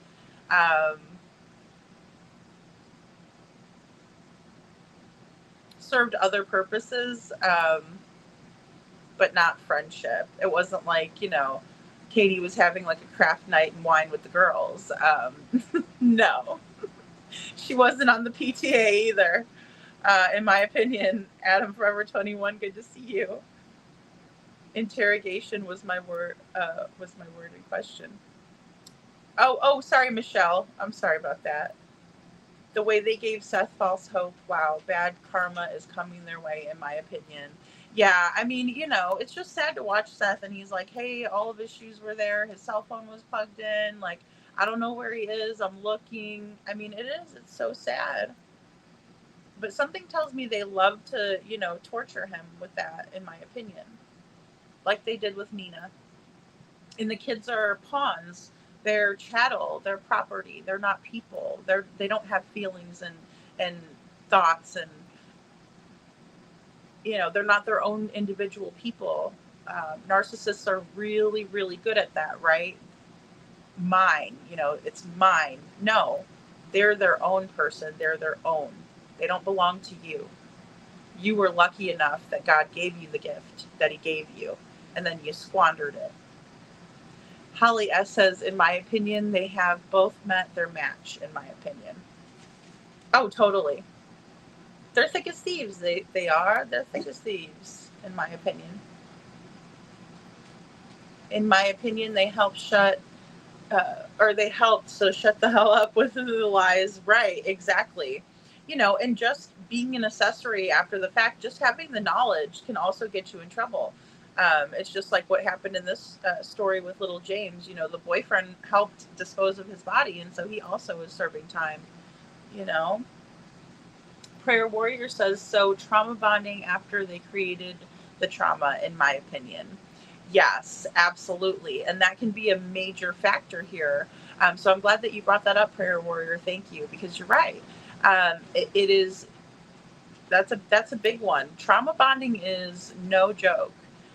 It can really cause a lot of problems psychologically that would make it so you identify with even the person that's being abusive. Holly S. says, in my opinion, the reason she was so hateful at the Texas Roadhouse is because she knew what was coming. And in my opinion, she had grown to hate Sebastian. This was not a typical mom, in my opinion. Not at all. Not at all. Especially when you say he wasn't in trouble, because, you know, you're like tossing him the menu, like, you know, just order. And, you know, yeah, I agree. Not right at all. And she knew that we were all going to see that. And we don't have to have the sound to see what was happening there. Michelle says, if a detective who can match his narcissistic ways of speaking, do you think might just crack CP's demeanor to he gets to the point where he gets frazzled and makes mistakes? I think so. I think that would be the perfect solution there, would be to put him in there with somebody just as cocky and see how that, you know, interaction goes. You know, put somebody in there that he's not allowed to talk down to, you know, like a superior officer or something like that. That would be a good start, in my opinion. Thanks, Michelle. And Tori Banks says, I work in Sumner County and I love the next county over, and those people don't have anyone that I have seen saying that they are innocent. Yeah, and you know, I mean, I think anybody who doesn't have any skin in the game, or that's not been, you know, recruited by the feet, you know, to join the Foot Clan, I think, you know, most people are like, where's this kid at? Come on, cut the crap. You know, most people feel that way. And, you know, and again, I don't want people to think that, you know, I think everybody in Tennessee is okay with this. I don't think that one bit. And I appreciate you guys, you know, reiterating that and also validating that, because, you know, I don't believe that at all. I think people are probably really frustrated and just want the answers, you know, and they're probably sick of Katie and Chris being able to skirt the truth and accountability and all of it. Trent says, I could imagine at a point where the heat is coming down on KP and CP and they throw each other under the bus. That's what I thought was going to happen, Trent. I really thought, like, even the stress of the case might, you know, break them apart. But the only thing that I think is really keeping them together is that they're covering each other's asses. But, you know, for how long is absolutely my question, you know, and they've made it quite far, in my opinion. Hey, Tall Oaks, good to see you.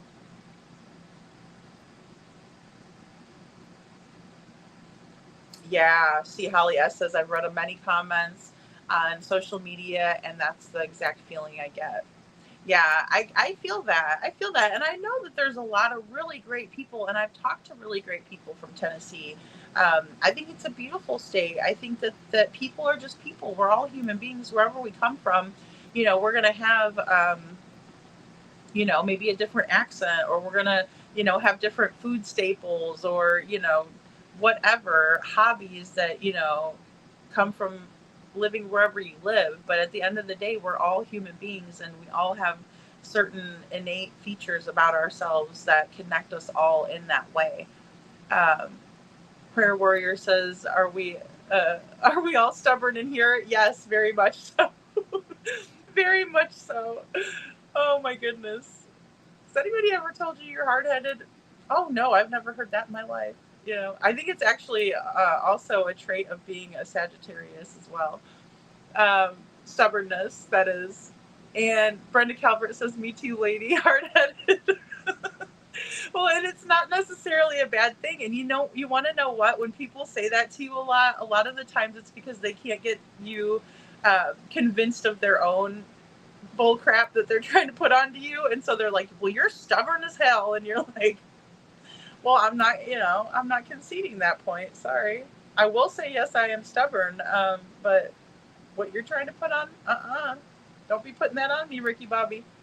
And Sasha says they never have why Sebastian is, they never have said about the Amber Alert. They said that because he's a endangered missing, is what they tried to say in the beginning, right? And they were like, oh, Sebastian needs his medicine. Sebastian needs his medicine.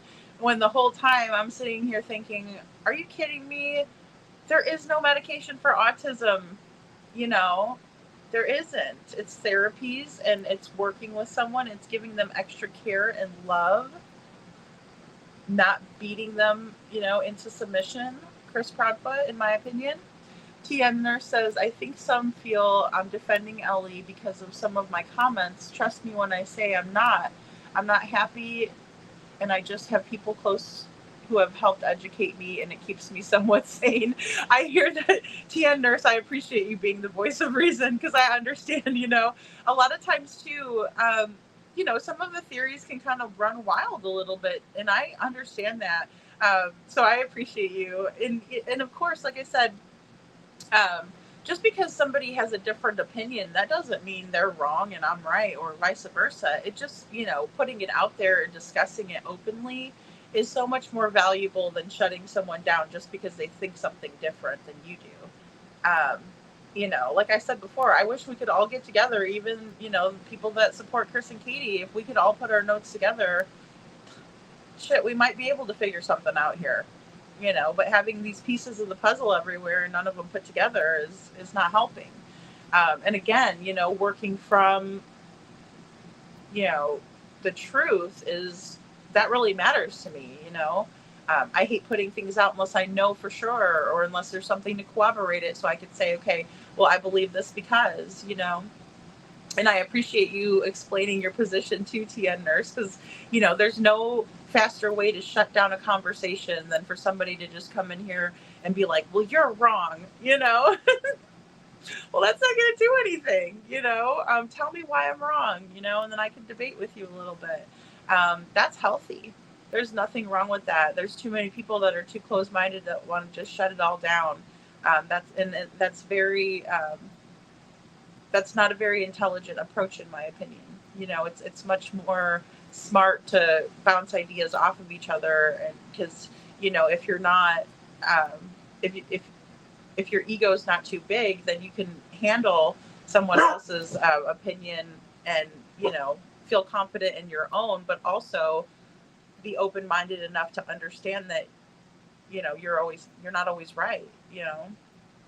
Michelle says, I have too much medical pathology knowledge not to think this sounds very weird by non-college thinking. So why does LE, why didn't they find something wrong is beyond me. Yeah, well, and that's a big part of it too, Michelle. So that's why it's hard for me to believe that they didn't, but then it's hard for me to believe that they did because of their actions. And again, they could just be building a case and we don't know, right? And I'll be the first one to pat them on the back. When they find Sebastian, they're going to get all the praise and the glory. Believe me, I will not spare any of it. Sasha says, I think Seth is going to end up suing for wrongful death and felony obstruction. I hope that something like that happens if they hoard the case like I feel like they're doing. Yeah, that would be something, in my opinion, that could help get the truth out. Because the truth matters. Tall Oak says it's okay to dig in your heels as long as it's not in BS. Very well said, Tall Oaks. Thank you. Yeah, and I agree. You have to have something, right? Like a good foundation at least. And, at least something to back it up with. Like, this is why I think that, right? Because it's important. Yeah, well, I know. And then that's a shame, isn't it? Sasha says that's why LE won't clear him. Maybe another family member can sue them. Yeah. Yeah. I've thought about those options as well, for Seth. Because we've seen it play out in a couple of different cases, I don't know Holly S., but it does make me feel that way too. Why does it feel like LE is working with the Proudfeet? Well, Chris has come out and said that, as if he has them in his back pocket, like, oh, I'll get Bobby and Carter right now. We'll have a little effing powwow. And it's like, what are you talking about? Freak. SI officer says, again, they know, yet here we are waiting. You also see how deep this all goes beyond this case. There's consequences all around. This is why we keep asking why. Well, and that's the thing about the accountability factor, right? Because we have CPS involvement, we have law enforcement knowledge of this. We also know that they had the footage very early on where they could see that Sebastian didn't leave the neighborhood. Again, they're not searching the areas where they think that if they think he still walked off, they're not searching. Very lazy approach, it seems to be. Holly S says Tennessee makes that makes sense. I think it took a year to get Murdaugh. Yeah, it did. It took them a little while, and I'm kind of under. I in my opinion, I think that if there wasn't so many people who had been stolen from, there may have not been such a big deal made of it. And then also with the boat accident, there was a couple of things that were catalysts. And let's not forget Buster's alleged sexcapades with his boyfriend, allegedly, from what I've heard, in my opinion.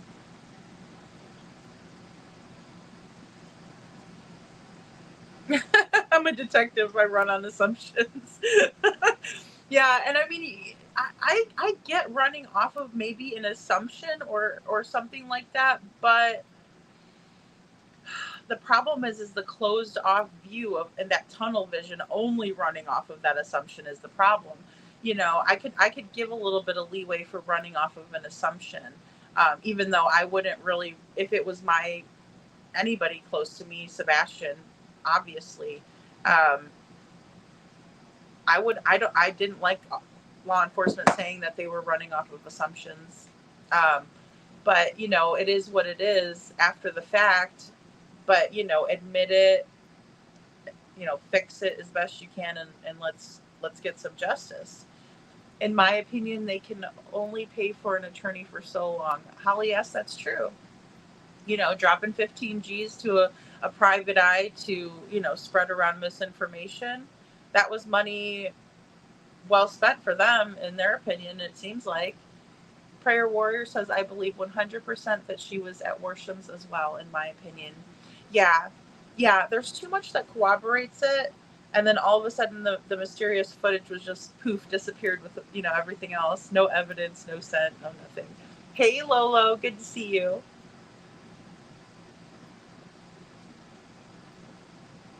Holly S says, yes, the feet and socks are not even Temu level Murdaugh.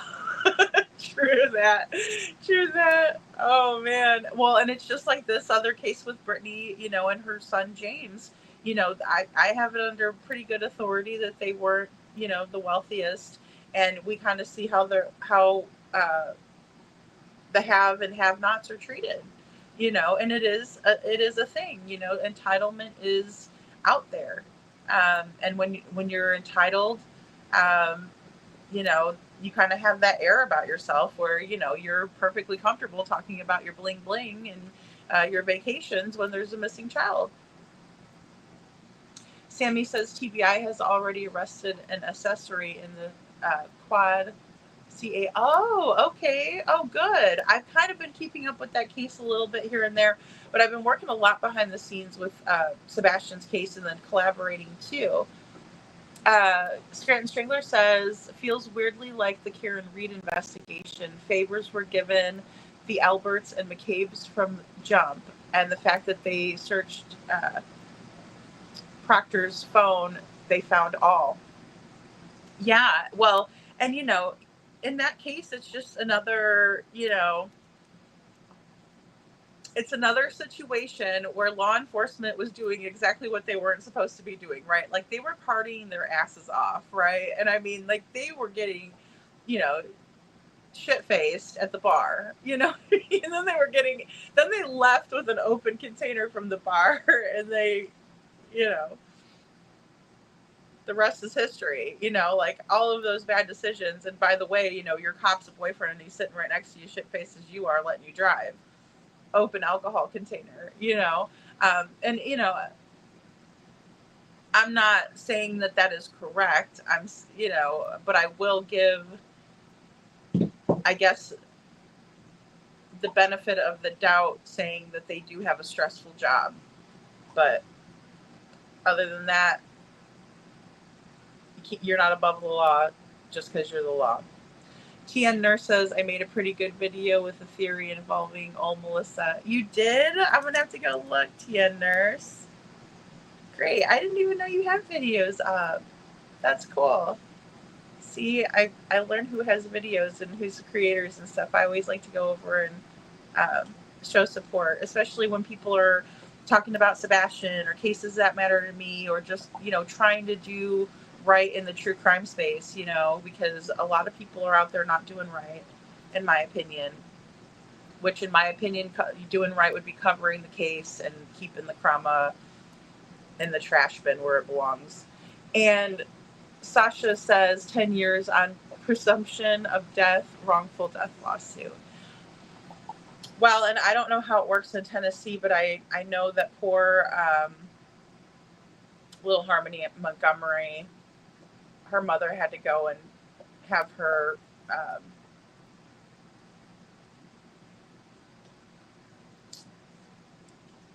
what would it be? It was right on the tip of my tongue and I lost it. They had to have her pronounced,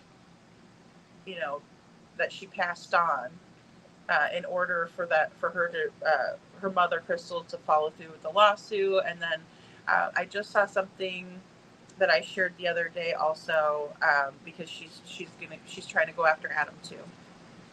So good for her. She wasn't an angel in the situation either. I'm very aware of that, but at least she's fighting for Harmony now. Harmony still has not been found. He's refusing to say where he put her to torture Crystal, in my opinion. In my opinion, the reason why he took Harmony's life and he had no regard for her is because she looks just like her mama. Brenda says CP had told them early on they were not going to question his wife, or he did say that. He did say that, Brenda. Thank you for reminding us of that. I do remember that, right? You're not going to, again, that's his property. She's not a person who thinks and acts for herself. She's chattel to him. And I know he knows what that word means because his mama's a realtor. SI officer says, and then the family makes these their appearance in church. Yeah, social butterflies, aging clients, disgusting. Well, and that's the thing. I mean, they got to make sure that they make appearances like, oh yeah, we go to church and everything. It's like, okay, sure. They got to church it up real nice so it looks better. Sasha says, so when we get 10 years to wrap it up, Kay, we got all kinds of time. True that, Sasha. True that. And a lot of people have the angst, Oh, gaining. Yes, I officer. Time to just start exposing. FBI needs to take it over. I agree. And I hope they can find that little loophole. Or I hope they can find something that can make it so. I'm still baffled about that too, letting Faith, Holly. And again, not worrying about how the children feel, worrying about how the parents feel. Oh, it's so sad. It's just like Travis Decker. There was a sighting, alleged supposed sighting of Travis Decker. So hopefully we're going to get his ass really soon. And I'll tell you what, he was in the courtroom, crying, I need to have my kids. And he didn't have adequate space to put the kids. The minute that he gets them, they all three come up unalived.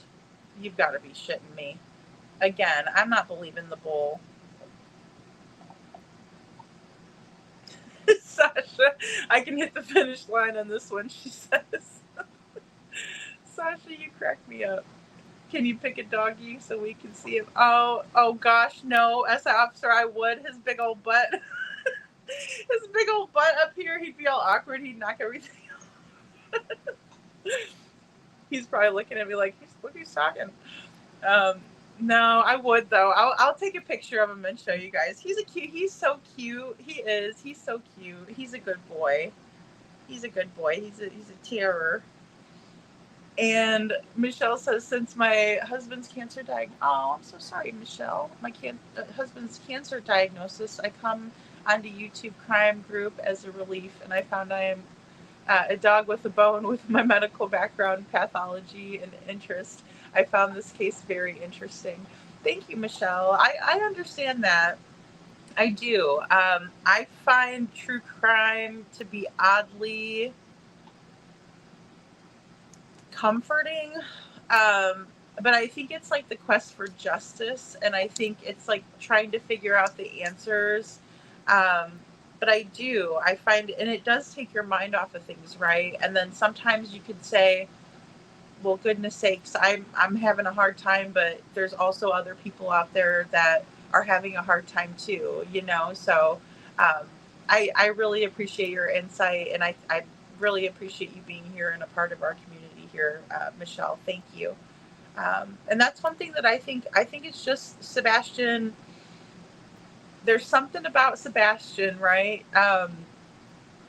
And I think it's his smile. I think it's but I also think it's his spirit, right? And I'm not saying that, in a weird way. I'm sure, people would like to misconstrue that. They can do that. That's fine. But it's, and I don't want to sound like an old hippie, like it's his aura, his aura's purple. No. What I'm trying to say is that there's just something about Sebastian that people aren't going to let it go. And they didn't see that, right? They didn't foresee that. Just because they don't value Sebastian doesn't mean that we don't value Sebastian. And so I don't think they saw it coming, and I think they underestimated how wonderful their son and stepson is. SI officer says, in my opinion, I truly believe they are being manipulated. They are scared, but also there has been the pocket padding.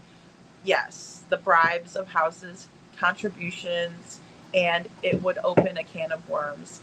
I agree. I mean, just remember when Mama Socks had allegedly given money for a new playground, and she did that because she wanted something out of the deal, Okay, goodbye, little Miss Sharon. Thank you for being here. I'm going to have to hop off here too soon. Oh my gosh, I've been on here forever, but you guys are so good. Holly S. says, in my opinion, these people are so crappy, they probably threaten the cops. Well, and a lot of the cops are very corrupt in that area. I just do need to put that out.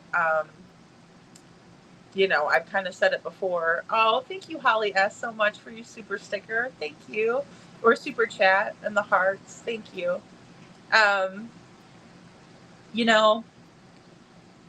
It's just like when they came up on Momming It Up and we talked about that. I mean, thank God I was on the FaceTime with her. Brenda Calvert says upside down pineapple. PF's friends or so, rumors go. Well, yeah. There was a lot of pineapple in my opinion, going on. And that opens the door to SA to children, in my opinion. And that is not left on me.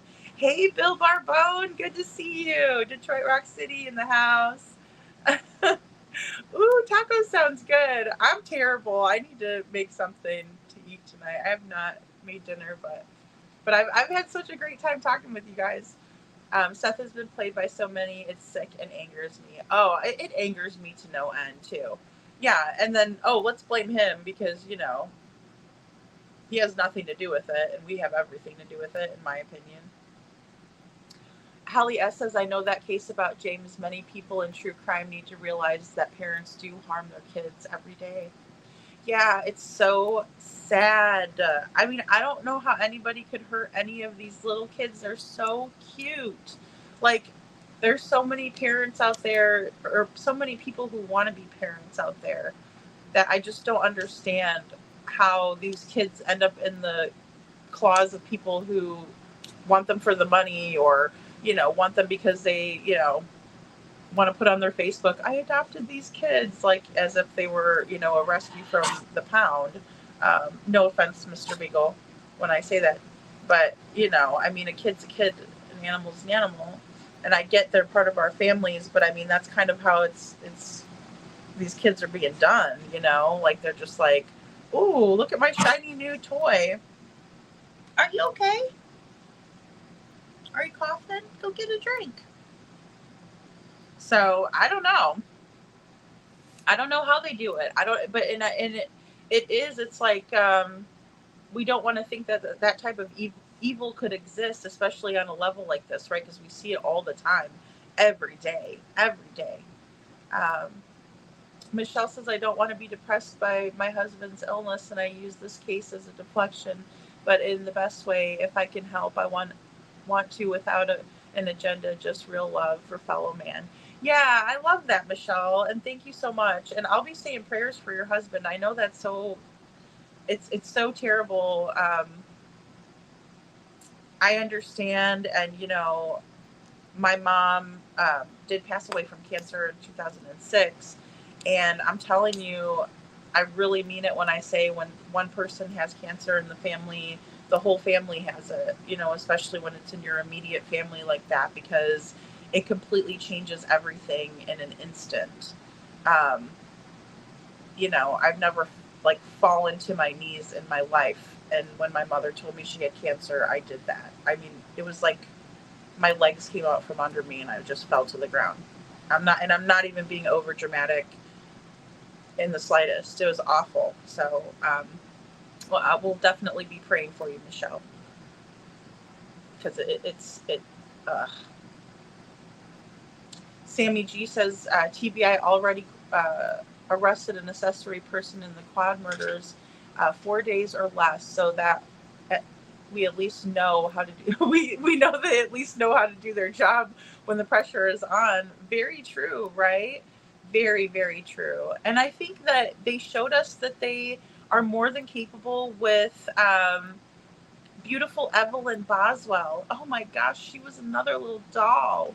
And it's just like, oh, but we know that they can handle an interrogation of that one.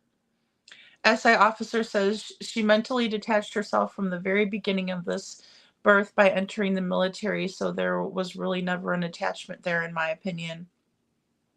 Yeah, I've always tried not to hold that against her, SI officer, you know, because I think that women are strong and we can do a lot. And, you know, I don't ever want to underestimate a woman or her capabilities, but I would have to agree in this case, it seemed like a way out for Katie, in my opinion.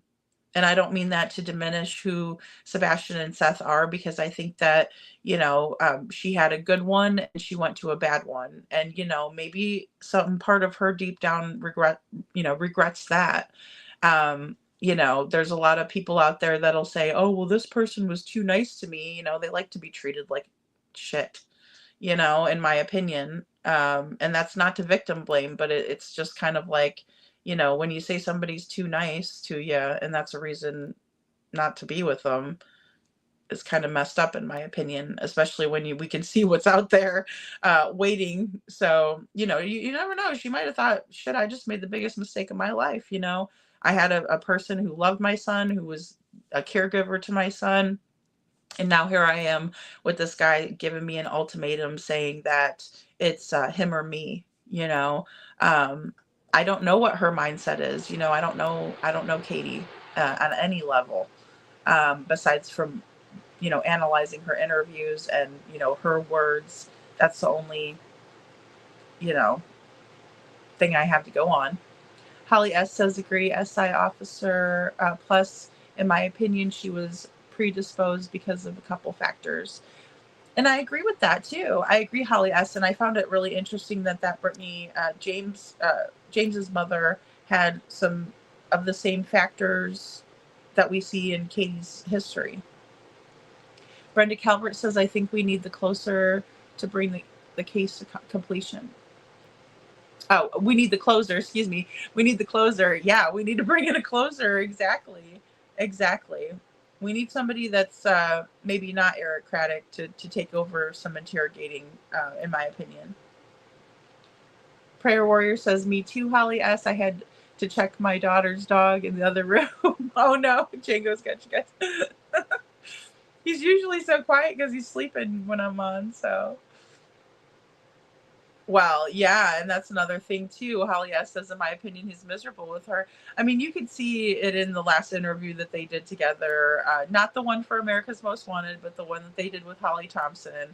I mean, you know, that's the one where he was allegedly checking out, you know, Holly's stems and, you know, checking out them legs and, you know, rolled his eyes at Katie a couple of times. I mean, some of the things she says is really crazy. And then the way that she acted in that interview, I mean, the whole thing was like, did I just walk into a shit show, or is this mother missing her kid for a year? You know, I mean, very bizarre behavior, very bizarre, like to the point of maybe get this woman a straitjacket bizarre, in my opinion.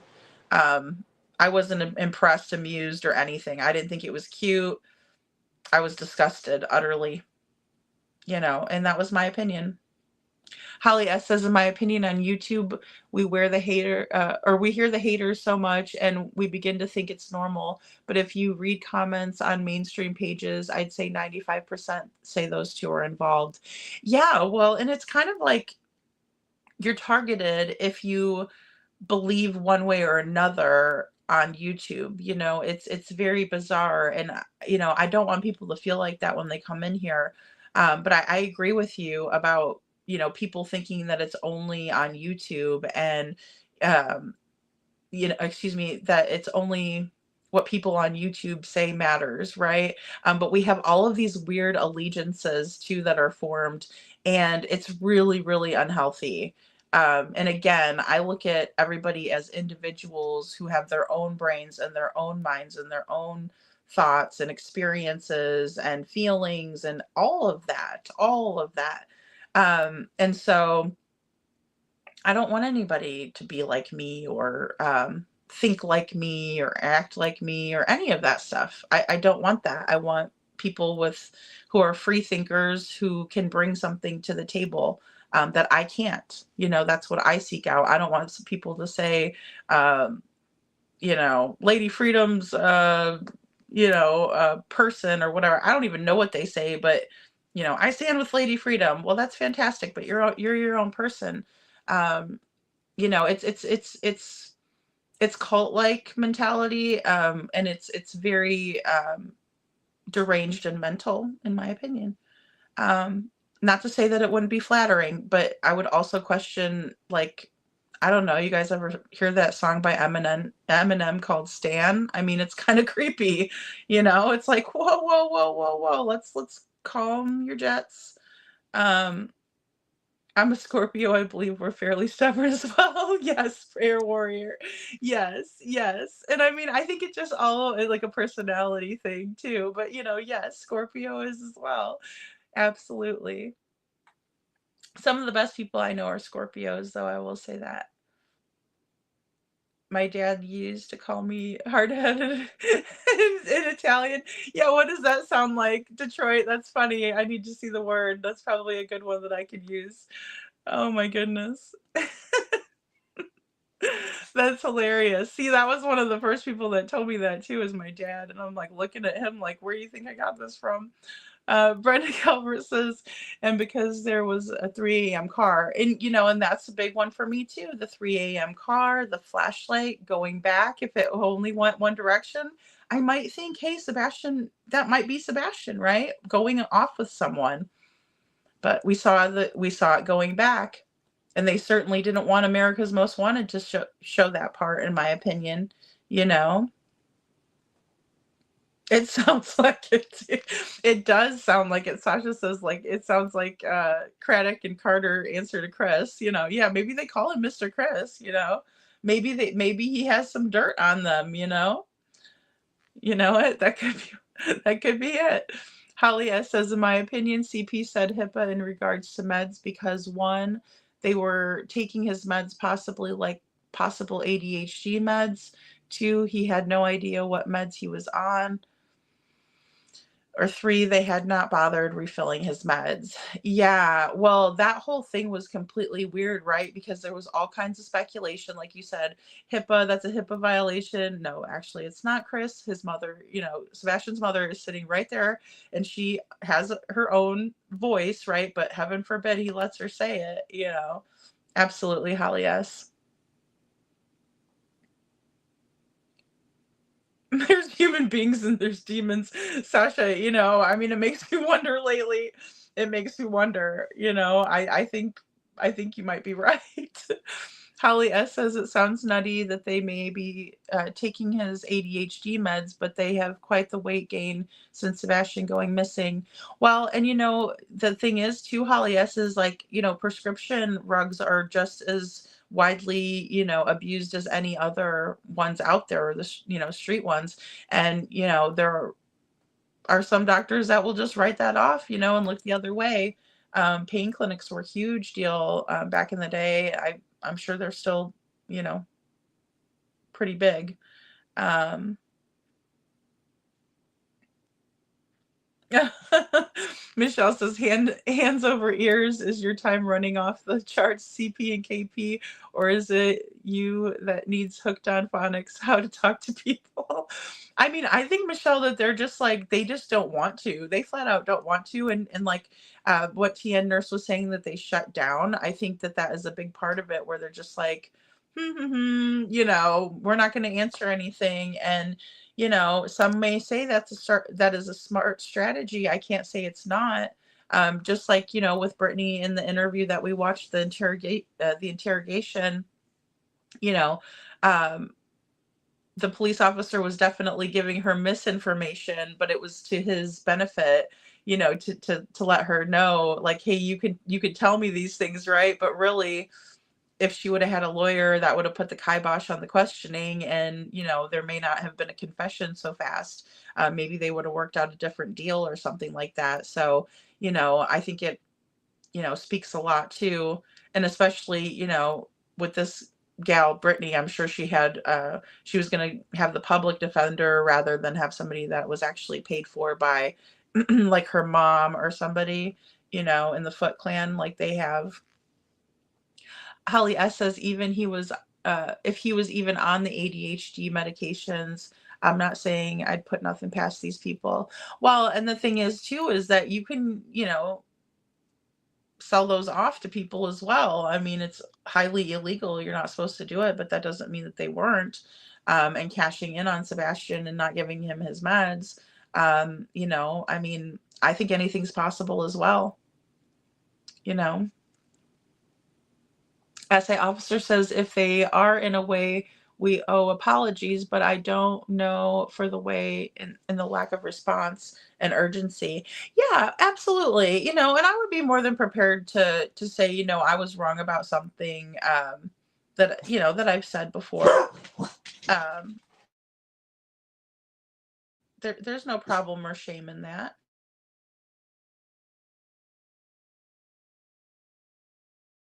I agree too. If we turn out wrong, Holly, I'll be the first one to say, "Oh, glad you're back, Lori." Yeah, so Mama says, Holly, we are not wrong in my opinion. I know. I mean, I'm very confident at this point, especially watching this interview back. I couldn't believe it. The one with Brittany, I just couldn't believe it. I was like, there's just too many similarities, too many of the same statements being made. It's just too hard. Yeah, sometimes I think Ellie is lazy and slow. I do too. But in this case, it's hard for me to think that way about Craddock. It really is, because I look at his history and I'm like, well, Sammy says, and if he truly just needed meds, that is the reason for endangered missing status, not Amber Alert. Yeah, that's true. And that's what they were wanting us to believe, that he needed to have these medications and that he couldn't make it back on his own. But then they tell Holly Thompson that he could make it all the way to Clarksville to his dad's house. But he can't make it home from around the neighborhood if he walked off. Come on, It's ridiculous. It's really ridiculous. Yeah, that's true. Show Poodle's problem with a lawsuit would be in crooked Sumner County, in my opinion. Yeah, and that's the problem that we're stuck with, is being in that area, in my opinion, too. I agree. Show Poodles, I mean, I think I'm going to put your winter pajamas on. You're freezing, Miss Ann. Oh, gosh. Sasha says Katie's bedroom light came on at 3:06 a.m., common area lights 3:10, and vehicle 3:12 a.m. Sebastian vanished 6 a.m. We ain't wrong. Multiple CPS reports and pictures with bruises. We ain't wrong. Yeah, I agree. Those are everything that leads me to believe that there's guilty knowledge, right? That they did something with Sebastian. All of that, Sasha, absolutely. Yeah, and we don't, those things aren't contradictory of each other. Katie and Chris's statements are. I agree. You know, Chris runs that station. Oh, good. TBI arrested an accomplice in the quadruple murders. Yeah, thank you. Thank you, Detroit. Yeah, absolutely. That is such great news. And it's good to hear those things, knowing that they're working, at least some of the cases. Thank you, Detroit, for hitting that like button. Linda Hall said, I found out how long one earbud lasts, had to switch and get the other one. That's funny, Linda. I know mine are always going off on me, and I'm like, dang it. Well, I better hop off of here, but you guys have been so great, and I appreciate you guys all so very much for being here with me. And we'll definitely do another, daytime live, or maybe we'll just do like coffee and true crime morning or something like that. Scranton Strangler says, lady, I agree. Sebastian caught my heart, and equally as much wanting to see CP and KP brought to justice is my reason for obsession in this case, in my opinion. I appreciate you being here, Scranton, and everything that you have to say. And I mean, I think it's really important to have people that are smart and that think for themselves in this case. And I appreciate you guys doing that. I really do. Because it's really important to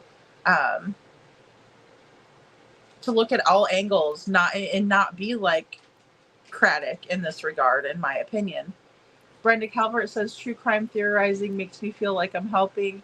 I didn't watch these channels until Sebastian's case. This sweet boy's pictures and story captured my heart, and oh boy, would I like to see justice. Yeah, Brenda. Well, I'm so glad that you're here. And, I think that it's extremely difficult to listen to a lot of what happens in the true crime space. But if we just, stick our heads in the sand and pretend like it's not happening, then that's not helping at all. So I know, buddy. I know. He says, will you please pay attention to me? It is infuriating. It is.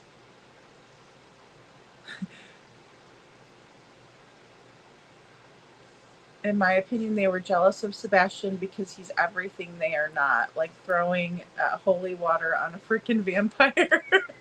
Holly S. That's too funny. Well, come here. I was petting you. Come here. Come over here. Don't be scared. He got scared because I took the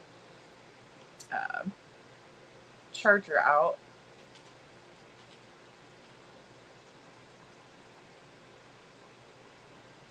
All right, you guys. Well, I so appreciate you all being here. And tomorrow night, we're going to kind of continue on. Hey, Betty. Good to see you. Thank you for being here. We're going to continue on with this conversation that we're having. And then, let's see, tomorrow, Sunday. Okay, so Monday, we are going to have a special guest up where we're going to talk about some of the aspects of the lights video. On how we're treating it like a negative, and I will put some viewing instructions out there for us. Thank you guys. Thank you so much. So I'm going to be working on that too for Monday. So we're just going to kind of go right into no more interrogation, but more or less what law enforcement has said up until this point. And then I want to bring in the America's Most Wanted video where we kind of analyze why they took out the lights portion. Because, of course, I think that that's the most important piece to the puzzle, in my opinion. And I really believe it is. And I wish we had more to go off of, but I think that it's important to discuss what we have. So Well, I hope you all have a great night, and I really do appreciate you being here with me through the tough subjects, because I know the topics that we discuss are not always ideal. But again, I just think that we need to give attention to these cases so people know that it's unacceptable. It's not okay in society. You know, these children are important, even if they want to throw them away. So thank you, Trent. Thank you so much. Thank you. And yes. Tomorrow night, also, we have Voices of Truth. Thank you, Trent, so much. I meant to ask Hindsight too.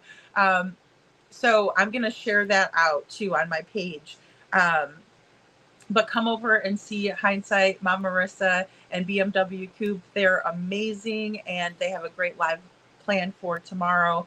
They do wonderful advocacy in this case for Sebastian, and really just, keep it about the truth and facts. And I think that's so important. And their research is out of this world. So, again, I appreciate you all so much. Stay safe out there, and I will talk to you soon.